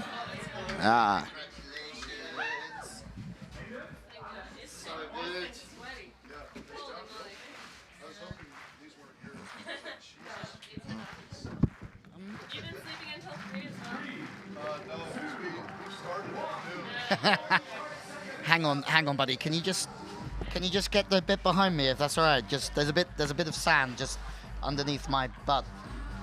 Thanks, mate. Thanks. It's my grandma's couch. I have. Okay. I do have to say something though. You're far harsher on the men than you are the women. Am I? Yeah. far softer on the women in there. Don't tell my wife. So there was, talking about that final, there was the definition of all the drama we can just experience at Queen and King of the Court, isn't it? It was their celebration on the sideline, like you don't see in normal volleyball. Then you have the third-ranked team being the influencer. That's why we have so much control now with the jury really playing until the very end, because it's kind of sportsmanship. It influences the result of the outcome so much. I mean, I'm still so stoked about that final. It was great. How did you enjoy it? Loved it. I mean, we just sort of said, I don't think we've seen a final where one team have gone out so quick and got to 10 or 11 without anyone else scoring, and then someone else has pegged it back in that fashion. So fair play to all three teams. They made a great final of it, and the Clingers are obviously gutted, but happy to have played their part. They were great, weren't they? Yeah, I mean, we were talking about the kind of the full roller coaster of emotions if you're the Clingers, because they're on the brink of elimination early. They were dominant in round 2, and it seemed like it was theirs for the taking in round 3, the way they started. And then all of a sudden, like I told Louis, the reason everyone around the world loves Americans is because we never give up. Actually, you put your money on the American team from the very beginning. Yeah, so good pick. Since 2017, this is the first time I've been right. Yeah. and honestly, he's like a wind-up toy ever since. Yeah. He's absolutely buzzing. Someone's put 20 cents in him. Talking about the Clingers, I mean, for sure, second place is a great result for them. But, I mean, if you think about that very, very last ball, I mean, it was a block, then the ball went back on their side. They could easily, actually, probably the I don't know who it was, but not the attacking person. The other one could save, but the attacker grabbed back, so stole that ball. And this is, I don't remember many plays in my career, but sometimes you have these very crucial situations where the chemistry is not working too good. It's a very critical thing. Do you think that stays for a longer time in their mind? Yeah, I don't know if the final play does so much as the lead they had. And, you know, you were kind of mentioning it when you came upstairs with us that sometimes your mentality shifts throughout a 15-minute round. You know, I mean, you have kind of that killer instinct out of the gate, and that leads you to that 10, 11-point lead. And then just naturally, it's not like a conscious decision. You maybe let off the throttle a little bit. Yeah. Right, and that allows everyone, and then all of a sudden you feel pressure, even if you had an 11-point lead. Yeah. As we set up there, I think they were cooked at 2/3 of the way through after putting up 18 in round 2. I think they sort of they played so well in round 2 and the beginning of round 3, and then surely fatigue has to play a part. That could have been a factor, yeah. But you know, I mean, I always have the feeling along those lines that when it's the last part of a game or the last part of a tournament, you find that extra, you know, like your reserve tank or whatever, and that becomes not as much of an issue. Like, I think they for sure had 5 points worth of effort because we saw them almost get there when the clock was counting down to the final seconds, right? And a word about New Zealand, like what a performance. They played, I think you couldn't have played more beach volleyball coming to Hamburg this 3 days. They took every session they could play. They have been in for the longest. And I didn't actually know that team quite well. I heard their names. They signed in a couple of tournaments, but now to get them better, I think they are great sportswomen. Just amazing about their performance. I had them as a dark horse just because I know they've been playing a lot in Asia, been following the Asian tour a little bit, and they've had a lot more tournaments out there than a lot of the World Tour teams or the European teams have had. It's been a bit of a quiet start apart from the month in Brazil and Mexico. But I thought they were great, and they enjoyed every minute of it out there, didn't they? Yeah, every minute they fought hard, and they're great. Yeah, and I mean, the personalities were so enjoyable to be around, right, and to kind of revel in. But they did play the maximum because they played all the playoffs possible. They played every single round. They didn't qualify until the third, you know, when we did the elimination stuff. And you contrast that with Corinne and Megan, who ended up winning. They played the absolute minimum, I believe. They won their first 15-minute round in group stage. They won their way in the semifinal directly. The American way. That's, yeah, do as little as possible and take the title. Yeah, but I mean, the Klingers were very similar, right? I think they only played one more 15-minute round because they won their way in to the second stage on the second go-round. So, yeah, there's lots of different roads to the top, right? But it was enjoyable for us to watch the journey of the Kiwis.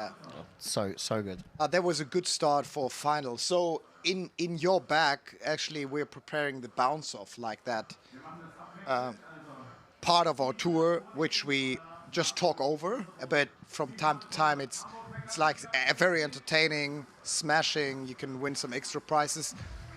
And that gives the boys a bit more time to prepare because the men's final is up next. So you probably talk about that in your commentary, but who do you pick on the men's side? If you have 100% rate on the women's, on the men's side, I must say it's so difficult to say. Yeah, you know, I mean, just like we saw with the ladies, it depends on who catches fire at the right time, right? I am going to go with Alex and Steven. Just because, you know, we like to keep our fingers crossed for Alex to finally get a title. Yeah. It's about time. Yeah. About time 8 years into this king of the court. I think he's going to get one. I think that we're going to agree with each other on something for a change. Okay, let's see. Now I got to go somewhere else so we can bet on it.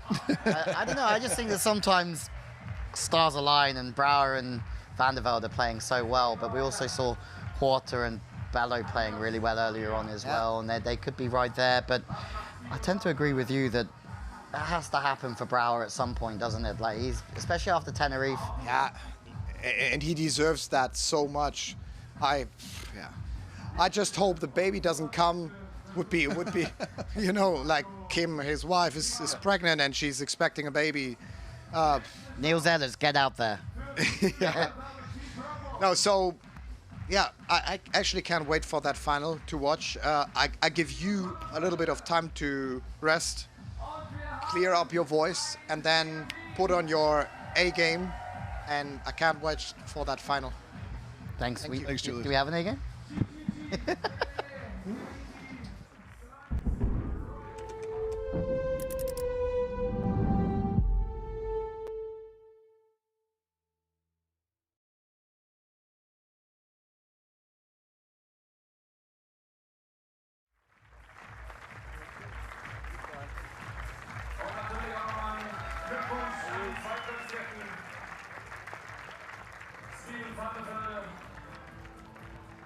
Muchísimas gracias, Fernando Quintero, Chile ebenfalls, und merci beaucoup, Arthur Canet, thank you very much. Das war die Slunks Royal Bounce of Challenge und die richtig coole Slunks Beachwear gibt es natürlich auch draußen bei uns im Fan Village. Vielen Dank an alle, die mitgemacht haben. Danke, dass ihr supportet habt. Hier vorne werden noch Nummern ausgetauscht. So schnell kann es gehen. Gleich haben wir noch das große Finale und freuen uns natürlich, wenn ihr Teil dieses seid.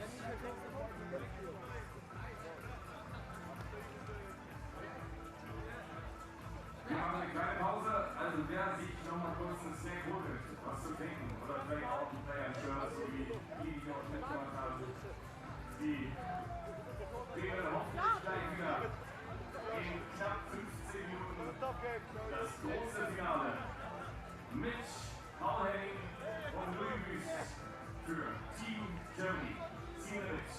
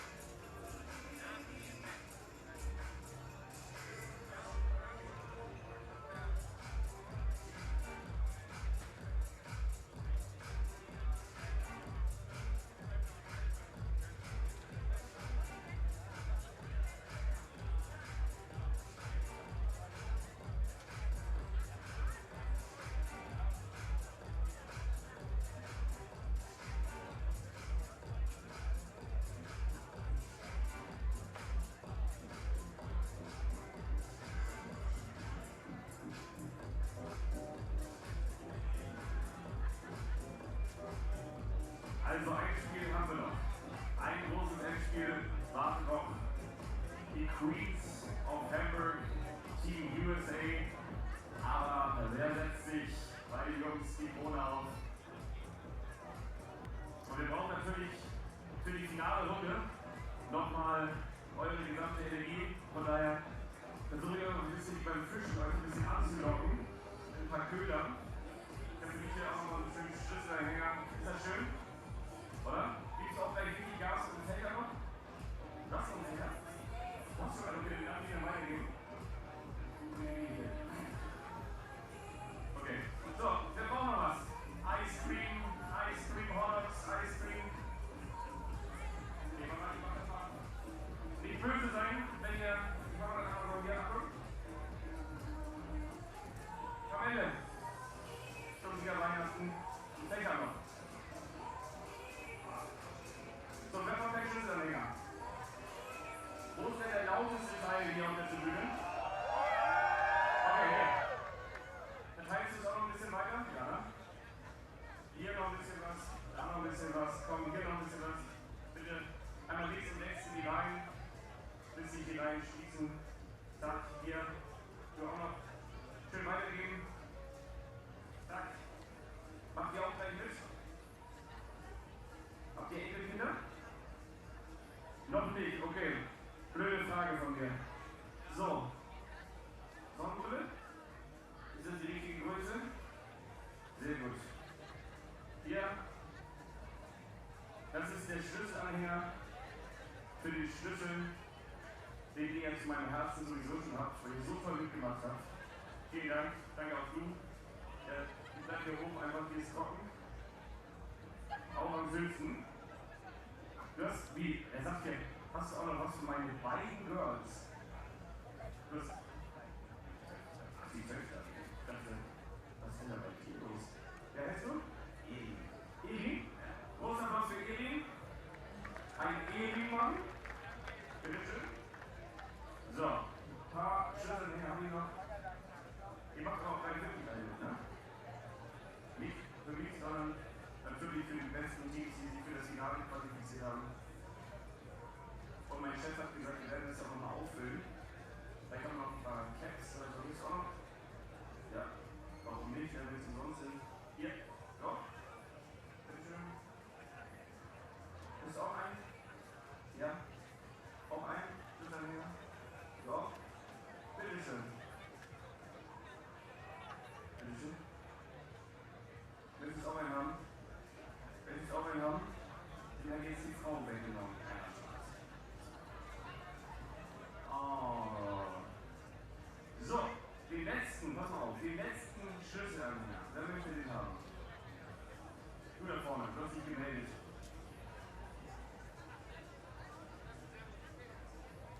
Bitteschön. Du machst auch mit? So, 20 Sekunden haben wir noch.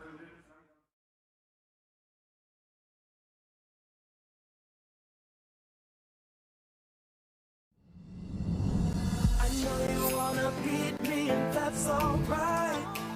I'm here to stay and here to fight. Well, hello there and welcome to Queen and King of the Court, where we are live at the Active City Arena. That's right, we're in northern Germany, and so are the best beach volleyballers in the world who have been battling it out over the last 3 days to try and win the crown. We have reached the men's final. We have European champions. We have the very best in the world. And it's all come down to this. It's been a moody day here in Hamburg, but we have got the best of the weather. We have the best fans, and we have the best man in the booth next to me. Big Rich Lambo. Richie, 16 degrees Celsius. It's absolutely boiling out here. Yeah, it actually is a little bit warmer than we had day one. Yesterday was kind of the sweet spot of the weather here, and we've had a mixed bag today, but it appears to be holding up for our men's final as we take a look at the draw. Louis, the Gramalt Primos, the cousins out of Chile, Brouwer Van de Velde, both of our favorites to take the title here in this final in Hamburg. Huerta Bello also been playing some unbelievably good volleyball as a new pairing. Plavins and Folkerot, of course, the European champions, also very good. And then Henning and Wust came through that German gauntlet in the semifinal C. So here's a look quickly at the rules. If you're unfamiliar, you got to be on the king's end to score. Everyone else fighting to get over there. We're back to kind of our normal format in this final. It is 3 rounds of 15 minutes. But if you get 5th place, if you get last in the opening 15-minute round, you're out, your tournament's done. We say Auf Wiedersehen. And same thing in the 2nd round. 4th place will be done, and our podium will be decided. The final 15-minute round will be to determine in which order you will stand on that podium. We have a King of Utrecht and Tenerife. We have a world champion who's played 17 of these before but has never walked away with a crown. We have an underdog team in the Germans. We have the European champions, and for one of them, they've never played in a final of the King of the Court. It is going to be an absolute belter here in Hamburg. The palm trees are out, and first out we have Joachim Bello, who made the final in London and took a 2nd. He's had a 3rd place finish with brother Javier in Doha, but now, because of an injury to his brother, he's playing with the king of the ultimate mashup in Alejandro Huerta, who also won with Adrian Gavira, his partner in Tenerife. They're a force. Yeah, in ultimate exciting fashion in Tenerife, they are very good. This team, fun, and you see them in the blue jerseys. Louis, we've talked about it already, but that signifies that they hold the longest stay in this competition on the men's side at 13 consecutive side outs. So you know they can put together runs, and that's what it's going to take for them to get it done here in the final. A 3rd final for Plavins, a 1st final for Folkerods, a 2nd with Freddie Bialakos in the ultimate mashup in Utrecht. He would love to be on the podium again, but in their way, a 2nd place in Hamburg in 2023. The Grimolds are back, and they are playing phenomenally well, Richie. It might just be their year. Twice they've come 2nd. Is this their 1st year to top the podium? It could be. They've got experience in the format and in this location. So we also know that they told us yesterday, wherever you go in the world, there's somebody from Chile supporting you. So they've got spectators in attendance cheering them on, but this is the squad everyone's going to be gunning for, we feel, even though they get the 10 card and will start at the back of the line. Alex Brouwer, 17 events, never a winner. A 2nd place in Tenerife. It was close with Stefan Boermans, now playing with Stevie van der Velde, who's played in 6 of these. His best was a 2nd in Rotterdam. And this team will be the crowd favorite. Paul Henning, Louis Wust making their way through in our semifinal C a little bit earlier, having to go the full distance to get there, but they looked very, very good at the end of that, didn't they, Louis? They certainly did. A 1st event for Louis and a 4th for Paul Henning, and they have shown that they have the class to be in the final 5. They have the skills as well. Henning has been on fire at the net, Louis on the backcourt as well. There are 5 starters who will start off this final. We will say goodbye to the 5th place team in this round, a 15-minute round where you don't have to be first, but you certainly don't want to be last. Gilles Tisnov's the referee, and maybe there's some Latvian bias up there. I doubt it, because Dirk Bolle is here, and he's there to make sure that the jury is out on everyone. The longest stay, as you said, for that man there, Mr. Cool, Calm and Collective, Martin Plavins, 40 years of age, and still playing world-class beach volleyball. Yeah, absolutely. It'll be Germany to start us off, and Louis Wust to serve. There we go. Bobby making sure the crowd is indeed ready before we kick off. And how good have the crowd been this week in Hamburg, especially today with dodgy conditions. Joachim Bello just gets up and unloads on it, Richie. Yeah, we talked about some of the angles that Megan Rice can create due to her height and athleticism, but Joachim Bello is certainly in that category as well, and he is all about elevation. Yeah. Interesting play, because Horta loves coming in straight and going wrist away, And Latvia just took that straight away from him, and he just ran out of line. As someone else who loves doing that is Fokarots, and he scores. Latvia, who were slow starters in Semifinal C earlier, will want to make sure they're off to a quick start. They did find their best volleyball in the last 5 minutes or so. Martins Plavic. Yeah, you can't make that move into the cross-court defense too early against Martins Plavic. He will see you every time. Is today going to be Brouwer's day? That's the big question. That's a bit tighter for Plavic. He just runs out of room, and Henning is in the right spot, as he's been in the right spot all week. Fokarots back to his normal facial expressions. That is a wonderful block from Joe Bello. Here is a bet proposition, really. We both are pulling for Alex Brouwer to get his first title in this format. But just for gambling interest's sake, I'll give you Brouwer Van de Velde. You give me the field, and I'll give you 3-1. Hang on. So put that into English terms for me. In English terms, you risk 20. If Brouwer wins, you get 60. I get the rest of the field, though. Anybody but Brouwer wins, I win 20 off. Okay, Brouwer, I hope you watch this and understand that, you know, this is me going into bat for you, buddy. So when you watch this back, I'm going to accept it just because it's Alex Brouwer, but there's not many people that I would go that heavily into bat. Yeah, and to be fair, I mean, I'm rooting for him as well, but you know, we got to have a little action here. The Grimolds are dangerous, as is Joaquin Look at this. Oh, my goodness. Good wood on that from Ali Huerta, but just can't quite curl it into the court. All right, so it's on, okay. Oh, my days. What have I just done? Well, what you've done is back a winner, potentially. Yeah. And a $60 one at the €60 one at that. Yeah, it's a good bet. It's good odds as well from you. You're a very generous man, I have to say. Swat from Fokarots. Nice scoop. Oh, nice play from Christian. Oh my goodness, Martins just overcooks a little bit. I love the youngster giving his veteran a little look. Do I make the great play? Don't blow it for me, big guy. Bello next up.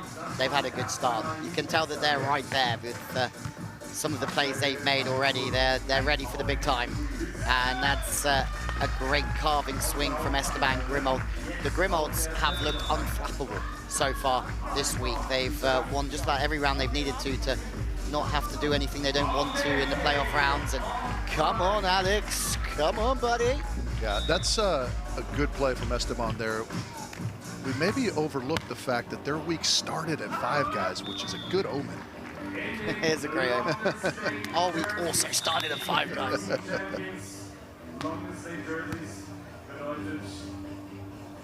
That's a good jump set to high line. He's got an unbelievable high line on him, fast and. Well, he's got so many different speeds with it, right? If you're Paul Henning and you leave a little bit of line open, he can crack it quickly. That's a great set. That's exactly what he does. It's an unbelievable set, but however he finds that space is just a Martins Plavic thing. Fokarots is really an unbelievable talent to me. At such a young age, he looks so comfortable out there. His skill set is obviously amazing. Just needs to cheer up a bit. Yeah. The sourpuss is work on that. That might cheer him up a little bit. Comes in very aggressively and then goes short over the top of the block. Yeah, tremendous touch on that little baby cut. Plavic, who shared the podium with our guy JB in London in 2012. I was there as a spectator at that time. Yeah, how about that? Still out here balling. JB's been long retired. He just rode off into the sunset after that win. Not last week. He was back out there. Played with Laura Ludwig last week. Oh my goodness. Yeah, I got to see a little bit of JB on display in an exhibition in Miami not too long ago. That was fun for me because I didn't really get to see much of him during his career. Okay, Brouwer. There's a nice swing through the hands of Marco Grimold. Brouwer power. Couple teams on 6 right now. Brouwer Van de Velde looking to string some together. Oh, now the Germans plagued with foot faults. Yeah, and the line judges don't miss. They need a raise out there. Duties. Those eyes never leave the line. To the inside of Brouwer this time from Fokkerods, and Plavins sees it very early. Fokkerods! Get it down, Christians! I mean, that's a tremendous put away from Christians, but how about the chase? And watch the platter that Plavins puts this on right in the window. Difficult. He's having to manage the speed, the control of going to the floor, and then the platform onto the money. It's crazy. That window is small to a right-hander on the right side. Look at that tantalizer. Christian just toying with Paul Henning up there. They're off to a great start here, Latvia. They surprised a few, to say the least, to win the European Championships last year in The Hague, a fantastic event. And they beat Vikler and Ehlers that day, and they also beat them today, where there's no Vikler Ehlers in the final. Fokkerods just missing long on that one. Kind of timing was tough as that set came from all the way near the baseline. Chance for Brouwer and Van de Velde to put together some points. Wide for Brouwer. That's the Brouwer that we know. Just cranking into the angle. High, aggressive, fast with the arm. Interesting to talk to them about why the... Oh, wow. What a stub. Bello looking like he was still on his way up. Yeah, he's just been stuffed out. That's huge from Bello. He tries to run that quick play inside, and it means he's only really going to slam into the angle if he beats Bello for speed, but Bello's pretty fast. Well, yeah, and you saw the good hand movement from Bello on the net as well. He kind of wasn't just static. He was up there and able to move and kind of follow that as Brouwer tried to go into the angle. They're off the mark. It's Henning and Voost who have the red light next to their name. Yeah, that's, Marco, that's a tough sell. I've got a whole lot of your arm, as a matter of fact. Looking Bello from the middle this time. Pats away. Big chance for Louis. He finds a good swing down the middle, and Huerta just speeds up to the line. Again, they're just diving into the angle a lot on Huerta because he loves the wrist away, but just shows that he can stay fast to the line as well and have good range. Well, yeah, we've kind of talked about his serve a lot, rightfully so, but what allows his serve to be so good is that technical proficiency in his arm swing, right? That is a lot of things. It's his arm position, but it's also his posture, and that holds true too offensively. That allows him those little baby shots, right? Because his arm is in such a good position. He can crank, or he can just turn across his body with a little touch. That is good stuff from Esteban. His lady's here. And he said today she's the loudest fan. Well, yeah, she's on her feet constantly down there in the players' box and recording everything goings on. Is that when you know you found a good one, Richie? Well, it depends on if you like documentation. Nice swing off the hands. That's coming from a man who loves lurking in the shadows. Yeah, there she is. Nice work by our crew, dialing in on maybe the future Mrs. Grimaud. We don't know. Don't want to put any pressure on anybody.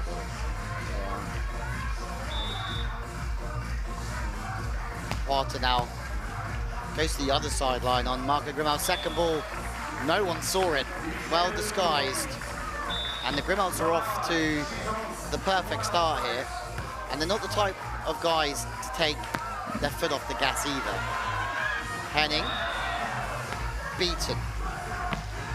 Yeah, that was a weird one. Both guys kind of lunging sideways in the air. That gets Marco and Esteban to 11. Plavins Fokkerods on 8. And the foghorn goes, Richie. The first 10 minutes is raced by in the men's final.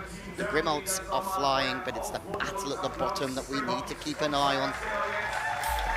Everyone looking for their play-up vibe. 5 minutes left to go in this first round.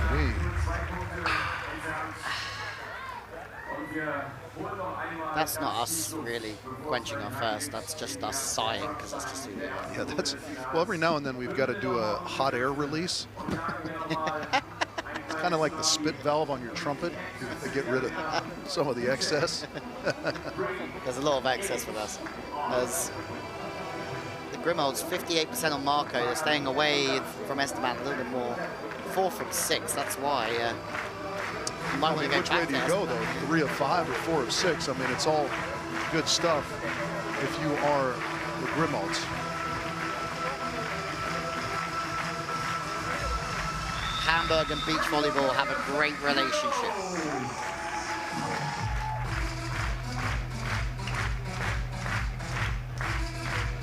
Now, this is when Floor and Dex really cranks it up a notch, right? We get to the end of the tournament. The amp goes up to 11.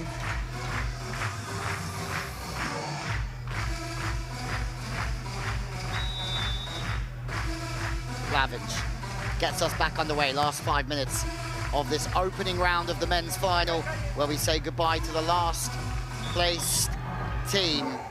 And they've done their hard work. You've got to think Brouwer and Van der Velde have still got to put a few on the board somehow.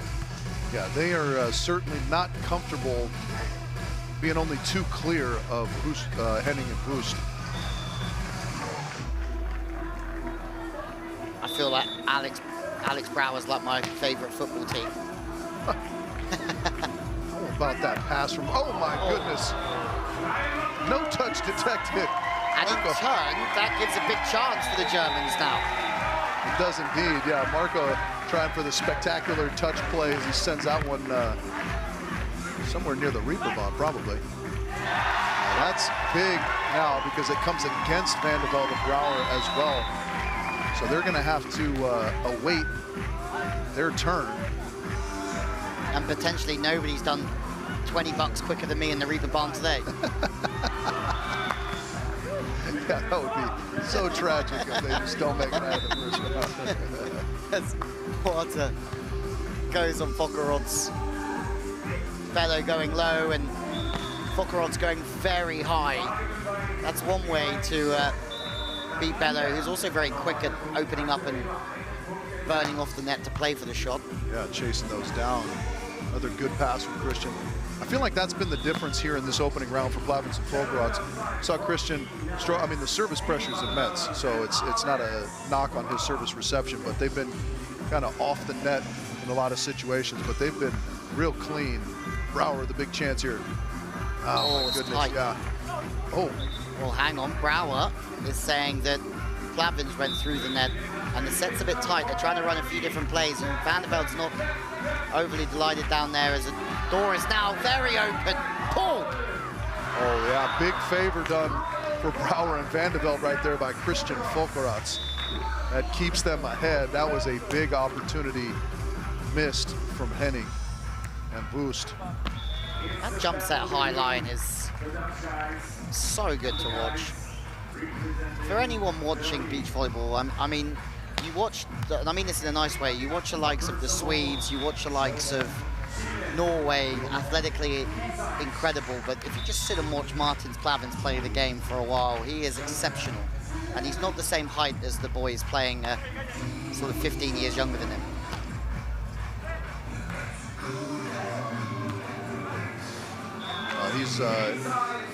He's a study in kind of volley expertise and tremendous volleyball IQ. Big opportunities here for the Dutch. That's a good swing over the top ball. Ooh. Basement battle won by Brouwer and Van der Velde. Keeps things running smoothly. Yeah. We may see something similar to what we saw with the Klinger sisters, where they narrowly escape the opening round and then catch fire as the final progresses. Jump set from Brouwer. Getting into the jump set line shot mix. Everyone's been watching the Swedes.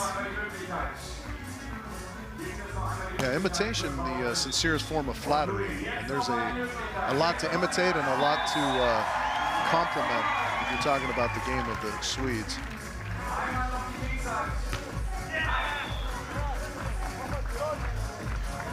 Last minute This is when the serves or missed serves count. Waterbello comfortable. It's the Germans who are going to have to be patient. They're at the back of the queue. And for Brouwer, Van der Velde, they've done enough, you'd think, to shake Germany. It's going to be a long way back with 43 seconds on the clock. Yeah, sadly, they're not going to have time because they have to await the end of this rally. Then they have to win another rally and get to the other side and get 4. They're just... Do you think it's worth me sticking my head over the commentary box and just telling Brouwer that I got a 20 sheet? Tell them it's 20 to win 60. Yeah, there you go. If I think the only way that helps you is if you offer to cut them in. Yeah. Happy. Fokkerod's had a great start with Plavins this round, and then he turns one back over the shoulder. They win, and unfortunately it's goodbye to the German pairing, who have done so well. Wüst and Henning didn't have many opportunities to get down there, did they? And I mean, we have a very, very high-level final unraveling in front of us. Yeah, indeed, and Plavins and Fokkerod were incredibly good. It looked like the Grimault show almost the whole way, and then Christian and Martens caught some fire and end up atop that first 15-minute round. So they'll start round 2 on the King's side, and as you said, unfortunately, we have to say goodbye to the most colorful of the jerseys, Paul Henning and Louis Wüst, but it was a tremendous tournament from them. They only were able to manage 1 point and very few stays on the King's end, unfortunately, but good showing from them here in Hamburg and certainly earlier today in Semifinal C. Well, some highlights of a fast opening round. Great start for Bello and Water and the Grimaults. Brouwer and Van der Velde leaving it a little bit late, but let's hear from Julius Brink in an all-German interview, Richie's favourite, down courtside with Paul and Louis. Oh, boys, I mean, what a final. Probably not the moment we want to talk. I don't like to do these talks after the kick out, but let's sum it up. A 5th place here in Hamburg. If I would have told you before, you would definitely have played it, but could you expect to make a 5th? I don't know. Yeah, we didn't play it so well in the King of the Court, but now we had some really good rounds, so making the final was already really nice. So yeah, it was a little bit unlucky, just 2 times on the other side and then making the mistake, so it's fine. Would be nice to play here a little bit more, but it's okay. Sometimes it's like this. Yeah, talking about the fans, I mean, they gave everything. Like, they showed up even after that rainy day. I think for a German crowd, they have been very supportive, very fair, but they were pushing you. You felt it. How was it for you playing here in front of your home crowd? Yeah, I think it's amazing. So many people still here, and even in the semi-finals with the rain, still half the thing was full, and it was amazing. I like it. Unfortunately, we have to say goodbye, but your expertise, boys, who's going to win? Who's going to get crowned here? I think Grimault got it. How about you? Who's your pick? I think the Latvians, because there's also a Latvian referee, so. Louis, that is good, huh? Isn't it? I called it too, JB. I like that. Thank you. Paul Henning down there cracking the jokes.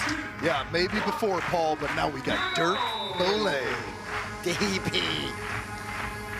He's not going to stand for any nonsense. He is Queen and King of the Court, Batman. Everyone's favorite vigilante. Yeah, Marco going up high, double-handed swatting that one. It's going to be a close one. Everyone has a big chance, and they're all playing incredibly well. Bello is everywhere in the block at the moment, but draws the error out of the Grimaults, and they can't put a point on the board early on. Changes at the King's End here in the 2nd round early on. And that's an absolute hammer from Brouwer. 2 ball? No, just a faster ball for Van der Velde, who again is so high that he can just change direction quickly. Yeah, he does a nice job pulling that all the way to the sideline too, because you can see Joe reads it well. Oh, out of bounds. Yeah. There's no side out so far. The side out percentage very low in this second round. Wow. That's a bullet. That only just got over the top of the net band, but also didn't even touch it. I mean, how about the pass from Christian Volkerans on that serve, though? Took it easy as Flavins is seen. Oh, my goodness. The Sly Fox has been seen by Grimald. I like the idea. It was well seen, and then he overpassed the free ball. That is not something you're likely to see again. The service pressure's there. These boys have warmed up now. Ali, pay it off. Are we going to have 15 minutes of no points? Side out free volleyball? Side out free volleyball, yes we are. Yep, we are 2 minutes almost without 1 point being scored. Very unusual on the men's side to see 2 full minutes devoid of side outs. But at the same time, every serve is going in, and it's going in with a little bit of zest. Okay, Brouwer, as we said, every time you make a dig, you normally put it away, and that is a very heavy slap from Brouwer. Very heavy indeed. I like giving him a little bit of height. I'm a little bit torn on the tempo stuff to him. And again, side outs very, very hard to come by. Can somebody please score a point? Can somebody please put one on the board? I think Flavins and Volkerans do it here. Christian. No. No. Well. All right, so we're almost going to get to 3 full minutes of no side outs. Will the Grimalds break the seal? That's got to be a first, isn't it? I would think so. I can't remember going this long with a dry spell.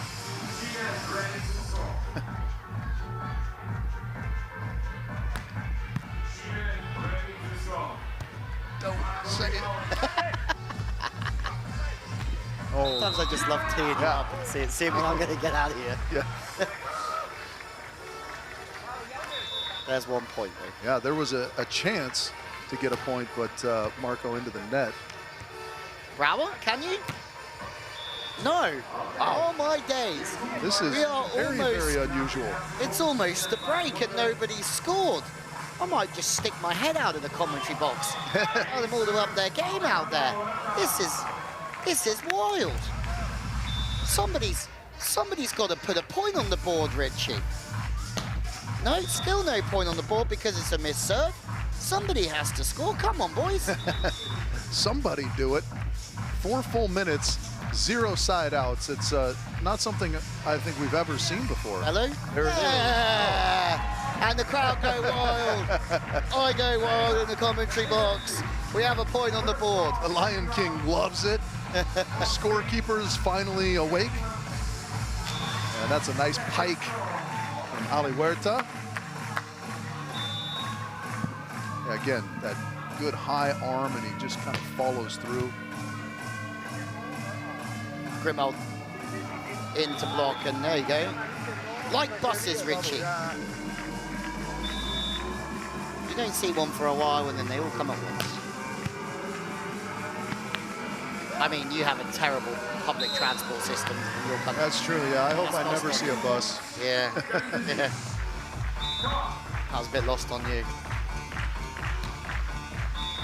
Who needs a bus when you got Tesla? Yeah, Lauren Dex really trying to spur on the action here, cranking up the beats. We get to 5 minutes off the clock, and there's only been 4 points scored in totality. All of them, Joe Bello and Ali Huerta. Out the back.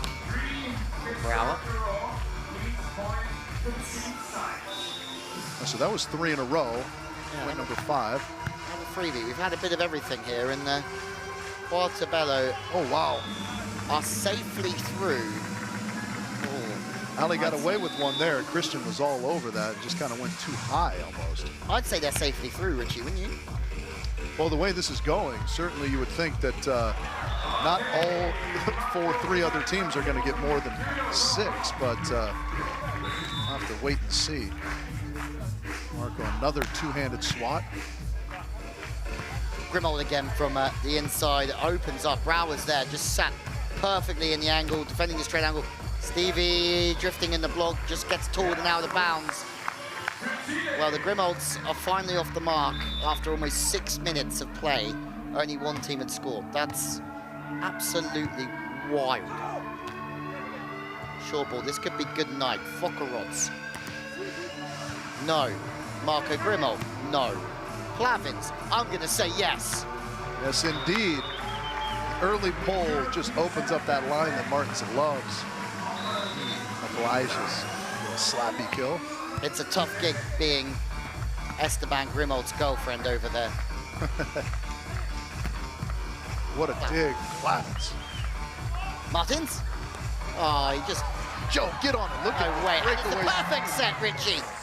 Oh, Plavins is there again, though. What is going on? Richie! There it is. Let's go! Do we get a high five in there? Yeah, there you go. Yeah, indeed. That might be the rally we need to energize this second round. Yeah, and then Brower just takes it up. Brower going full send on the red line, but that's fine. They've got plenty of time. As we've seen previously, they've put enough on the board. The question might be, though, is they don't want the other teams to get away, and Plavins and Fokkerots will take every first ball side out possible.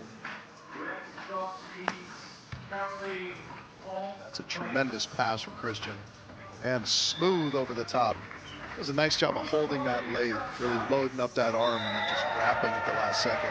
He's also incredibly good at just ripping that back into the angle as well. So if he does hold it, as you're saying, it's difficult to make a read on it. Right, yeah, the good deception of perfect arm swing. Passes off. Maybe there's a chance for the Grimolds. Esteban.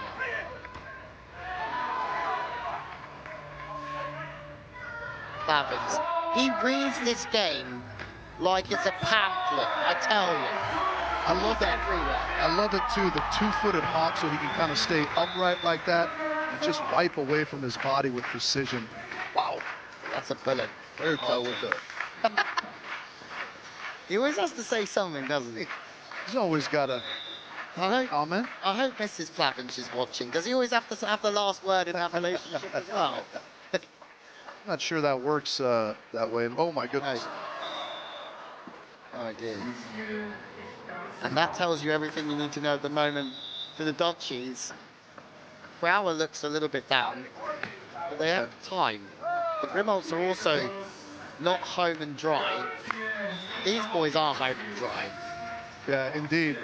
Yeah, I wonder with Stevie and Alex if it's just a little bit of the sort of growing pains of kind of making a swing change, so to speak. You know what I mean? They're obviously trying to incorporate some new things offensively, and so that creates some situations at times that are. What's a growing pain? What's a growing pain? Yeah. For those of us that are adult size, that's when we were children, and then at some point we got to adult size. Ask if you're friend. Jumbo. Nice quick up from Esteban. I feel like the Grimolds have got a lot more opportunities, and the Dutchies haven't had a lot of chances to really stake a claim, and it might just bite the Grimolds on the bottom at some stage. Yeah, if they stay stuck on one, certainly. Plavins still not through either. 4 isn't secure enough, especially with the side out. Yeah, you don't feel comfortable. You know, you feel like probably it's unlikely that a couple teams are going to overtake you, but it's still far from comfortable. The only comfortable team is this one here. That's another chance for the Grimolds. They get Bello out of rhythm, and they think they're going to buy themselves a chance to get down there, and then that set from Huerta is absolute money. And you saw in that replay there, the textbook, get low, get to the sand, and get underneath that ball sitting in the net so you can put up a good set. That Stuffy takes us to the timeout, and it'll be Plavins and Fokkerots that occupy the king's end when we come back out. That's a big bonus. Big bonus for them, as we've mentioned, looking to add to their point total of 4. A little extra comfort, perhaps. But it is that battle between the Grimolds and Van de Velde and Brower at the bottom of the table. I feel like that's the first time I take a deep breath, to be fair. That's a perfect advertisement for me and my mouth breathing. Look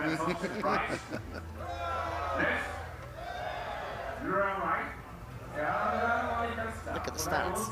3 from 7, 4 from 7. When they get down there, it's effective. It's just like most things. You've got to get yourself down there, give yourself a chance. Well, yeah, we kind of, you know, there's a look at the overall point totals, 11, 4, 1, and 0. Talk about statistics being reflective but not predictive, so to speak, right? You know, and they're also not created equal necessarily. There's the Dutch girls getting into the crowd vibe a little bit, right? You know, when you get those kills matters, where you get those kills matters, right? If you get them on the contenders' end, but don't get them on the king's end, it's kind of all for naught.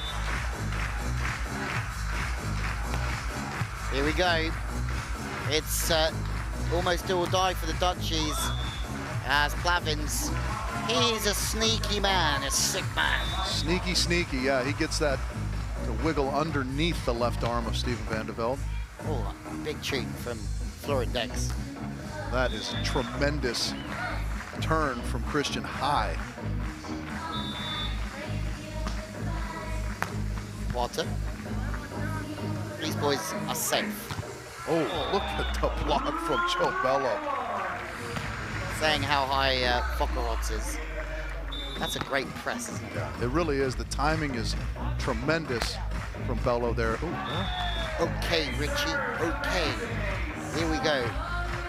Don't want any of these teams to be knocked out, but you know the deal. No. Just decorum completely lost to the booth there momentarily. I went into sports fan mode. As Brouwer off the hand. That is a really nice push through from Alex Brouwer. So they get themselves on one. Yeah, they got a couple Longhorns that are cheering them on similarly to you. Oh my goodness. Well, that's got over. Brouwer's done a good job to get his hand on that one, but Porter is a menace and he's just going to slot that away. And they're still on one with the red light, but at least they got down there. Yeah, indeed, and that's just a little bit of a bad break, obviously. Ooh, just missing Grimault. That serve from Esteban is nasty. Nasty. Yeah, man, there's been quite a few of those sideline serves. Huerta's obviously got one, another big block from Fokkerots. Esteban's got one. We saw Breck Piersma dialing up that sideline floater a bunch. Olivia McDonald as well. Oh, Brouwer's found a bit of rhythm with the serve, but it's over the top of the block. It's high enough and fast enough. And 240. Fokkerots ruthless. This could be a step too far, but the Grimalds are missing a lot of serves. They're also not in a great spot now. Yeah, I think I make that 3 in a row. This is that position you get yourself into, right? Where you start to press and then things become, a little less comfortable than you would like them to be. Does that remind you of being at school? Nobody likes somebody who tries too hard, Richard. Yeah, they have a term for that. The kids in the States anyways call it a try hard, like that's a bad thing. Trying hard, never a bad thing. No, absolutely not. The Grimolds with a chance to break a few hearts. Oh no, that has summed up the Grimolds here. But they might have another opportunity. Huarda has just opened it up. Joe thought he got that one. He got a good left arm on it, but it just was too strong out the side, and so that might spell trouble for Brouwer and Van der Velde. Well, Van der Velde was like, let's go. Brouwer is there. That's got to go down. It's not gone down, and this is a big chance. Sets inside. That's going down, and that could be the end for Brouwer and Van der Velde. Brouwer throws a little bit of sand. He's desperate for a crown, Richie, isn't he? Yeah, and that was just a huge bummer because I think Steven kind of missed the contact on his knuckle a little bit. Wasn't sure if there was a blocker there. He could have teed off on it. Well, now they need at least 3. And there's 1 minute remaining. They can still do it, but they need this to finish up quickly. It's tough. It's very tough. Brouwer's last chance. This is the last chance indeed. And he uncorks on it. It's a great pass though from Marco Grimold. There's a lot of tension and it's that caught the outside of the sideline. Unbelievably, that's going to be the end for Van der Velde and Brouwer in heartbreaking fashion. Another freebie. Well done, buddy. Well done. Well done, Rich. Well, there's still action to be had in the final round, my friend. Oh, that's a great swing. The Grimolds have left it late, but they've saved some of their best for last. Some of these swings have been on the money, and the service pressure coming at them has been heavy. Yeah, and you know, I mean, as is very, very often the case, you got to pair some good play with some good fortune. And they had a couple good breaks go their way on that run. And again, Marco trying to go off the hands, and Christian seeing it, pulling his hands, and so that thing goes out of the stadium. Well, the Grimolds survive an hour or so after rubbing sun cream into Wilco Nyland's head. And we say goodbye to Stevie van der Velde and Alexander Brouwer. And the disappointment is clear. He came for the crown, and the Dutchies have to settle for 4th place. Just the 1 point on the board on what was a very low-scoring round. Yeah, I mean, it took the better part of 4 minutes for anybody to crack the scoring there. The Latin duo of Huerta and Bello got rolling from that point, and some late inning points from the Grimald brothers will have them serving to start our final round. But all 3 of our picks, you, me, and JB, thought that Van der Velde and Brouwer were going to get it done here, and that is not the case, as it turns out, unfortunately. So we will go down to the Dutch boys and Julius right now. It's becoming like Rory winning the Masters for Alex Brouwer down there, and he's with Julius Brink. Boys, it's probably the talk that we all don't want to do now. Give us an inside view. It's probably frustrating. To be honest, I've talked to Rich and Louis, and that your team has been the one we pressed our thumbs the most. Like, we all wished for you to win that final title, and it comes to the situation that you have to win Utrecht then. But how do you feel right now, even though it's hard and bitter? Yeah, for sure a bit disappointed right now, but I think both rounds we didn't get our level in, so I think we were already a little bit lucky getting through the first one. Yeah, we just missed some important chances. Yeah, I think everything was just a little bit too bad, like not good enough. I've seen some communication things, like the quick set you missed. Is it still for you a phase where you try to find situations that you want to find a quick solution, a quick set where things didn't work out? I think normally you won't have such loud music during the play, so I just didn't hear a call. So okay, I see he's quick. I have no idea where exactly, so it's just a bit unlucky. Like it sums it a little bit out for us today, but yeah, it's up to us to just be better. Like, in case you don't play well, you're not feeling it, to still make a few more points than we did. So I actually got the quote to keep on going. Last word, who do you think is going to crown themselves as kings? Oh, difficult one. Oh, I'm guessing Plavins. He's smiling a lot right now, so I think he's feeling the right vibe. Good luck for you, even personally. Say all the best to you and the young family, yeah? Thank you. Interesting, Richie. Very interesting indeed. That might be the most distraught we've ever seen Alex Brouwer. Understandably so. I mean, this was a big opportunity for them, and as we've mentioned ad nauseum now, that it was a chance to get over the hump, get on top of the podium, but they will have to wait until Utrecht. Oh, okay. Putting a little extra Chilean sauce on that serve, Esteban. He's found it eventually. Didn't quite have it in the last round, but if he can have it in spades here, the final 15 minutes will be so key. That's just shaped back. That's beaten Plavins, and Plavins doesn't know how that's got past him. It's a great swing. So, Richie USA up 20 euros. Is there a team you want to back? Louis E&G down 20 euros. ENG, I like it. It's not GB, huh? It's just ENG. Depends how I'm feeling about that. Oh, big stuff, Joe Bello. Big into the angle. Oh, it's such a big call. So you're giving me a chance, are you? Giving you a chance. Okay. What are you offering now? You can pick 2 teams, and if the third one wins, you owe me another 20. All right. And you know what? You take the Grimolds, because they're 2 up. Okay. And that makes it slightly fairer. Okay. Let's go, Primos. All right, so there we go. The bet's in. And the action continues. Christian, nice, deep, high swing. Richie, CHI. Nice. Fuckerots. And that is so smooth. It is. When he relaxes into it, it takes him a little while to get going, but maybe that's the youth. His passing in particular has been excellent in this final round. We've talked about the service pressure that's been coming from all of the teams, and he and Martins have handled it beautifully. Joe's all over that.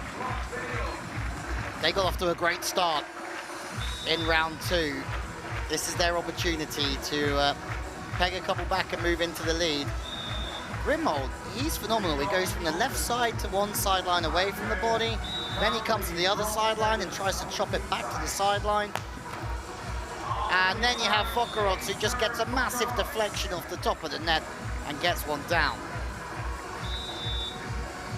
I feel like Esteban and Alejandro have pretty similar arm swings where it kind of looks straight up and down, and they sort of pike through so they can go both directions. Plavin just out the back with that swing. Yeah, very rare you see him make an error. The Grimolds, though.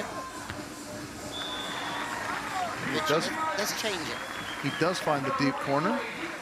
He's really grown into this the last 15 minutes, Esteban Grimold. And the pass is straight enough, and he's dangerous from there, Marco, but he misses out the sideline. It's a low-scoring, tentative affair here in the last 15 minutes of Hamburg 2025. Which way will it go? Latvia, the Spanish-English pairing, Chile. Yeah, nobody running away with it, the likes that we saw in the women's final 15-minute round, where the Clingers got out to 10 before anybody else scored. Wow. Esteban surgical on the sideline again. How do you even receive that? It's impossible. Yeah, you don't. Clearly, you just applaud and you go to the back of the queue. Yeah. Fokkerots again going with a short serve, and that's going out. Was there a touch? No. Marco trying to drag the sideline out with him, but there wasn't that much slack. Porter goes after Plavinge. It's a perfect pass from Plavinge, but the set's a little bit tight, and that brings Bello back into the game, and he's had a little bit of Plavinge on toast, Bello, in this last 15 minutes. Got him a couple of times.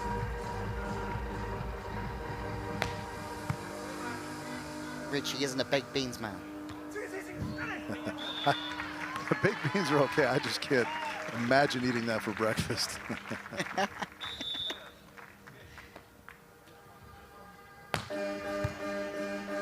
That's a tremendous pass from Bello. Well read. Maybe this is a chance for Plavinge to get his own back, and he does get his own back. He just sees that shoulder just turn into the angle and keys off of that. Yeah, it's such a good read. And you got to credit Christian in front of him, doing a good job being disciplined in what he's taking away as well. Nice turn back to the line from the youngster. Give him a little bit more credit, Richie USA.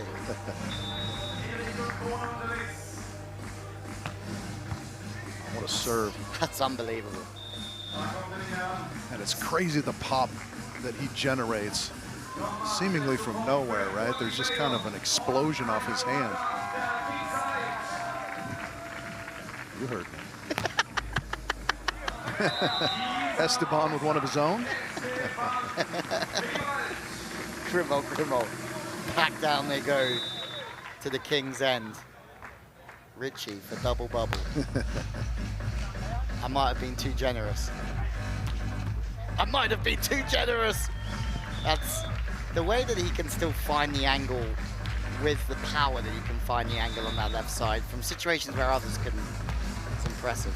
Yeah, just does a nice job staying high, doesn't he? This is a tough chance for the Grimalds. I mean, Marco is struggling just a little bit on the pass at times. Oh! But not in the block. That is just a one-handed monster block from nowhere, but Huerta puts it away. And that's maybe one thing, is just the pass of Marco Grimald. Just a little bit off the net at times. Plavins looking for the line, gets it, loves it. Is there anything that Plavins doesn't love? But he loves it. Yeah, certainly he loves his own successes. Yeah. We're about 7 minutes through this, and we only have 8 points total on the board. So it is, as you said, a low-scoring affair. The service pressure from all these teams, incredible. Points hard to come by, and still hard to come by. Another big block from Joe Bello. Well, for Bello and Huerta, first time they've played together, and at the same time, only the second time Joaquin Bello's only not played with Javier, but they went to the final in London. He's looking for his first crown, and Ali Huerta is looking for his third win. That's crazy. In what? Yeah, 8 months. Something like that, yeah, that's mind-blowing, especially it hurts if you're Alex Brouwer, who's been to so many of these events and been right there, so many of them in finals and such, just unable to get over the, oh, that got some sideline. And he's hit 5 all week, and it just shows that he's got that serve to 1 in the locker as well. Huerta, Bello back at the King's End. Bronze medal position at the moment. There's no loop to that serve either, right? It's just this flat laser beam. And that one going just wide of the arms of Folkerats. Huerta the target on the left side, coming in straight, goes fast the line, gets one over the Grimalds, and the Grimalds are being pegged back. But again, it's a very low scoring final, this, and that's due to a lot of big service pressure. It's another good serve to the sideline. Plavins is going with the float, but he's making people do a lot of work. Folkerats, you be careful over there, big dog. We don't want any heads in scoreboards today. And he's frustrated there. What is he frustrated about there, Rich? Yeah, that he ran out of room, I think. You know, it's a good touch from Plavins. They, trying the sideline again, just missing. Bello on 4. And in gold medal position, they moved themselves up 2 spots with this run. Plavins again just sat on that sort of off-body swing from Bello, but yeah, it's wild. The person in Alejandro Huerta's position on the left side of the king side who has a tough task. As you can see that sliver of sunshine going in, and it affects your reception, it affects your approach, and kind of your attack, because you're going to look straight into that sun out of the shadows. We've had our fair share of weather problems today, a massive downpour, a big shower, but now it's absolutely perfect, and Hamburg have been brilliant, making sure they've stayed along for the ride here in Hamburg. And off the hands of Bello, here come the Grimalds. Richie, I'm getting my wallet out at the moment. It's your only hope is to pay off early and try and jinx it. On the right side goes Esteban. Oh, what a swing that is. Can't mess with that from Esteban Grimald. And again, we talk about how he can crush angle from whatever position on the left side. He can also crush angle from anywhere on the right. And there is, oh my goodness. Just a couple of those ones, Richie. Yeah, that one's wide open. That's exactly what he wants. It's the right swing and everything, and just kind of over-rotating a touch. Yeah, Marco wants to move the line out. Figures his calibration is right. It must be the court. That's how we live our life too. It's, yeah, full Happy Gilmore. Is this court regulation size or what?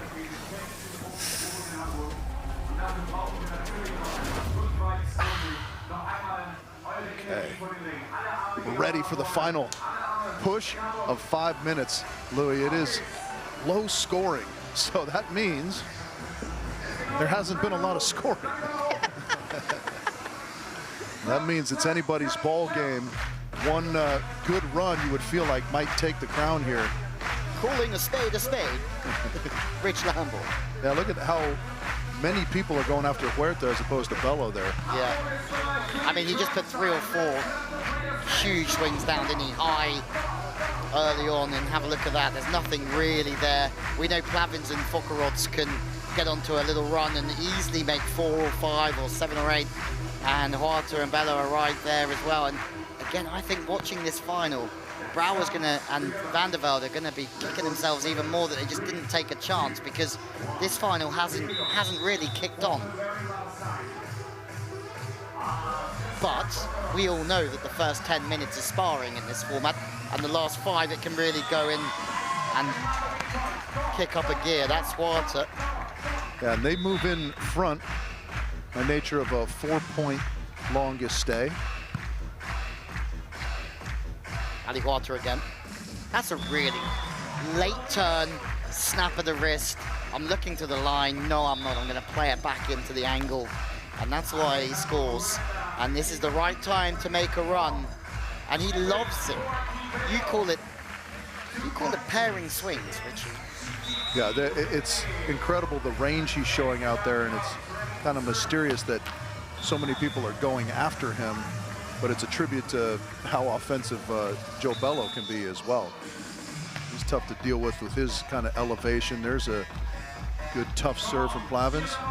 Is it going to be a first crown for Bello without Javier, but with, I think, Huerta? After the win in the mashup, a win in Tenerife. This would put him almost in the GOAT category. Right? I mean, he would be the common denominator in 3 different victorious pairs inside of a year, essentially. So that would be quite something.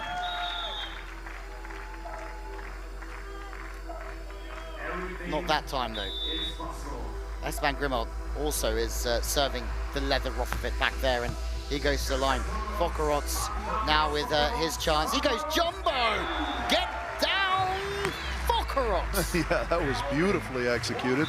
We've seen him get the hammer out the whole week, and we haven't seen that from the boy. We have not. Good absorption there from Plavins. Plavins wants a bit of it now, and he says, if you break on me, I'll speed up. And Plavins wants to lift defensively on whacking Bello. Yeah, you said it. They can string them together. Looking to do that here with under 3 minutes to go. If they get these final 2, I think they will be with the gold crown next to their name. There's nothing in it, Richie. There's nothing in it. Bello again pops up, and that's a very good touch. This is their chance, and it's the perfect time to knock Latvia out. And the Spanish-English pairing. Spanglish. Yeah, that's just tremendous elevation again from Joe Bello, because Plavins is so good with that line shot, but Joaquin just went up a little extra to touch that thing.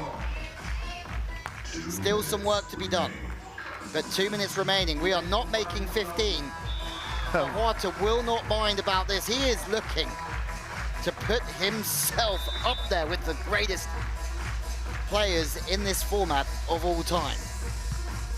Because a win with Dressler in Utrecht, a win with Gavira in Tenerife just after Christmas, and now closing in on another victory, on what would be a first victory for Joaquin. Bello is looking good, and it's a jumbo Richie.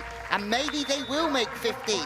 Maybe we got something else wrong, and that was another royal win. And look how we're finishing the day, Rich.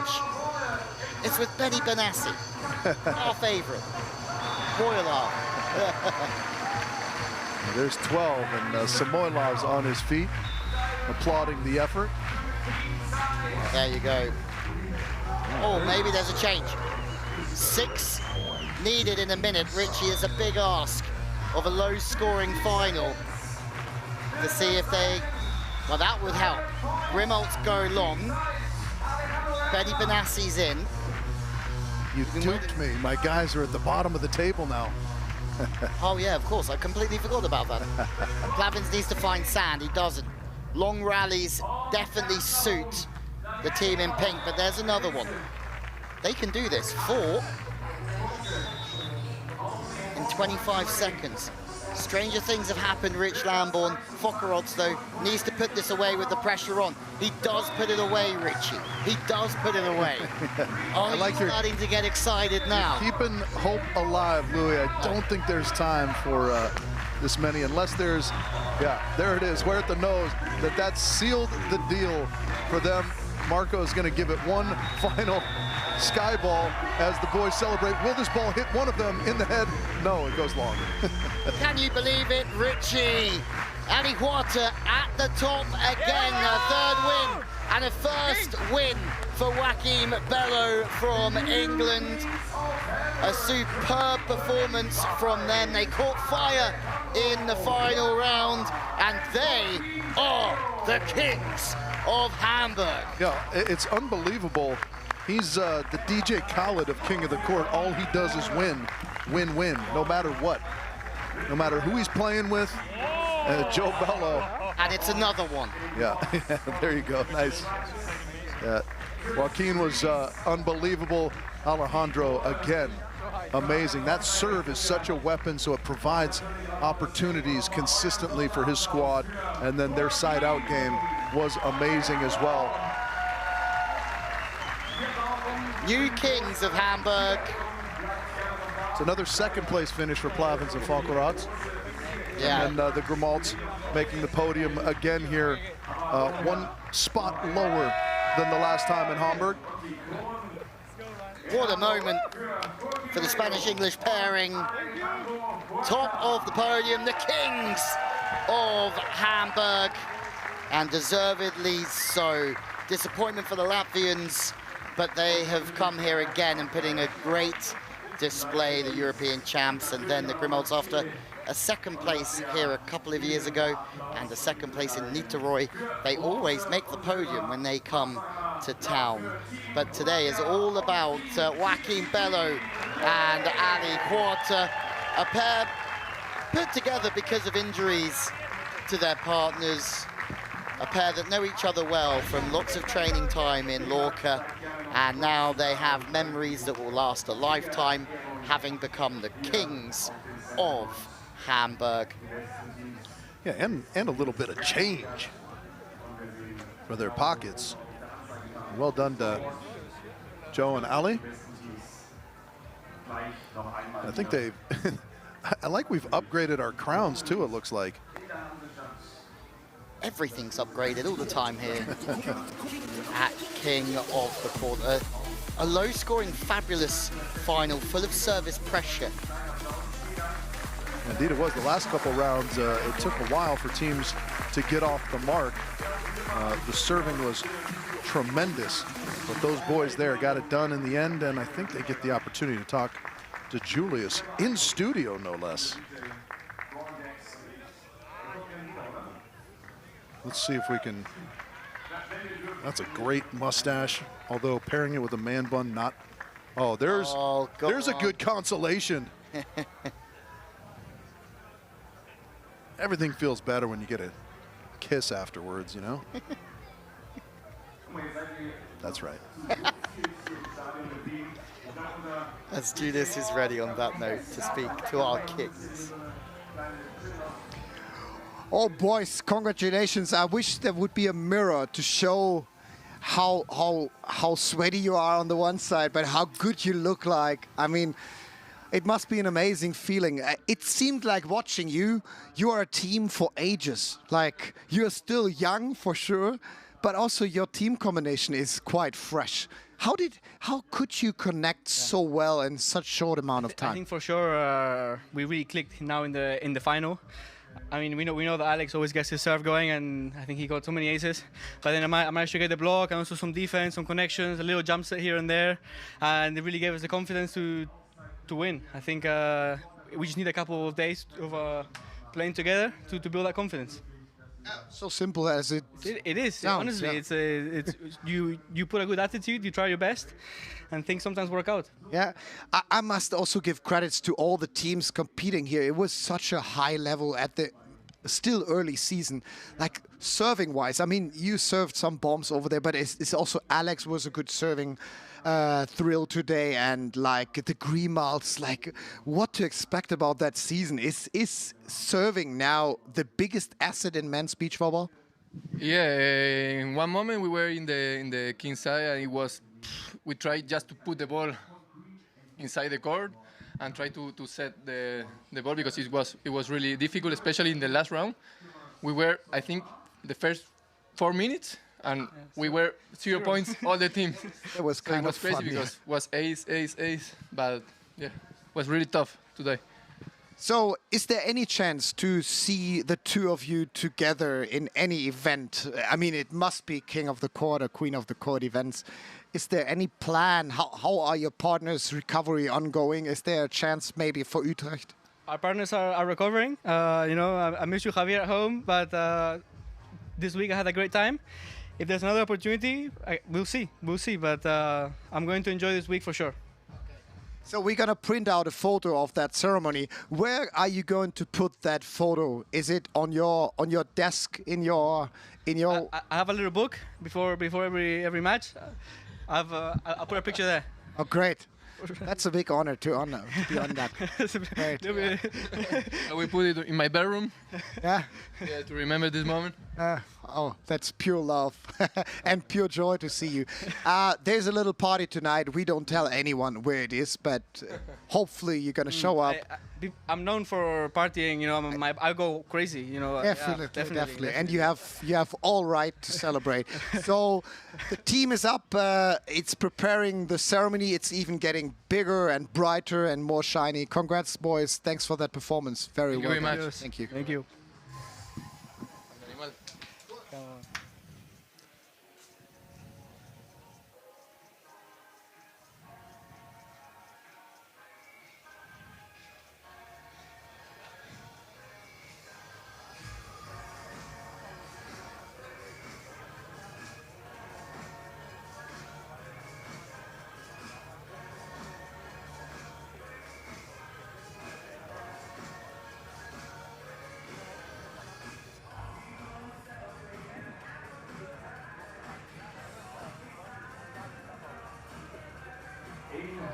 In wenigen Sekunden geht es los mit der großen Siegerehrung. Dann sehen wir sie noch einmal alle.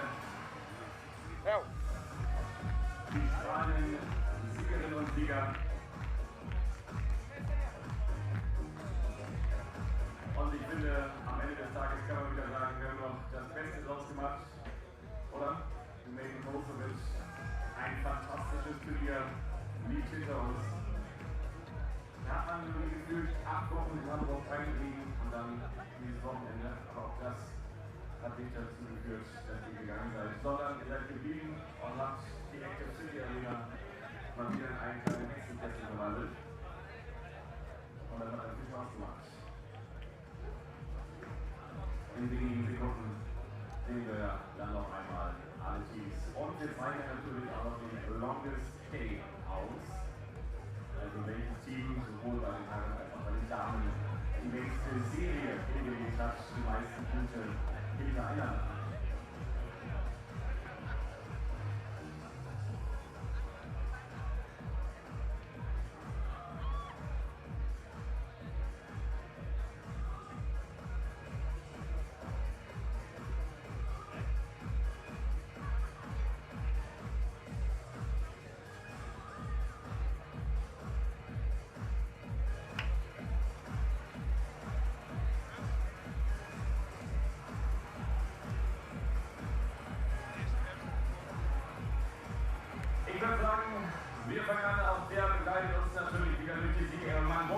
Welcome back to Hamburg for the awards ceremony, where our queens and kings will be crowned for 2025. Richie, what a week it's been. It's been a fast week. It's been full of excitement, and our finals certainly delivered. Yeah, they certainly did. It was kind of long days, but there was only 3 of them. So we condensed all the action into a short amount of time, and we finished with a bang. Tremendous excitement on the ladies' side. That was a different type of excitement on the guys' side, but it went down to the wire nonetheless, and that's what we expect, that's what we want, and that's what we love about this format.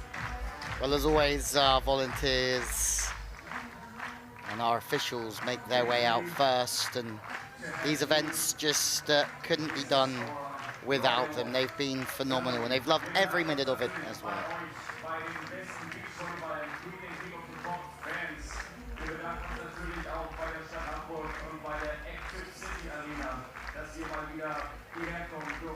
Fabulous work from everyone involved. The Slunks hoodies around.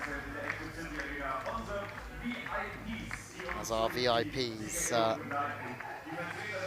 will come out after our officials, who again have done quite the job in the rain and tough conditions a little bit today, but overall they have done a phenomenal job, and Wilco Nyland, the Lord and Savior. Indeed, on the Sabbath, of course. Even works on a day of rest, man. I would like you to read Marion Kastenmeyer's. Yeah, I was going to ask you to do the same. Title. I was going to ask you to do the same. Vertreterin der Stadt Hamburg und des Landessportamts. Vertreterin der Stadt Hamburg und des Landessportamts. Yeah, there you go. Generally know what that is. That's the something of the city of Hamburg. Nice watches, Maurice Lacroix. Yeah, beautiful. And of course we have Raul Hess, the managing director of Factor 3 Sport out there. Chris, our boy, the managing director of Slunks. Carla Kippenberger, the head of marketing of Kaifu Lodge, which is a beautiful place to work out, as we know. And then, of course, Wilco, the CEO of Sportworks. And the podiums make their way out. Look at the Chileans out here. They get everywhere. Yeah, they do. And if we notice, the Queens and Kings have those special new jerseys on, signifying their victory. Almost like the Tour de France. What's going to be interesting is if Javi makes it back and he and Joe play in Utrecht, does just Joe wear that jersey? Not the first time, Rich. I've been asked a question I don't know the answer to. Great question, though.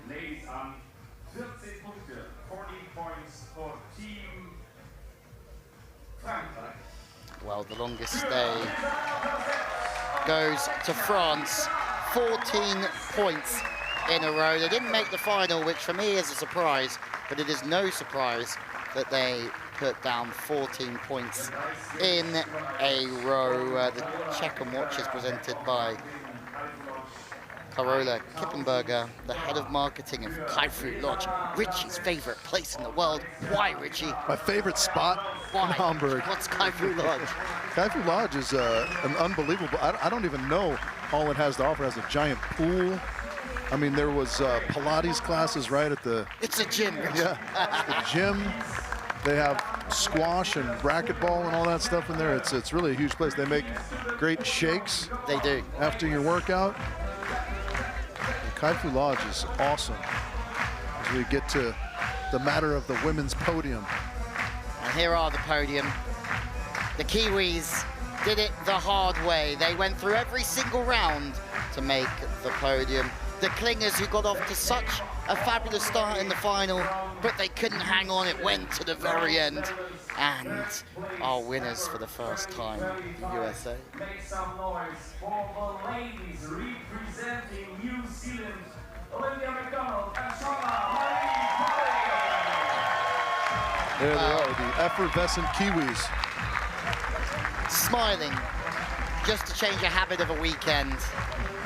And they'll be on the road for a little while this summer, but performances like today will certainly keep motivation and vibes very high in the camp, and they deserve their third place finish. They receive a check. Look at that, $4,500. That'll buy a few bratwurst. Yeah. I like these bracelets too. I feel like that's a new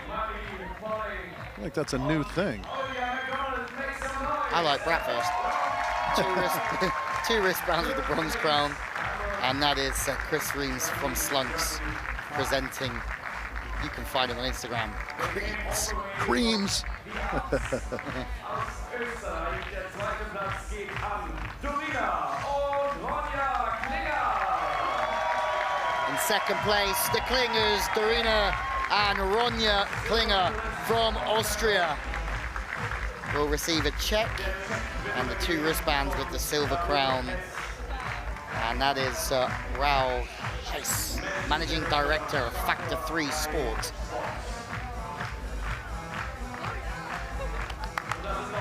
And 6 big ones, Richie. That's solid.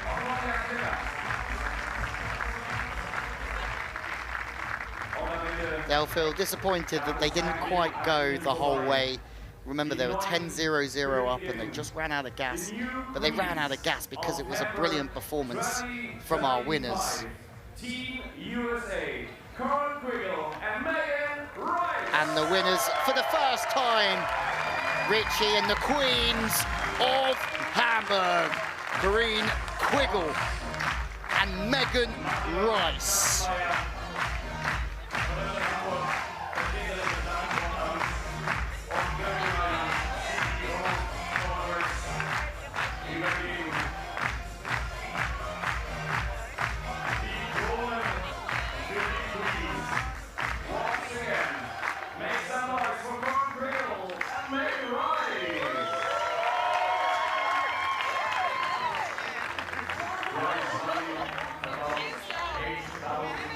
Well, Richie, Wilcote Island up there, delivering the goods to Quiggle. It's been a long time coming, injuries and patience needed. But in Megan Rice, she has a real deal as a partner as well, but Quiggle has improved an incredible amount.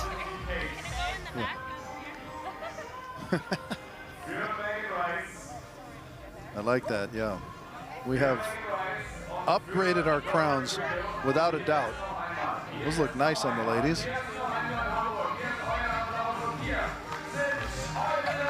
Stop. Whoa. Quiggle with it. Yeah.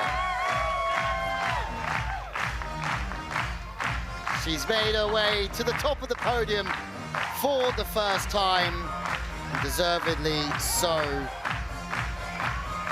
And the first time for Megan Rice, as Richie calls her MJ. And do you know what MJs do, Richie? They win. They win.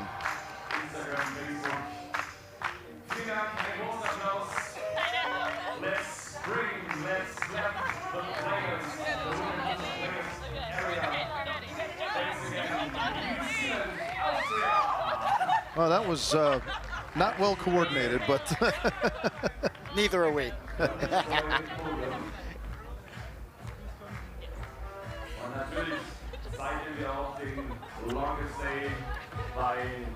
Well, the women's queens have been crowned, Richie, and that means we go to the men's and the kings. And the longest stay, 13 points for Martins Plavins and Christian Fokerots. They receive a check and 2 watches, and they will be presented by Carola Kippenberger. And it's another good week in the office for this pairing, Richie. I don't care what anybody says. Yeah, podium finish and the longest stay. Some solid work again from Martins Plavins, Christian Fokerots. They are an exciting team to watch. And by the longest stay, it's the longest stay in beach volleyball for Martins Plavins. Just constantly impressive. Yeah, he is the elder statesman at this point, isn't he? One of.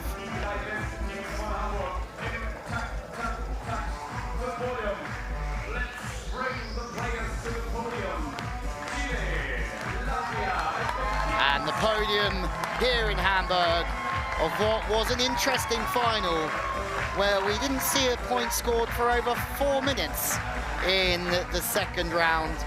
But in the end, it all kicked off, and it was a wonderful final and a first win for Joaquin Bello, and a 3rd win in a calendar year for Ali Quarter. Can you Adam and Eve that, Richie? I cannot Adam and Eve that, my friend. That is wild. A win with the Klagenfurt Cannon in Utrecht. A win with Gavira, his usual partner in Tenerife. But in third place today, the Grimolds.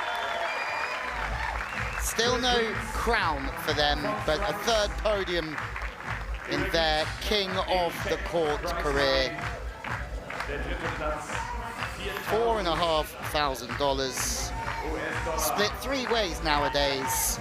Esteban girlfriend is over here as well. Yeah, the social media coordinator, they got to cut her in. Third place. And doing Chile proud, and they have been flying the flag for a long time. That was Chris Reams again. They're presenting third place awards. 2025. Make some noise for Martin Plavins and Christian Fockerotz. And in second place, Martins Plavins and Christian Fockerotz.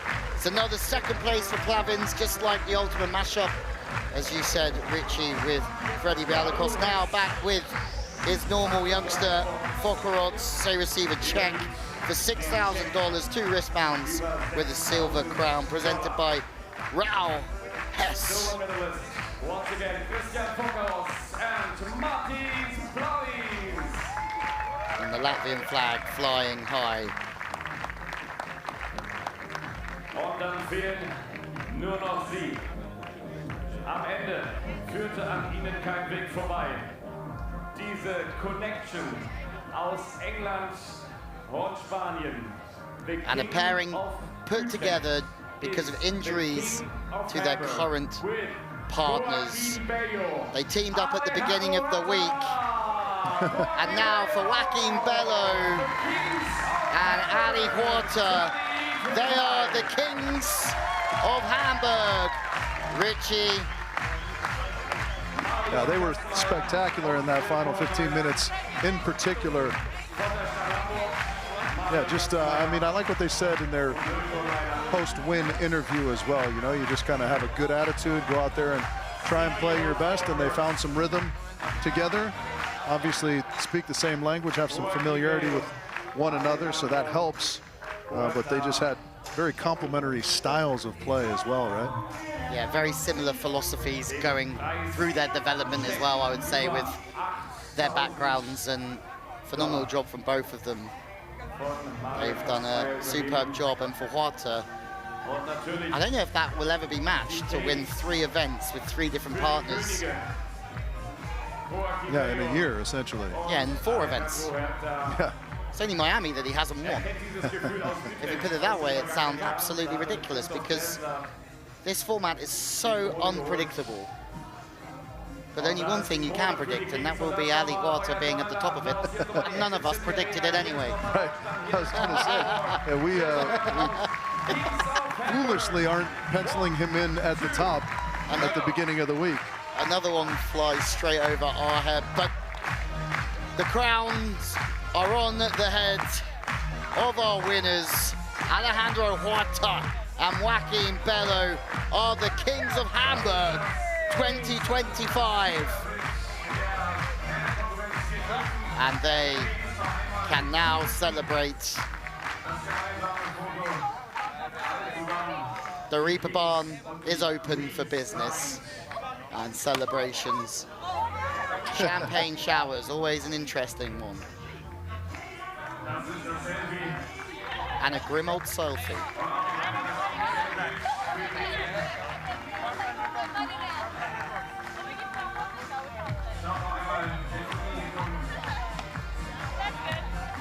Memories that will last a lifetime, photos that will last a lifetime.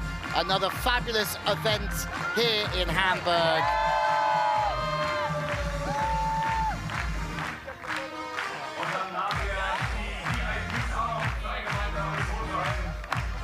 And more photos as well. Richie, it's always a pleasure. It's always so much fun to do this. Our organisation team have been quite phenomenal once again as the VIPs pose for some photos. It's time for us to say goodbye, my friend, and we will see each other in under a month. Yeah, that's exciting. Where does the time go when you're having this much fun? Louis, it seems to fly by, and another fabulous week comes to an end.